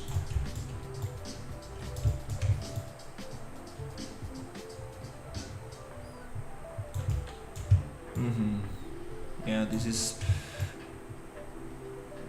that's the unfortunate part of it.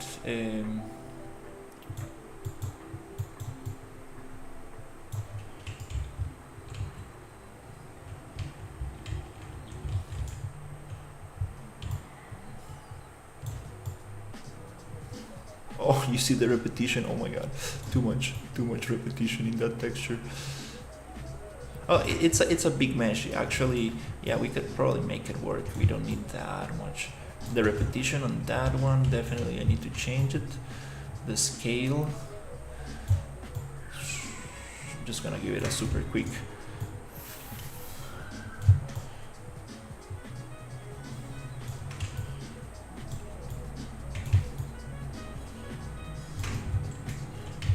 Just for some variation.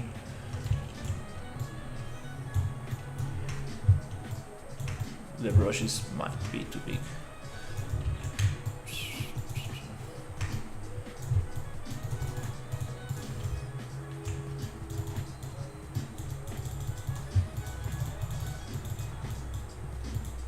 Yeah, the brush is too big.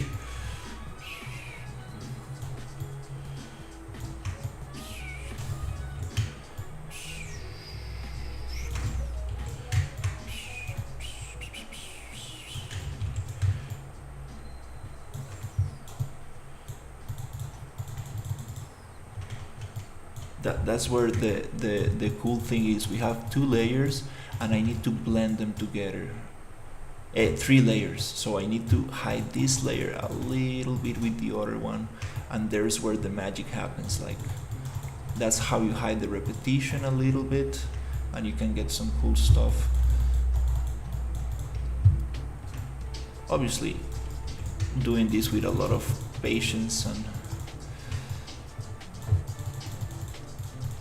love is the key, but I'm just testing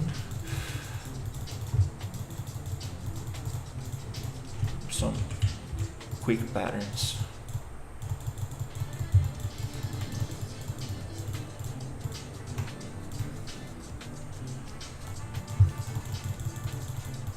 Yep, the repetition is too much.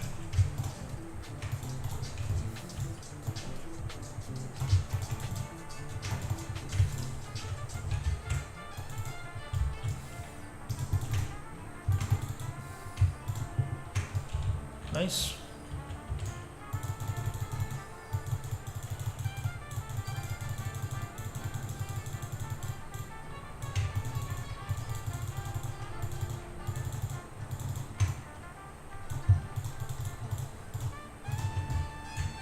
A little bit here in the edge.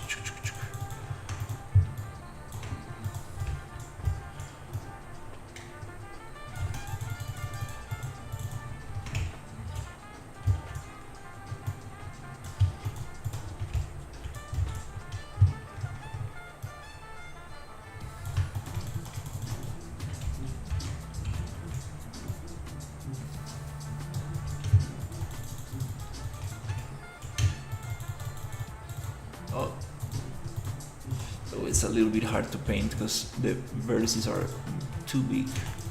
There's not enough vertices, but let's leave it there. Cool. That was interesting. Nice. How it looks from the I'm really liking this town. I like looking it from here. This is the highest point in the town. From this distance, good. That's the beauty of VFX. Just keep it very, very small and small. Very far away. Nobody will notice. Oh no, my world partition said like, nope, we're not gonna load that thing. Too much. You got too much going on in the map. Okay, let's see if we can actually get there through here. Come on. Yeah, world partition was like, nope, that's out of reach. We need to make it partitionally. Do vertex painting. Yeah, I was doing some vertex painting. I'm making this kind of like a super huge thing, this kind of sci-fi barrier. What are these drones doing in here? Like, these are bugged out. Oh my god, I need to talk to the guys from the template. Like, what are these drones doing in here? You're not supposed to be down here. Come on, yeah, these are bugged out for sure. And also, it doesn't look that bad from up close. We have too much repetition. I can see a lot of repetition in this texture, so I need to find another texture that doesn't is harder to see the repetition, like this one, for example. Like, if you pay attention, you see it, but it's not so obvious. This one is very obvious, and the scale also changed the scale a little. Yeah, I was modeling these little things. It looks nice from close. It's just that I'll probably need to find a texture that has less grunge. I mean, less kind of like, you know, how do you say it? Damage, so it's not so noticeable. Where is... Oh, there's the elevator.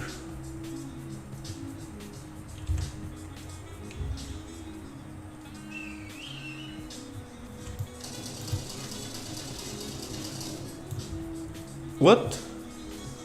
Okay. Wow. Killer robots. Okay, nice. Nice. We got one piece going. Actually, let's see if the vertex painting gets transferred. I don't think it gets transferred. Let's see if we can bake it. I know there's an option for that. Mesh paint. To mesh applies per instance vertex colors to source meshes. I think it is this one. This operation copies vertex colors, LOD 0, selected instances. This will change. Painting instead of vertex painting pro.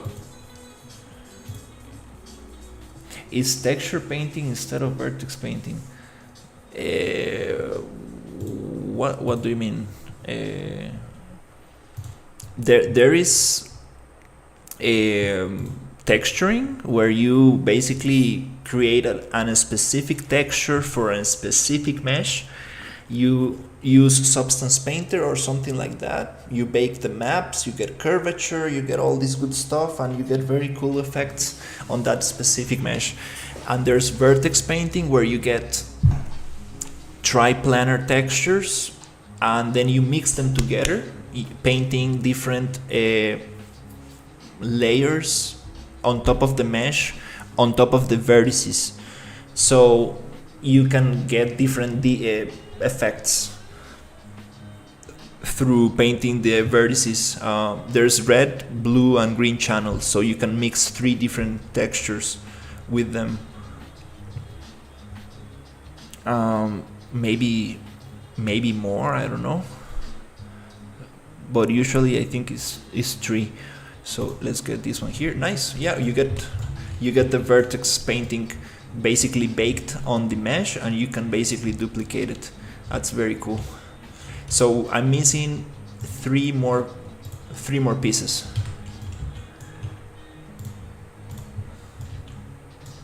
I'm missing 3 more pieces, and yeah, and we will get this. For some reason, this real-time thing is not showing. Okay, that's very cool. We can probably add more detail here, down here, yeah.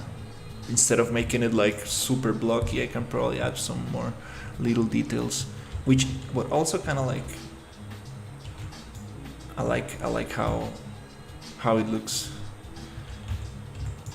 That's pretty cool. I also have a backup if I want to add more details, no problem. Nice. So next step will be to add bevels to this back piece, middle piece, and front piece to make it look that it belongs with this one. But yeah, looks pretty nice. And with these modular pieces, we can build a super cool barrier that surrounds the city.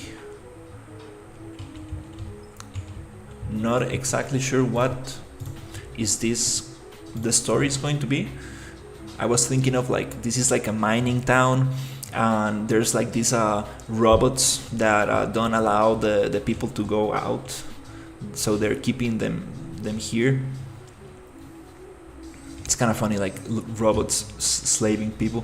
Oh, you see, like the robots are getting out of the thing and running towards, but only two of them. That's very strange. I need to ask why is that happening.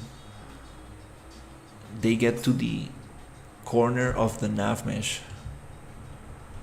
There is a substance painter kind of method instead of vertex painting in UE Pro.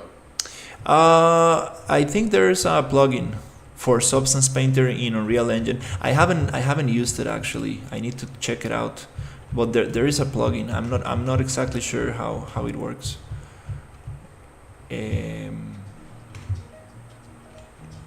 I saw there's a plugin and it's updated to 5.5. Not exactly sure how is that how that works. If you need to have like Painter open or if it just works directly or what the deal is, but definitely it will be nice to see how that goes. Cause Hello, what's wrong? Hey, how's it going? What's wrong with what?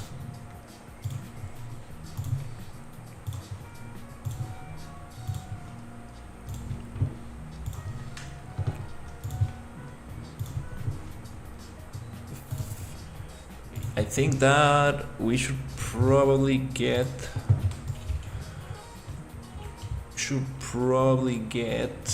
these other pieces that I'm missing. Look at these creatures I got.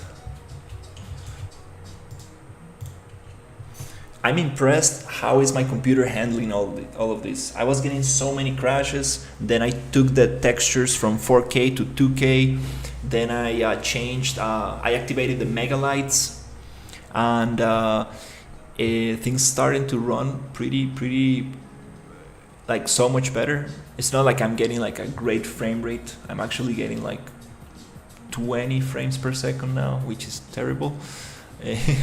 But I'm streaming. That plugin allowed to paint on mesh instead on vertex means it is more optimized, isn't Pro?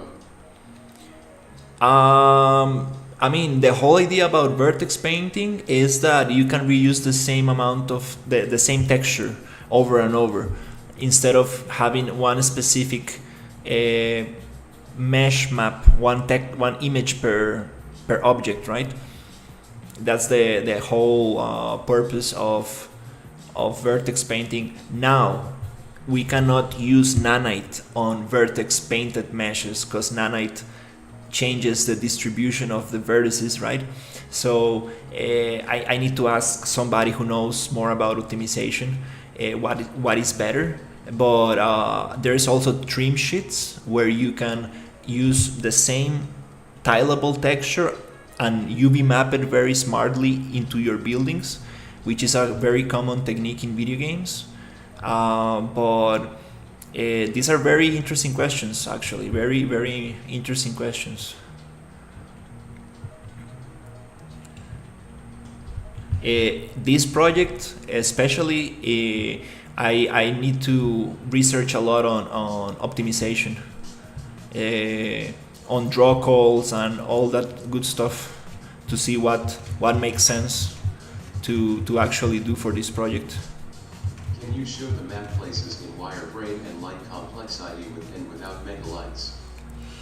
For megalites, it's already activated. I will need to restart the project, and it takes a little bit to open. But I can show you the wireframe. This is the problem with vertex painting. You need to have a lot of vertices, like a lot, and you cannot make them nanite. So, does it make sense to do this? I can help you with optimization. You see, this is a mesh without the remesh, so we have less vertices. This is too much vertices. I think that's not worth it, and especially we cannot make a nanite. All of this is nanite, all these rocks, all this stuff, and the houses. This is vertex painted, so it has a lot of vertices, like a lot. Jesus Christ, a lot of vertices. So that's not so good. We would like to have something more like this. You see, just like this is good topology. Just basically two triangles. But that's what I wanna get, like a good. Yeah, it's a good question. Like I don't know, like how can we get the nice bevels and the nice kind of like, smooth geometry, and is it worth it to add more images, or is it worth it to do more vertices and reuse the same textures? It's a very interesting question. It is easy to reduce vertex count without ruining the vertex painting. Yeah.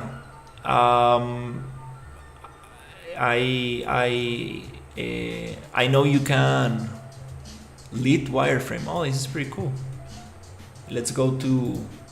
I want to see if we can like add a lot of vertices, paint the mesh, bake the mesh, and then remove the vertices. Is it gonna like destroy the painting? Maybe. That's very very interesting questions. What's the best workflow for this? You said lead mode. Where is it? Detailed lighting. Alt 5 right here. Oof. I cannot really see much. Oh wow, I cannot really see anything.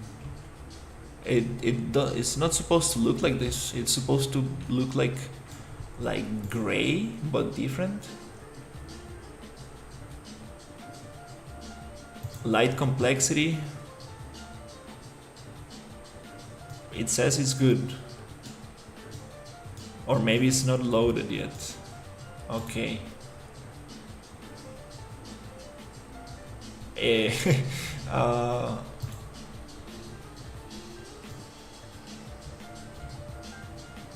That's strange. That detail lighting looks super strange. I'm supposed to get like, kind of like gray colors, but like you can see what's happening actually, and I'm getting just straight gray. Is this because of megalites? Probably. Megalites changes the whole game. So yeah, that's the thing. Those are very interesting questions. I need to see what the best solution is.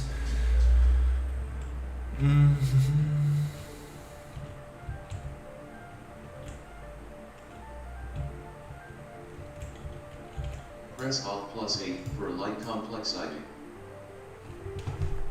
Alt 8. Okay, this is pink, meaning that it's pretty bad.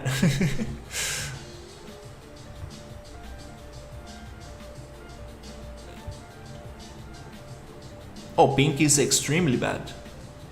No, white is extremely bad, but pink is almost there. Oh, what? This is white? Oh. Damn. The megascans are green. My buildings are pink. This is red. Oh, damn.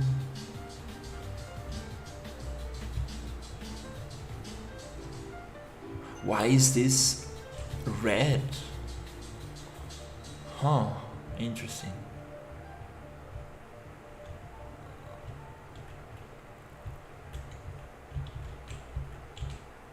The robots are red. Okay, nice. And it's funny because here we don't have the remesh, and it's the material, that this has. It's bad. It's bad for performance.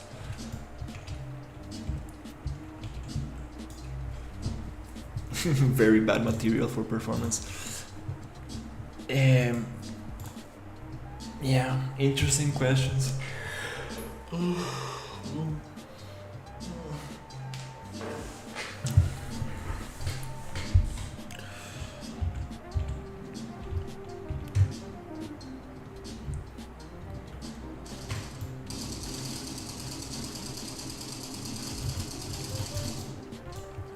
Damn. Okay, these robots are too Use hard. the post-process volume in level for disabling and enabling metalites without restarting.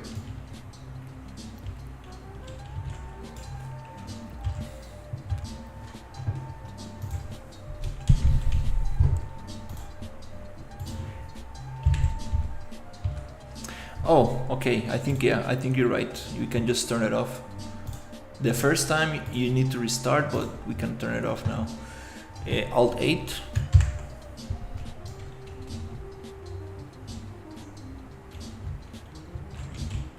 Oof. Okay. At least the diner is green a little bit. Yeah, these textures are terrible. All of this is substance. The green is substance, and oh, the alien is super red. Oh, it's almost green. This is substance. This insectoid. Let's go into detail lighting. Oh, we're getting the same thing. Okay. Strange.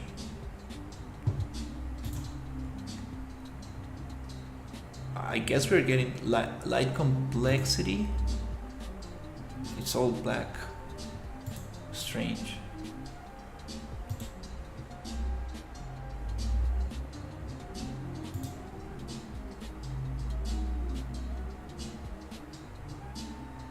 Shader complexity. Yeah, this shader, this material is too much.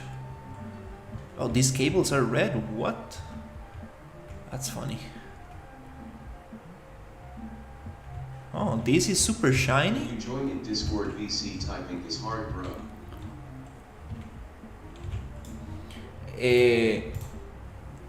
Yeah, I mean, like, if you want,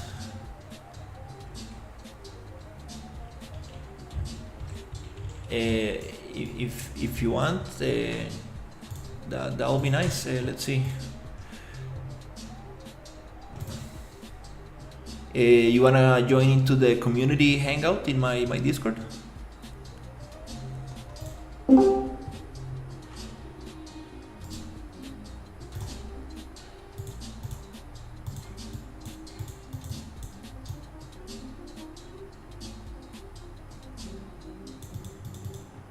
Okay, I think it's not that loud.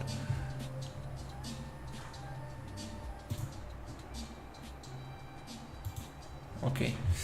Come there, bro.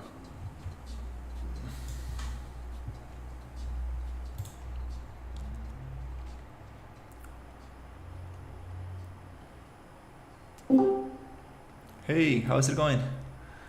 Good. Can you hear me? Yes. Okay. We can start the live. It's hard to talk. It's really hard for me to type. That's why. Yeah, there's a delay and stuff. I understand. There's an easy way. If you use mechanics, there's a small, like a disadvantage actually. if you adjust your lightings means it's going to like a light leaking issue you won't notice. But if you man in the old ways without the mega lights, we like try to fix those light leaking issues also. Shows those light leaking issues.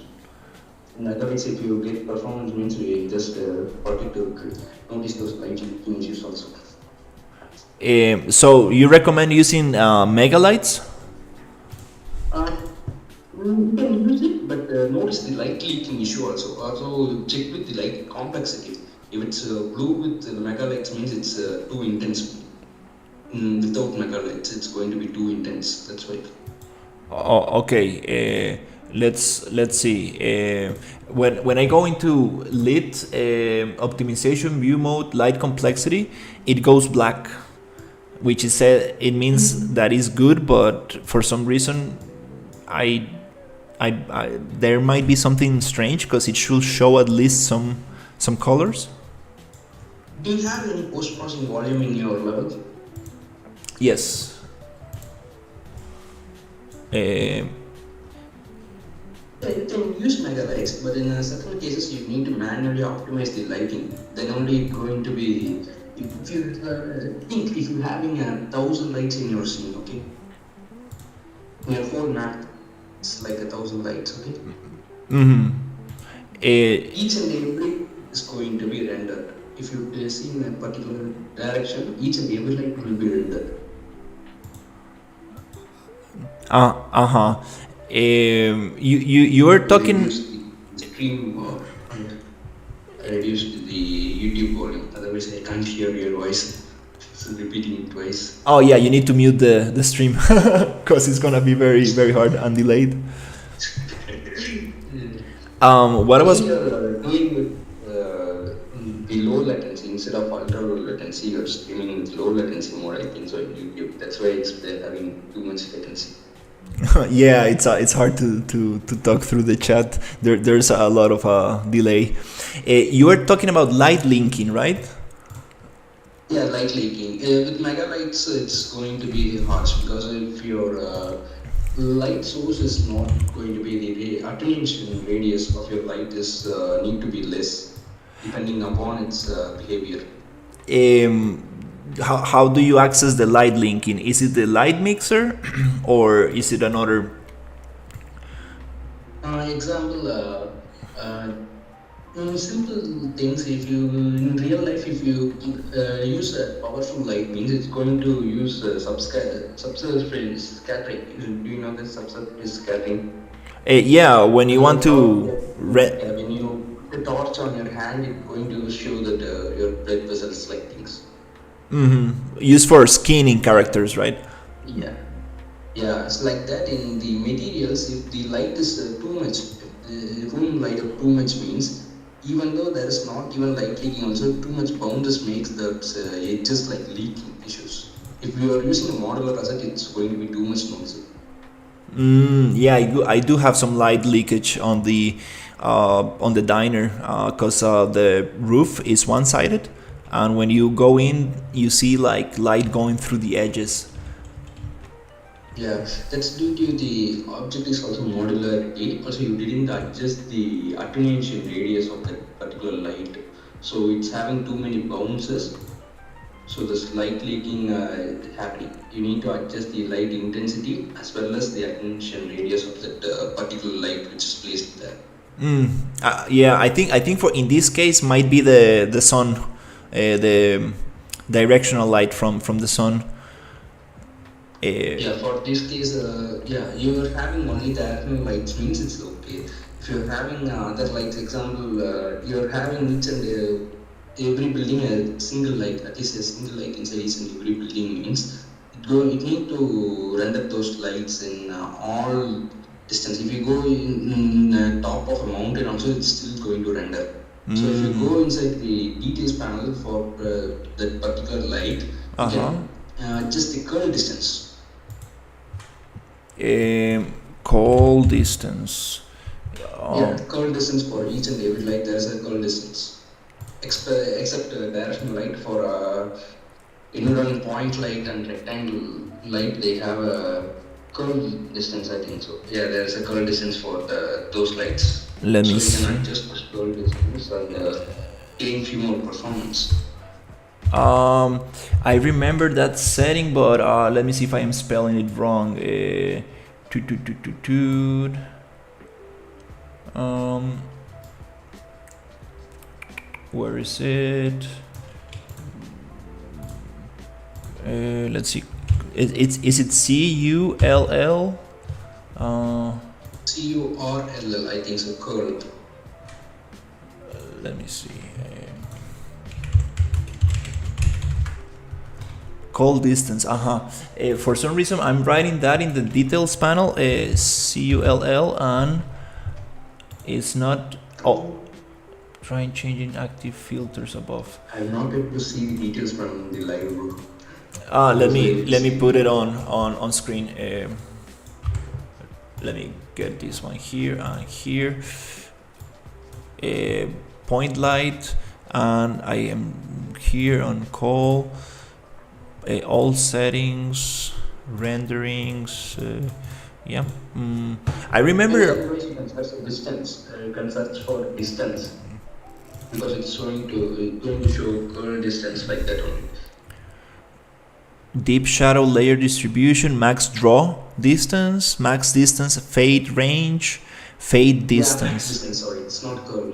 Max distance. Oh, Max distance and max fade distance. This refers to its from which distance the light is going to be start fading slowly, and the upper setting, the max distance, refers to in that distance the light is totally going to vanish. It doesn't exist that in a particular distance. Just like grass, you do with the landscapes. No? For painting landscape grasses, we just reduce the curl distance for rendering for a better performance.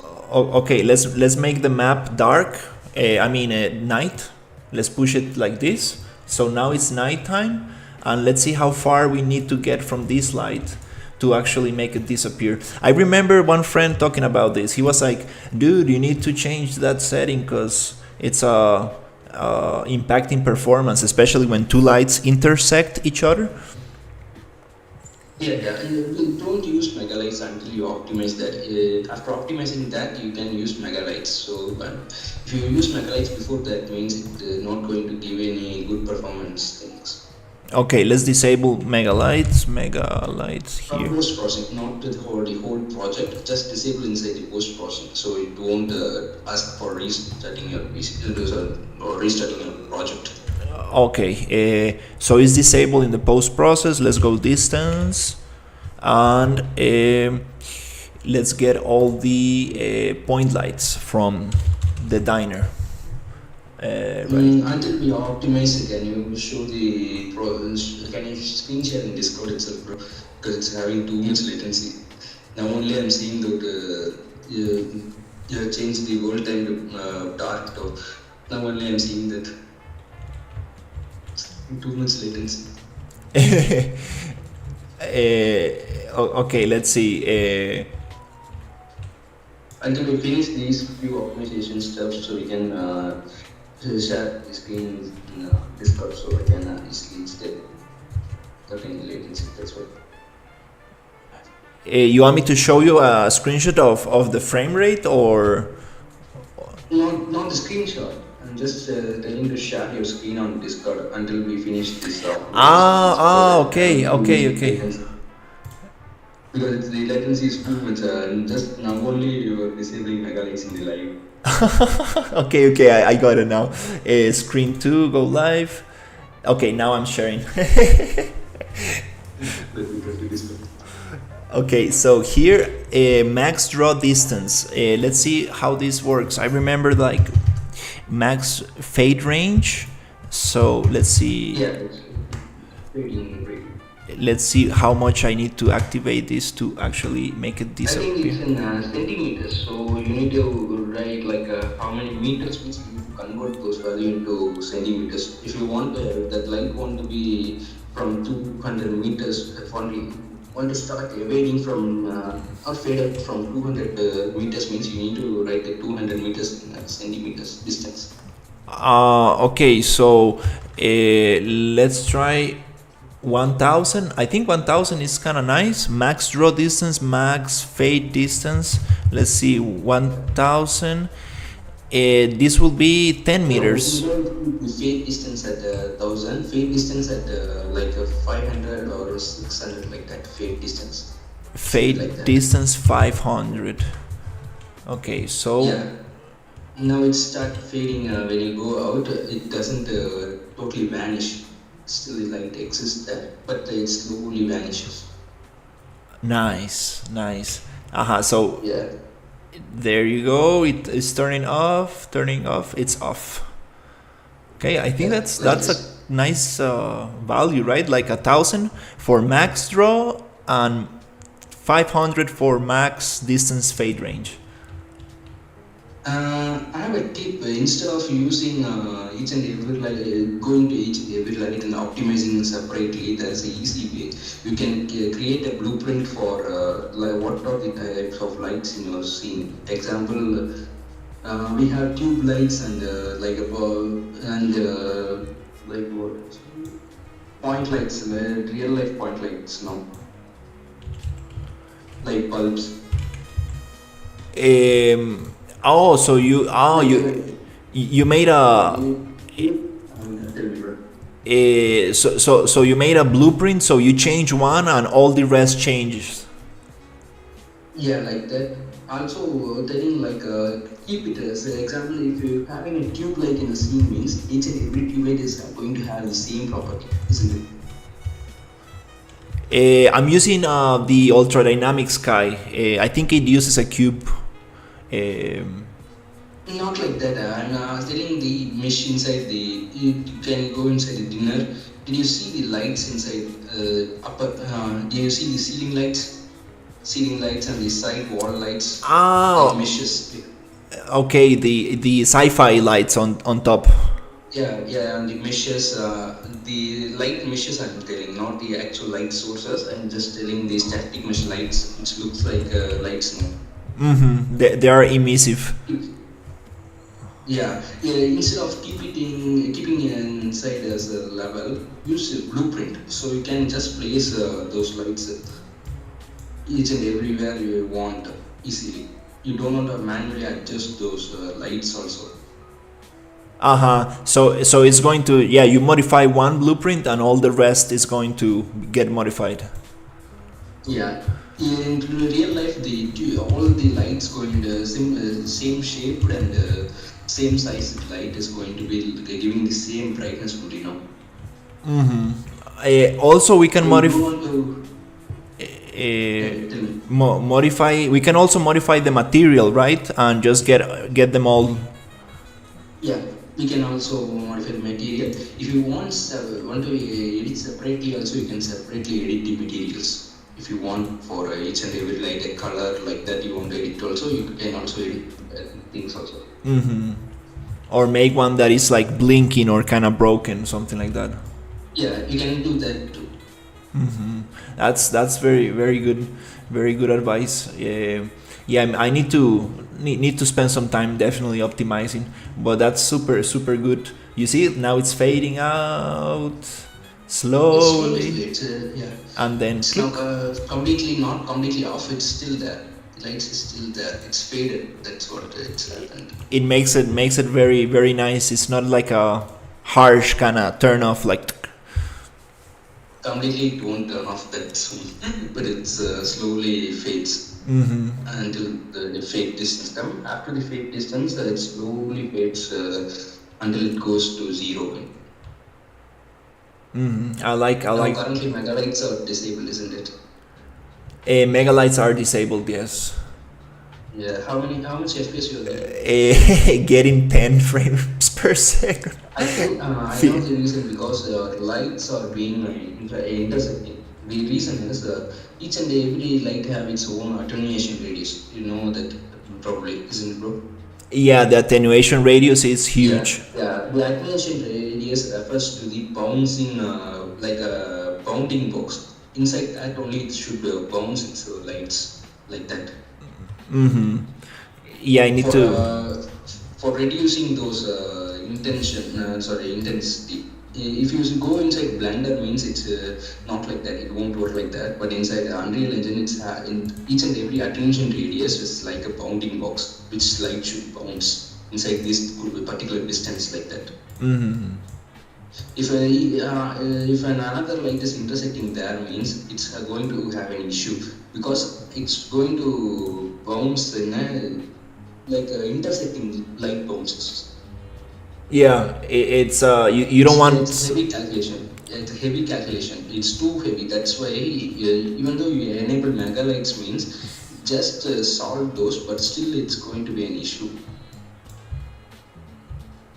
Don't use two lights on. You have used too many lights on this particular thing. No, this is not how you should place it.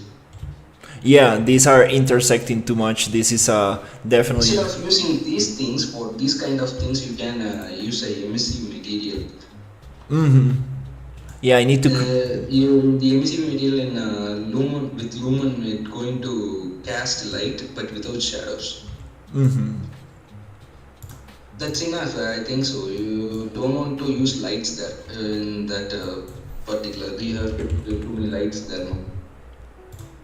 You Yeah, can just use a emissive material. yeah, that's totally unnecessary. The the jukebox lights. That's a lot. That's the only thing is making the performance too bad. I think. For truth, those too many lights, small lights you have given up with small attenuation radius. That's Mm-hmm. one of the thing which is reducing your performance too much. Yeah, let's see with mega lights on if I get a better performance, and definitely I'm gonna change that for sure. That Yeah, was. why I'm telling about you don't want to use mega lights for the base itself.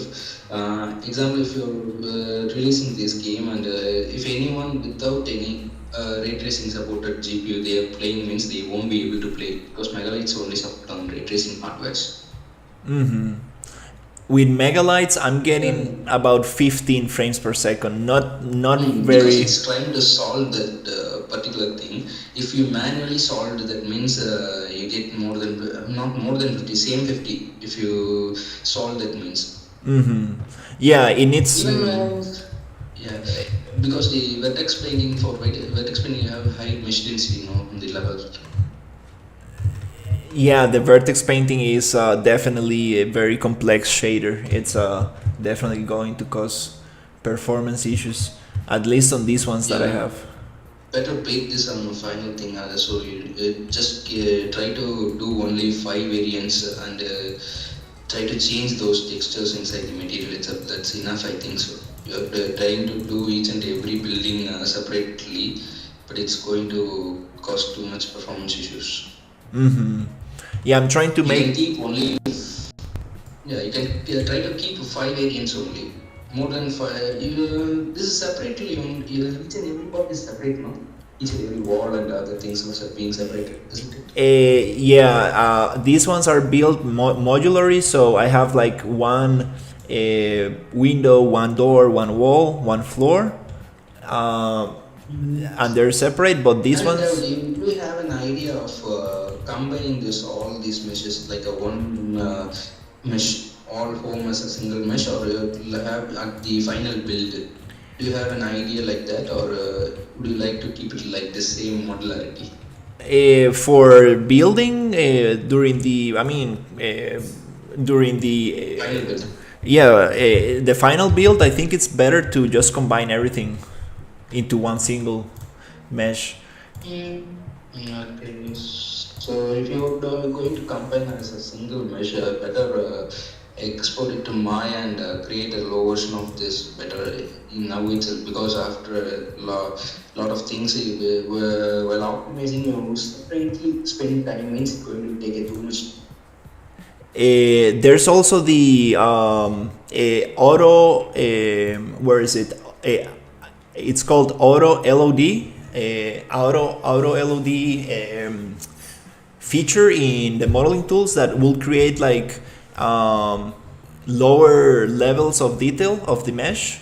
I've seen some very cool videos talking about this tool. I would like to test it to see if I can get like But a. it's not accurate, bro. That's the problem. If your model is not that complex, it means you can just go with it. That, but but still that is not that super optimized way of model the things. Just like one-click operation, which doesn't give that much output. Just gives a temporary solution for you're in too hurry to do means you can use that things, but your time don't use it. Yeah. Definitely doing it by hand. It's the proper way. Um, definitely. That's great advice. Yeah. Yeah. Also, I think you have a few like graining stuff, graining effect with the light leaking places, isn't it? Yeah. You're talking inside the diner. Yeah, inside the like house and stuff. So in dark, not in dark places, with the light leaking places, you have that graining effect, like things on surfaces. Yeah, this shader for some reason, like this material, I don't know if I can show you. From some angles, it starts bugging out and like really bad. Like it kind of like I mean I Yeah, graining lights, isn't it? I'm not. It's something like you see. There you go. You see that kind of thing. Up, It's up. overlapping, it's overlaps. That's why.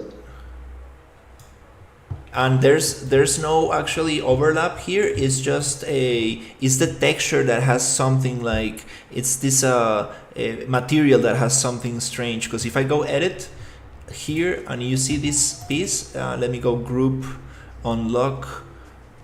You see this piece right here. It's separate. There's nothing else in there. It's just one piece, and it's just this So material. actually, you have kept it inside this thing inside the level, isn't it? What do you mean? You have kept this inside a separate level or a separate blueprint like that. Yes, this is a level instance inside the main level. You are using layers like level layers like that. Like instead of data layers, you are using a sublevel system. Oh, I haven't used data layers. I would like to check that out. Because data layers is less intensive than sublevel system. Oh, nice. I need to check that out. I heard there's. So we have an option to unload and load the particular things. Example, if you want to preload stuff, like example, think like a city in front of you. The city in front of you is going to be hidden until you do something. You can enable after inside the blueprint to show these things after this particular event. After particular event, this will show up. Like Oh, that nice. before the part of the map. So you can really have control over what you are showing the player during Yeah. the game. Like it's like, for Yeah, example. like a few horror movies, and in few horror movies, the place will get changed. You have seen, no? Uh The place huh. will completely get changed, like that thing. After closing and opening your eyes and all. Or yeah, basically you can like just. Yeah, for those effects, you don't want to create two places in your map and need to teleport the player to that separate place. You can just create in a different data layer both the thing in the same place itself. That's very cool. For example, if you want to go into a building or a cave, you can load it, especially when the player needs to go there. Yeah, you can set it with logics, like, so you can set those things with logics. That's very cool. I didn't know that, because the world partition, it's not so easy to set up, like, right, like it's kind of, it just does whatever it wants, like at certain distance. It's like Yeah. The uh, world quotation is a good thing only, but it's in few places. Example, like a city, we can think about a city. If you are creating a city with landscape tools, like we have splines inside the landscapes, no? mhm. If you use that, means it won't work with the world partition. Okay, yeah, war partition. It's kind of nice, but it has its limitations, and it's also kind of like difficult to to set.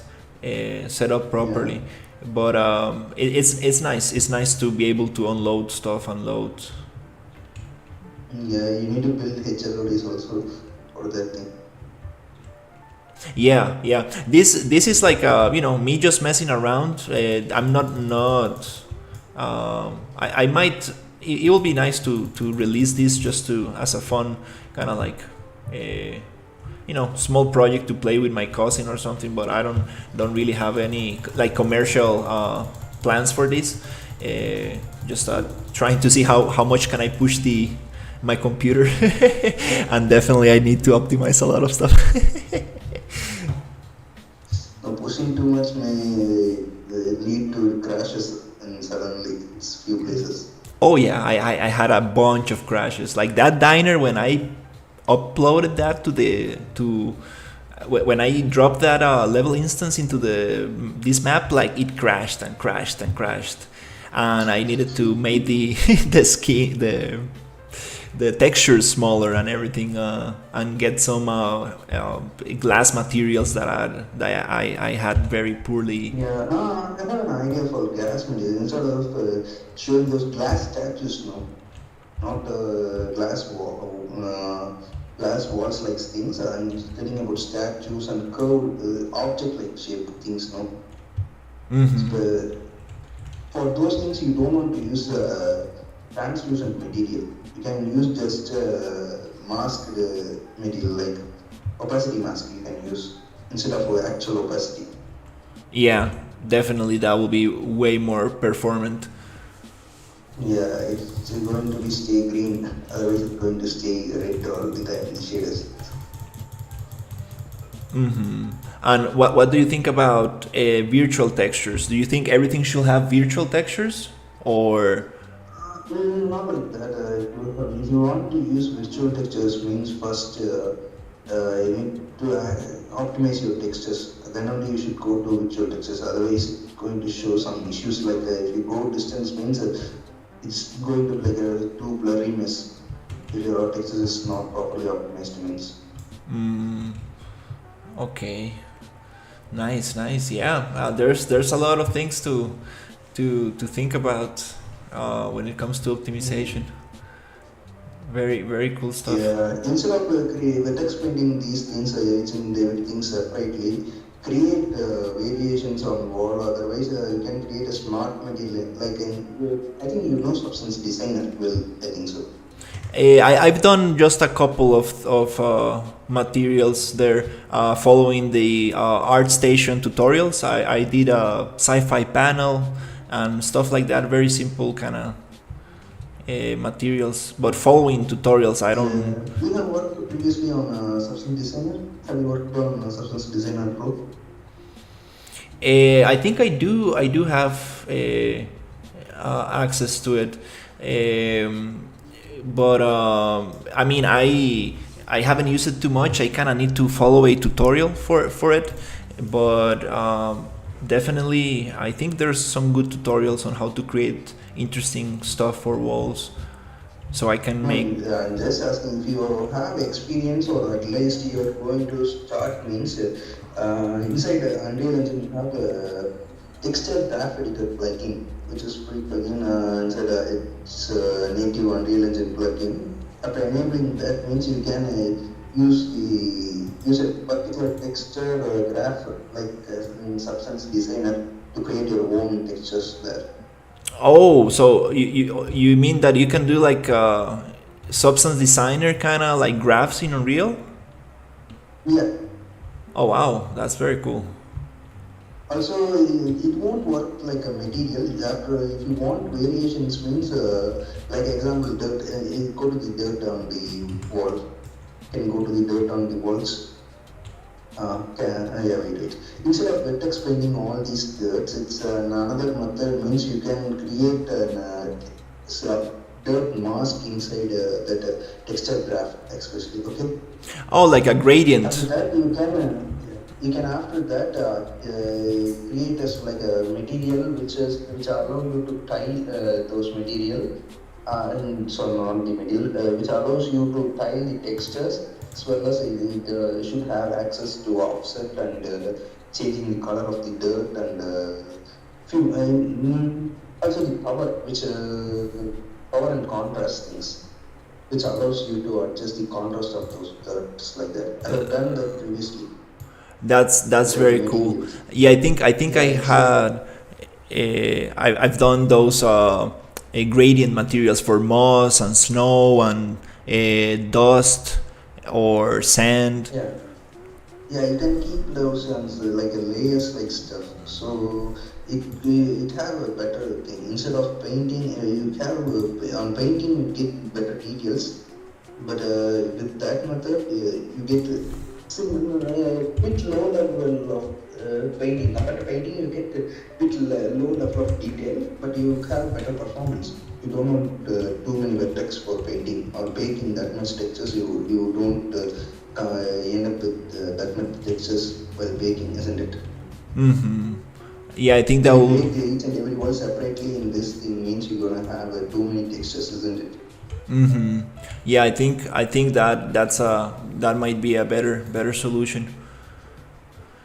Because Yeah, this. also you can adjust the tiling of those dirts for depending upon the things. Hmm. I did made it. Otherwise, you can use a custom data, custom primitive data. I think so. Custom primitive data. I don't I haven't heard about that. Is it like related to? In example, you can use the same material for different meshes. You can separately adjust those parameters for those separate meshes. Oh, like a For the master material instance. and instances. Material instance means you can adjust it in the whole level, each and everything will be get adjusted, isn't it? Ah, okay. Yeah, but this thing you just adjust for one mesh, not for the whole thing in the level. Oh, okay. That's pretty interesting. I have done with also I'm currently working with my friend for to create as a blueprint. Nice. So it's So it. inside that blueprint, if I drop anything means there's a random option also. It randomly created noise for things like if I having a wall means I have primitive data of parameters, multiple parameters means it's going to auto detect how many parameters I have. It's going to take that much array. Oh, nice. So it works a little bit like a smart material kind of thing in substance. Yeah, like a smart material. Actually, it's a smart material, but with the same material, I can give multiple variations on different meshes without. So it reduces the droplets. That's very cool stuff. I was looking at somebody who had something like that, that like detects the edges and stuff of geometry. That's pretty interesting. It just means you're telling like curvature, isn't it? A curvature map, probably. Yeah, that's what Yeah, it needs. yeah, yeah. So instead of using a curvature map, you can make an auto detect curvature. There are a few short tutorials on that. You can work on your own. After seeing those tutorials, you get some ideas. So you can work on that. That's very cool. Yeah, I would love to have a material like that, so I can like customize it and use as less textures as possible. That's very cool stuff. Yeah, I don't, I just know the basics about materials in Unreal. Definitely need to learn a lot from it. Yeah, it's because it's the basic things. If you know how to optimize the textures, means like shaded instructions. How many shaded instructions does a single texture is giving? That's the primary thing. Mm-hmm.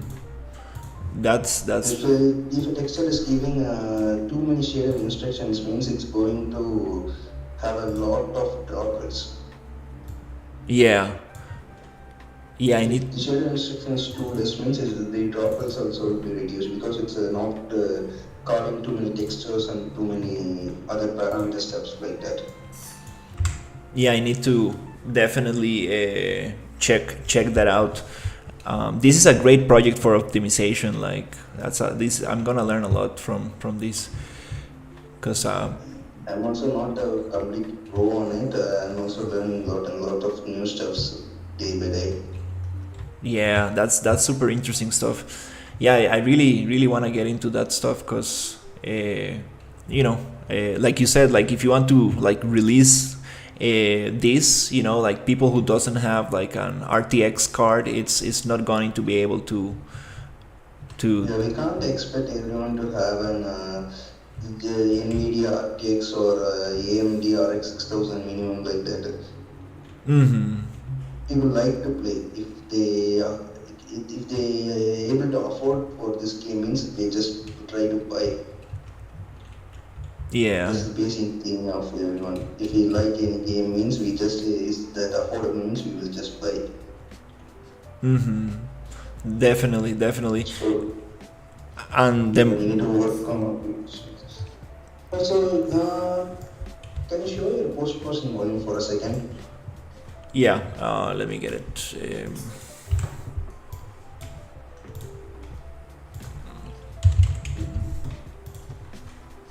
Is there say unbound is checked on the details panel? Can you search for unbound and yeah, it's enabled. Okay. Also, can you search for Lumen global illumination? So for global illumination, what is the final gather quality you have kept Final for the global illumination? For the global illumination, what is the final gather quality you have kept, bro? final gather lighting update speed. You Not said inside advanced. Not inside advanced. Above advanced. Above advanced. Final gather quality, I think. So yeah, set up at 1, I think so. It's a bit blurry for me here. I think it's set up at 1. Final gather quality. Yeah, bro. Final gather quality, it's set to 1. Yes. Yeah, you can get it. You can keep at 2. That thing. So you get a better lighting without any grains. Otherwise, in few places, if the light calculations is starting means it's going to show grainy things. Oh, okay. It doesn't affect that much performance, just like a 1 or 2 FPS difference. You can keep it at 2, that thing. Which one you said? Sorry, the scene capture cache resolution? Not that, as the final gather quality. That's what I'm telling. It's on 2. The final gather quality. It doesn't affect too many performance. It's just going to affect only 1 or 2 FPS only. So you recommend keeping it on 2? Yeah, it's also filter those noises. In few places you get some noises. Mm-hmm. Yeah, lumen. Lighting. So it gets solved now. Yeah, when you are like, for example, somewhere inside where there's no other source, for example here with a lot of bounce lighting, stuff like this. No, it's not too much grain, No, it's pretty nice. But I know the grain that you're talking about, especially with emissive material. Sometimes it happens. Yeah, this solves those grains. Nice. That's very cool. Yeah, that's super cool stuff. Yeah, I think there's a lot.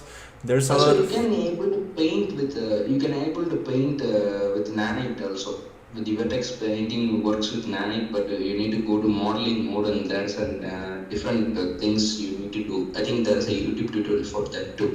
With nanite, you can paint vertex paintings also. Oh, really? Nanite. That's what I was trying to figure out. Once you enable nanite, what are the things you have done for these mesh will be gone. Also, if you convert a nanite to a normal mesh, those things will be used. Okay. So it's another system. Okay. That's super awesome. I was thinking about it. Like, can you actually vertex paint on nanite? That's very nice. Yes, we can actually do that, but if you change this machine to LOD type, if you disable nanite, means that each and every painting step will be gone. It's okay. I haven't spent much time painting, just messing around. So I definitely want to try it on nanite meshes.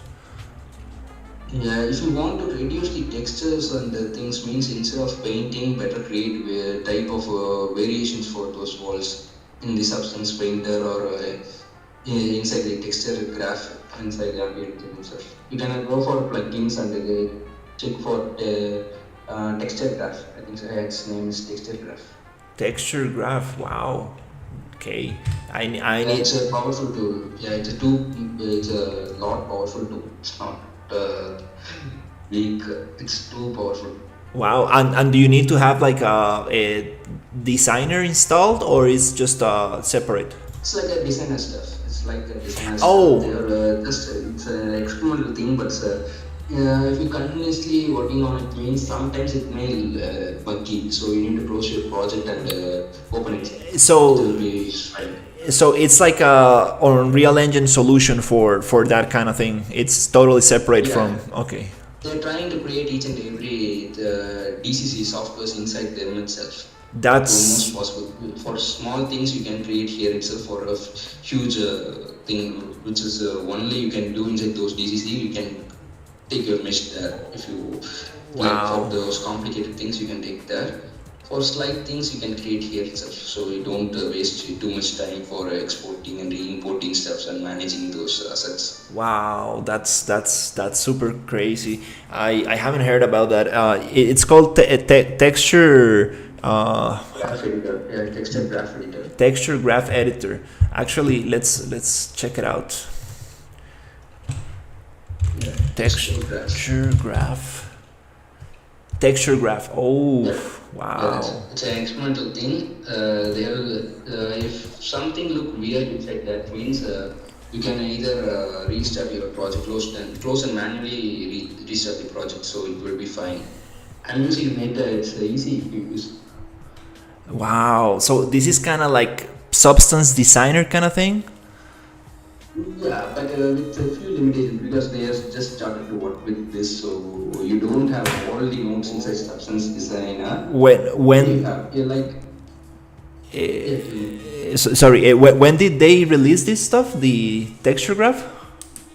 From 5.4, it's released from 5.4. Oh wow. I didn't heard about this. Damn, that's nice. Definitely Just gonna. experimenting with it, it's had a few bugs. But if you're facing any bugs, means just close the whole project and reorganize it, will be fine. Wow, that's super cool stuff. Every software has its own problems. Nice. Yeah, yeah, definitely. It's experimental. Wow. Hey, Unreal is getting crazy good. Was not expecting that. They are trying to implement this as a material in the future. They have said in documentation what they have said means the texture graph editor is currently like you are able to take the textures from it only, like bake the texture. It will give us a baked texture like the. Wow, that's Also, you can even like normally you will preview the mesh nodes and the materials for a particular material. You will change the preview to particular mesh you want to preview, isn't it? Inside of that, the same option is present there also. You can just preview a particular mesh. oh wow. That's super nice stuff. Yeah. Yeah. It's it's Because if you go to Substance Designer means you won't be able to. You need to export from here and re-import that. That's the process we need to work with.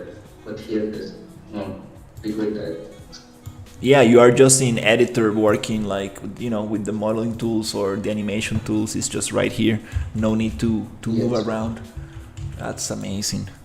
Um, this First, you need to create a texture graph like a normal material. How you create a normal material? You need to create a texture graph first in the current browser. Then only you can start working with it. Let me just get these screen messages disabled because I have this planner reflections from the diner that I need to get rid of. That's another topic, the the reflections. So you said Yeah, you need to create a texture graph as an asset inside a cut and browser, like a material. How you create a new material like that, you need to create a texture graph. Let's make a new folder. Let's call it material graph or texture graph. Well, here Good, inside the materials you have a texture graph thing. Should show no. Go material. inside textures. Go inside textures maybe. Maybe go inside the textures. You have inside textures, I think so. Texture graph will be inside textures. Texture. Text, not that above. You have need to select texture. You mean searching texture on the filters? Not like that. You need to add right click and add texture graph. First, you need to add a texture graph. Right click. Oh, I need to add an image to start with. Not image, not an image. Just like how do you create a new material like that? There is an option for that to texture graph. Also, there is a separate file like thing. It's a Material. go to advanced. Go to advanced. Can you go to advanced? Material function Maybe instance. inside textures and maybe inside textures. It's a bit blurry. That's why I'm. Texture. Okay, texture graph. Yeah. You didn't go into texture. That doesn't show. You can only go into texture. Yeah, Select that. texture graph. I got it. Didn't even go there. Oh. How it's going to show? Oh, we got edge detect. Damn. What? Bool color Yeah, material. There's a lot. It's a procedural kind of thing, but it's not currently like you can only bake as a texture and you can use it. Currently, it's on work. They have said in future you will be able to use this with the materials, so you can animate inside this and use inside the materials like. What? This is so nice. We have edge Also for detection. a curvature detection, also it randomly detects upon meshes in future things. Currently, it doesn't have those options. What mesh? What output? If you select the output, it's going to preview that output. No, in the 2D image, it's just if you select only, it should just previews. Select the output is black due to you have connected edge detection. You don't want to correct edge detections for the first. Try with the pattern or shapes so you can know how it works. I need to add a shape here. Yeah. You can. There's a shape node itself. You can right click in the graph and search for shape. Just right click on the graph, bro. You don't want to come to the detail panel like thing. Just right click on the graph itself. Not that, bro. You don't want to go each and every time. You don't want to go left side and search everything. Just right click on the graph itself. The graph. Yeah. Not the node. Just Okay. Like blueprints. Okay. Yeah. Cannot like blueprints itself. Okay, that's very cool. I'm just looking at what they got in here. It's nice to have all the nodes kind of like. Yeah, it's a bit like it's nothing new to me because I work most in materials, so it's similar to that only, but with a few new things. Like you don't have patterns and things inside materials, but you have here patterns, material, transform. You can connect a transform to the shape. Instead of edge, you can connect a transform to the shape first. Wow, this is super. Let me how to work with it. Delete the edge detect because you need to have a few things for edge detection. Before that, we can see how it works. From shape, you take a node called transform. From shape, take a node output called a transform. Yeah. Expand the transform here itself. The one advantages inside here means inside the texture graph is in the viewport mainly. If you select drop down menu and select the node means you have an option to separately keep values. If you go to details transparency, it's going to be most of the things are going to be a slider. Few Oh, things for like bright slash contrast. That node is going to be a slider completely. You don't able to write values in details panel, but you will be able to write the value in the node. oh, nice. I changed the I think it's name. I forgot the name, but it's have X and Y axis below more. It's blurry for me here in the screenshot. Not that, not that. The Below, offset, below, below. Not that, not in the offset at all. Down re, below. re, Repetitions, yeah. the You can show repetition. the, yeah, enter the repetition there. Oh, Where it's, repetitions should be on, yeah. You can enter the values. Did you see the output there, how it's coming? mm-hmm. A lot like designer, like substance designer. Yeah, it's not like substance design, but with a few limitations. Currently, it's on experimental. It's like connect this to output. You select output means you're going to see how it's going to look in the 2D preview. You have currently selected the transform, so it's going to show the transform. You can take a blend node from the transform output. You can take a blend or a lerp node like that.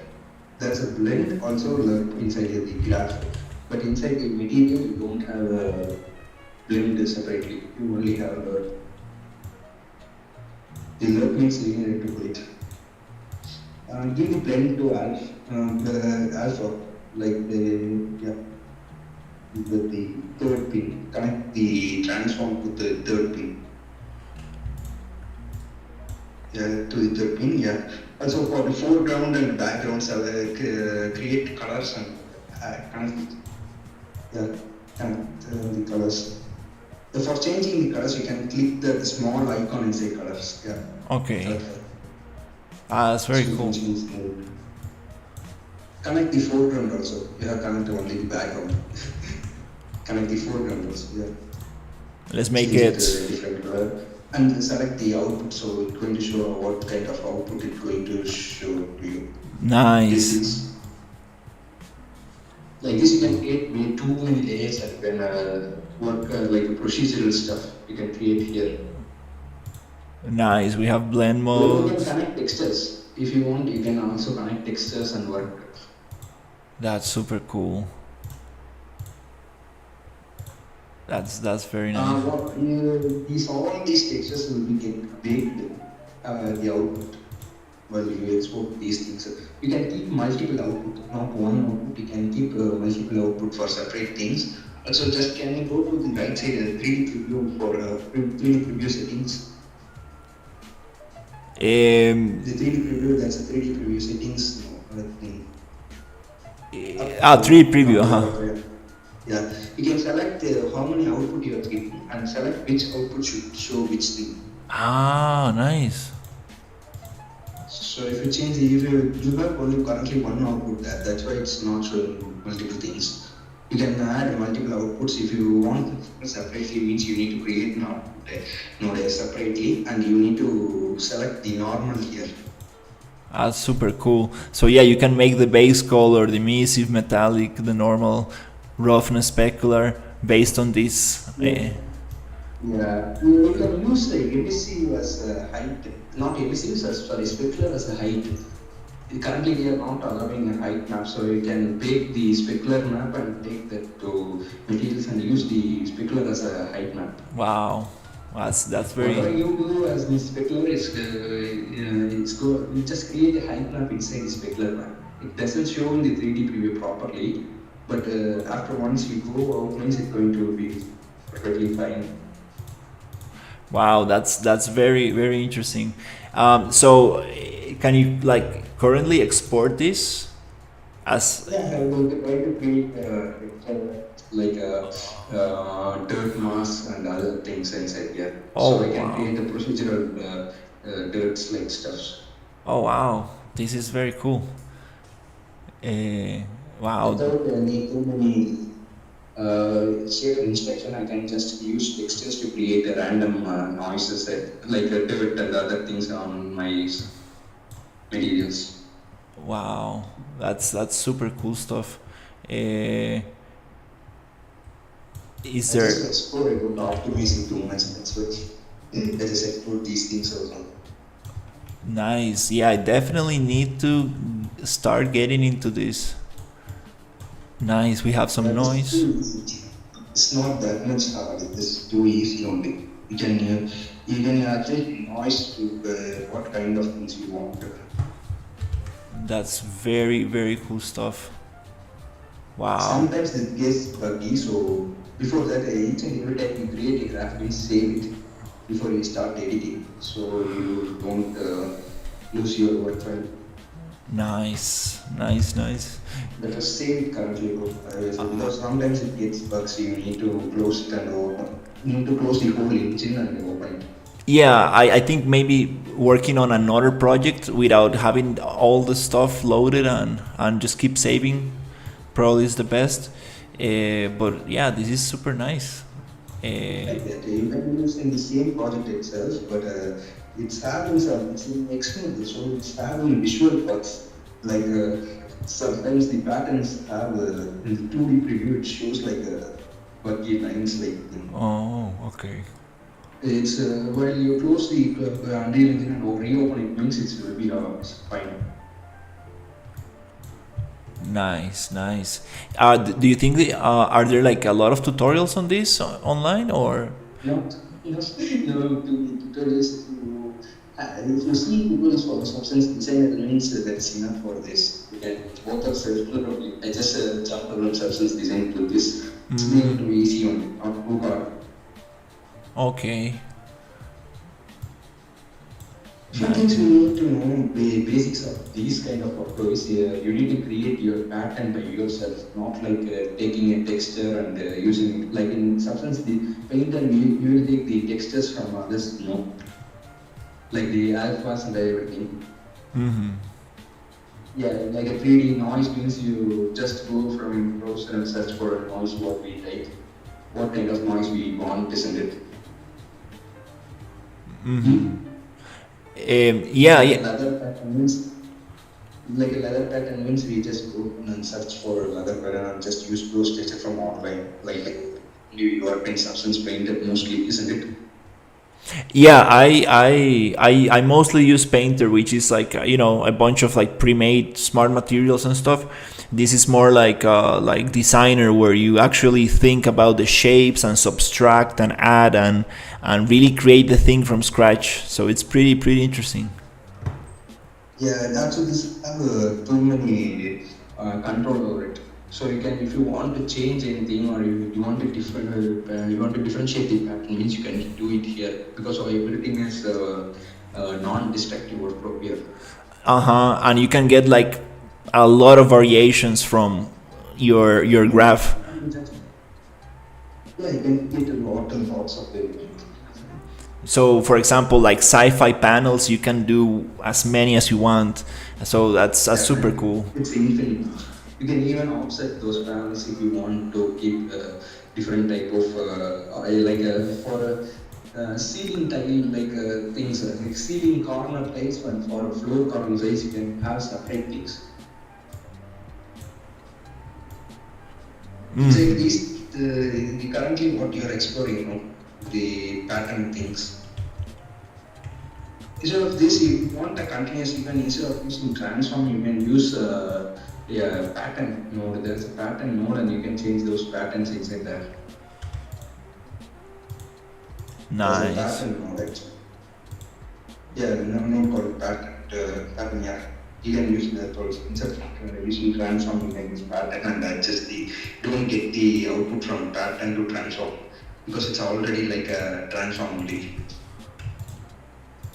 So it needs to go direct. Yes, preview those nodes. If you click on it, why it's not showing means I have a I think transform. you adjust the pattern. That's why it's not showing. Select the pattern. Can you select the pattern? The pattern, Select the pattern again. it's a line. It is big. Save the preview. Save it and close it to open. I think so. It's perfect. Things are already changed the values. We change the values. Let's see. Give it at auto and don't change that thing. Don't change the below bitrate things. Keep it at auto. The below bitrate. Yeah. Because not that thing. Yeah, those things are about. Yeah, yeah. Because that's the kind of format and other stuff which if you change means most of the time you're going to miss the things. Oh, okay. I think I have a You can say multiple. if you want the repetitions on those things means you can again use a transform or you can adjust the things inside the pattern itself. If you drop in the let's say detail panel, you have an additional option patterns. You can able to change the pattern, change the how much number of patterns you need, and also you can use the color also. That's super cool. Change Somebody's talking in the stream. Yeah, we're talking about the texture graph. It's super cool new features that Unreal is implementing. It's like some kind of like substance designer stuff. Wow, this is super awesome. But yeah, definitely I need to take some time and experiment with this. I appreciate the all the knowledge that you've been sharing.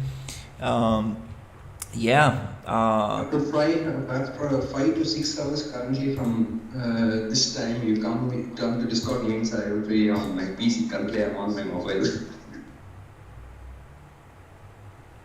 Yeah. Come after 5 hours means I will be on my PC. So on that time I can show how it works properly. Nice. Yeah, I would love to see. Yeah, I kind of like I went very late at bed today, so I'm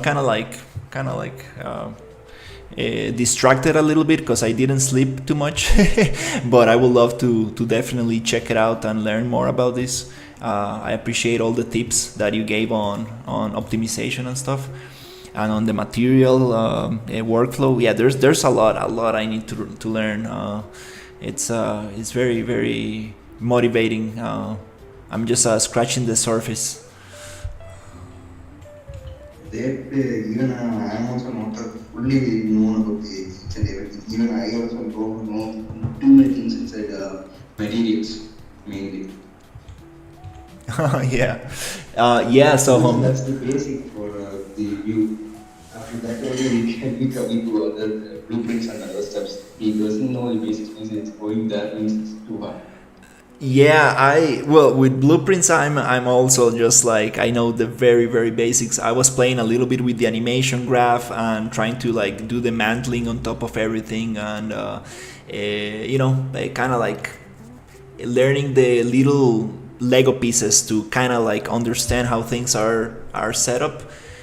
For example, data layers and stuff like that. Just kind of like knowing what the pieces of the Lego are, and then maybe I will be able to modify some stuff. But yeah, it's This a one using sub-level system use the data layers. They are being too optimized. yeah, the data layers. That's something I really want to get into. I saw a couple tutorials on it, and it's something I need to learn. That way we will be able to load specific areas when we are going to do a quest or stuff like that. We will have more control over. A simple tip. Just a simple tip. Just to play with everything.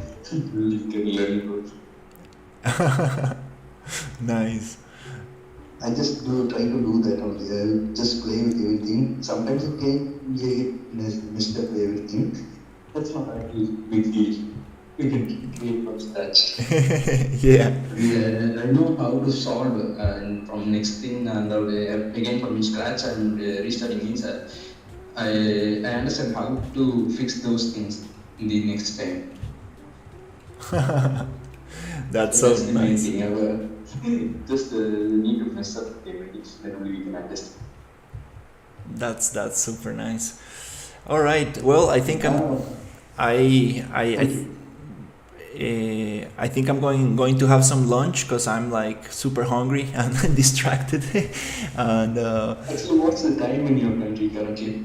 it's 4:20 p.m. in the afternoon. Oh, it's evening. Okay, nice. That means 5 hours means it's around like I think so 4 means 8 and it's 10 p.m. I think so. In Oh, your country. Like after 5 hours means isn't it? yeah. it'll be around that time. Not 10, it's going to be 9 p.m. Yeah, 9, not 10, it's 9 p.m. Nice.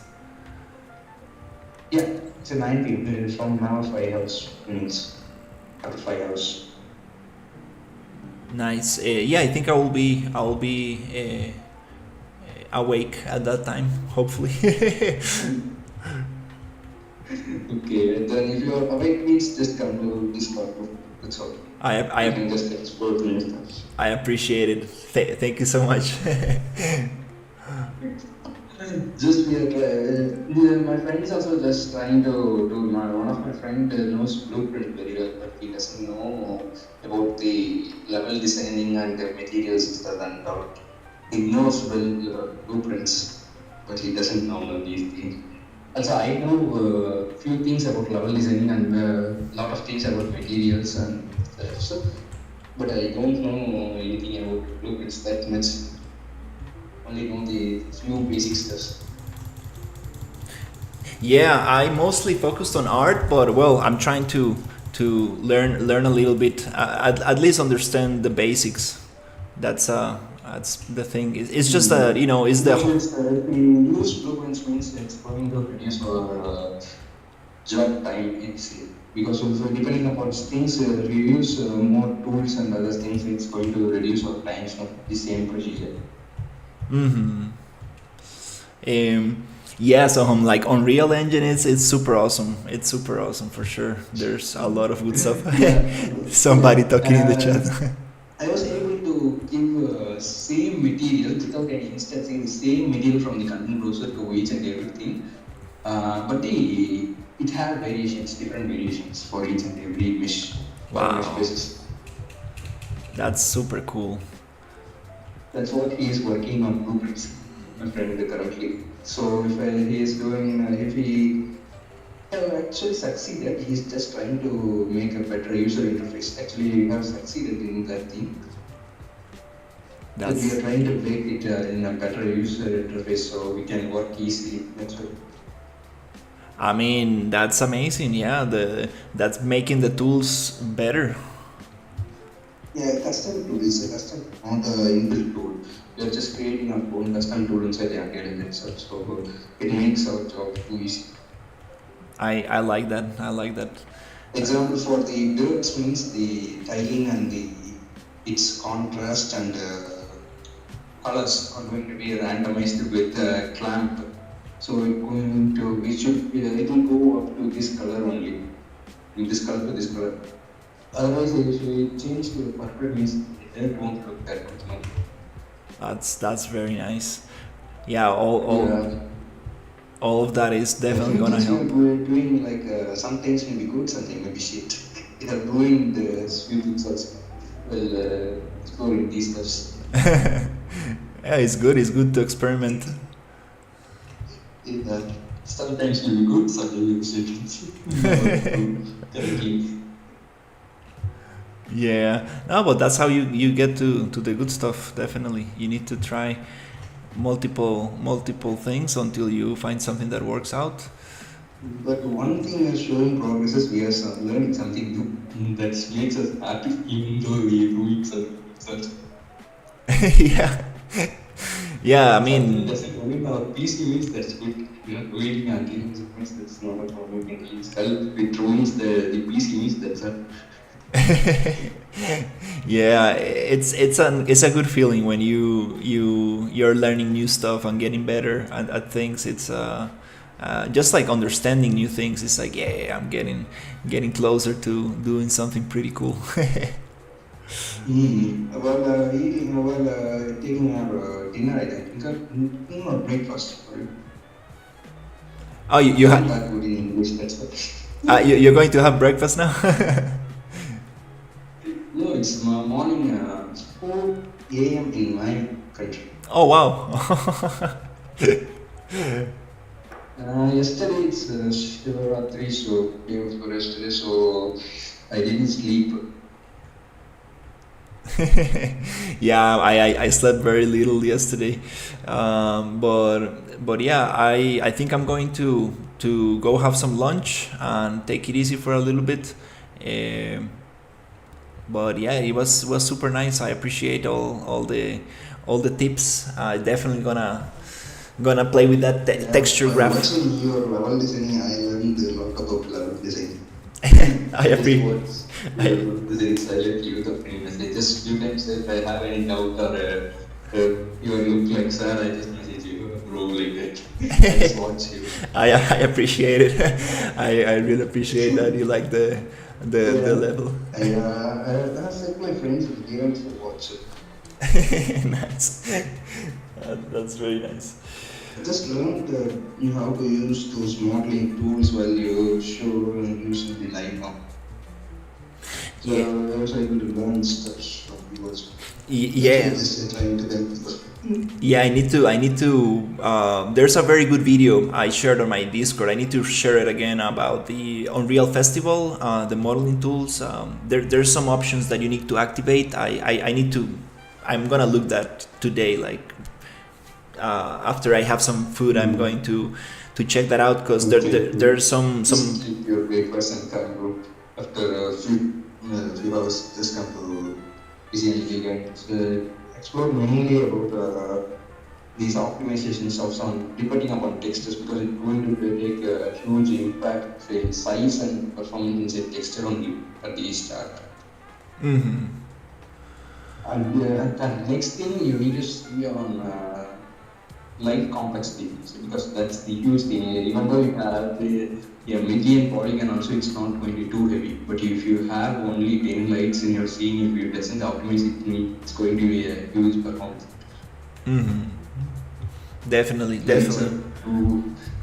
too complex. It's too optimize. Too complex means it lights are too complex to optimize. It not change the look of the level, but it should give performance. That's the major thing of lights. Hmm.